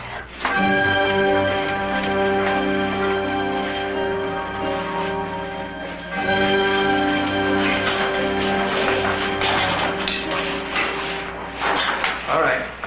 Ready? 1, 2, 3, go.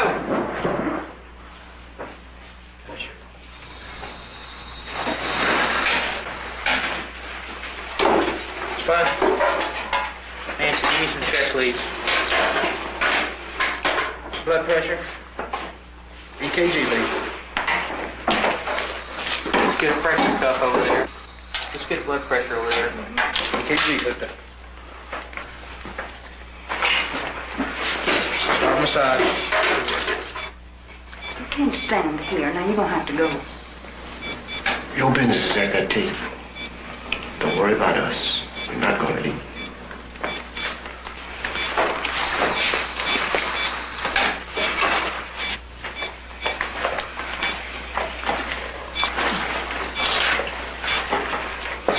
Come on.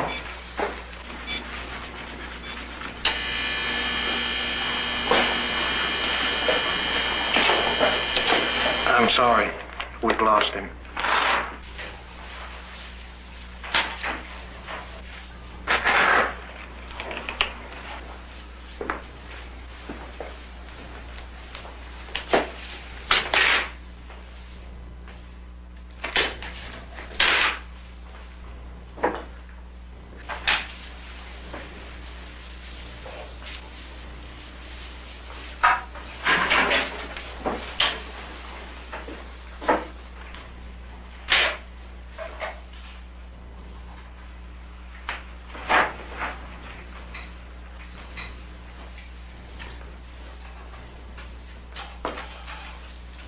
I had to go and take just one more look.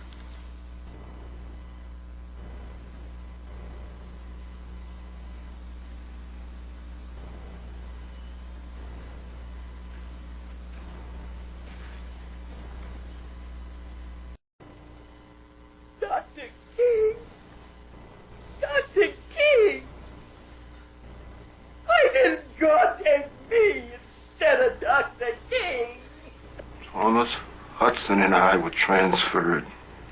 Now, they have excuses for why they did it that'll never hold up. Just don't happen like that. It just don't happen that way. They'll never make me believe it was coincidental. I should have stayed there no matter what. I should have stayed.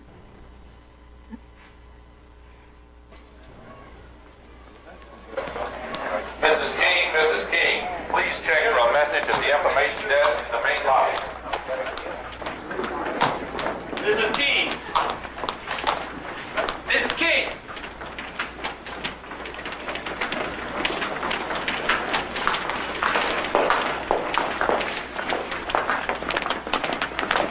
Mrs. King? Tell me. Dr. King is dead.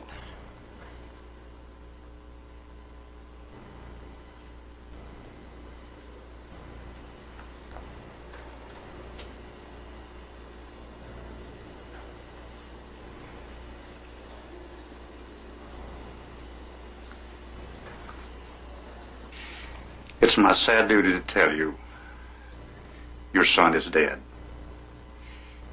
He died at 8:30. He always told me it would come. But it was my greatest wish that I would go before him.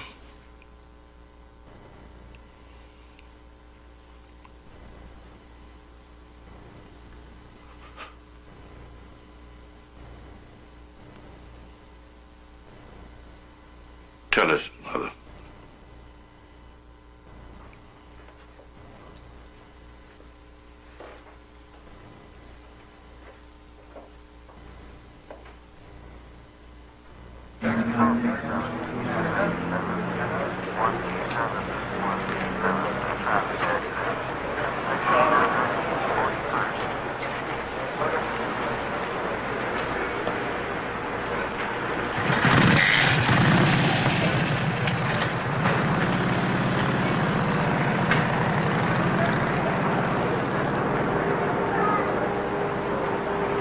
Where you going, AD? Well, I'm going to talk to the reporters. What are you going to say to him, AD? I want to talk to him. I want to speak to him. I'm going to tell him how I feel about my brother. I want to talk to him. I want to tell him how I feel about the way they killed my brother. I want to tell him what white America did to my brother. I want you to... You don't want to do that, AD.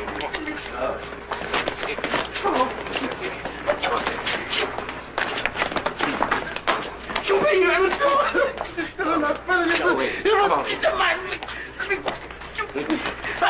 I want to listen to this. I want to hear what they said. I don't care. They killed my brother. He didn't watch it. He wasn't watching.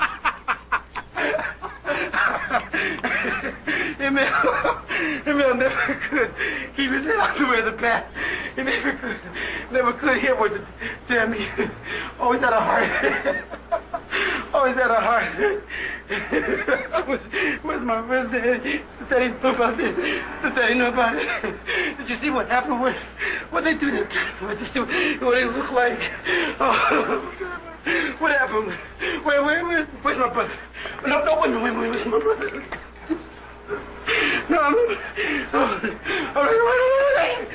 damn it! No, let me just tell him. One time I wanted to tell you, you killed my brother. He always loved people, took care of them. He took care of people. He always liked people. Sure you want to go through this? I don't want any autopsy notes destroyed the way they were in Dallas.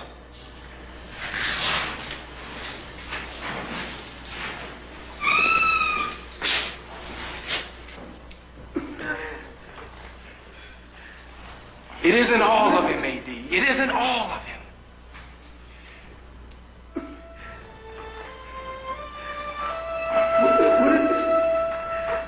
There comes a time when people get tired of being trampled over by the iron feet of oppression.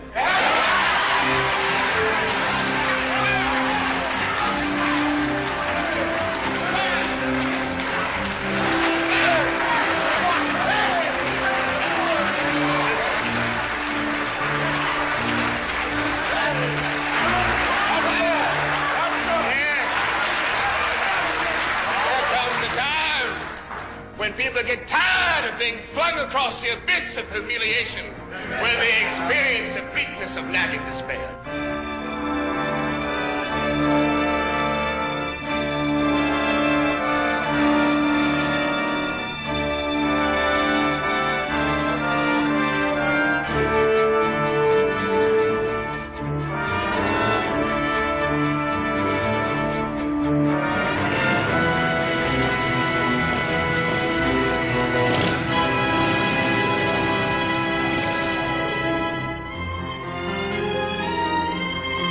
I have a dream today. And when we let freedom ring, black men and white men, Jews and Gentiles, Protestants and Catholics will be able to join hands and sing the words of that old Negro spiritual, free at last, free at last. Thank God Almighty, we're free at last.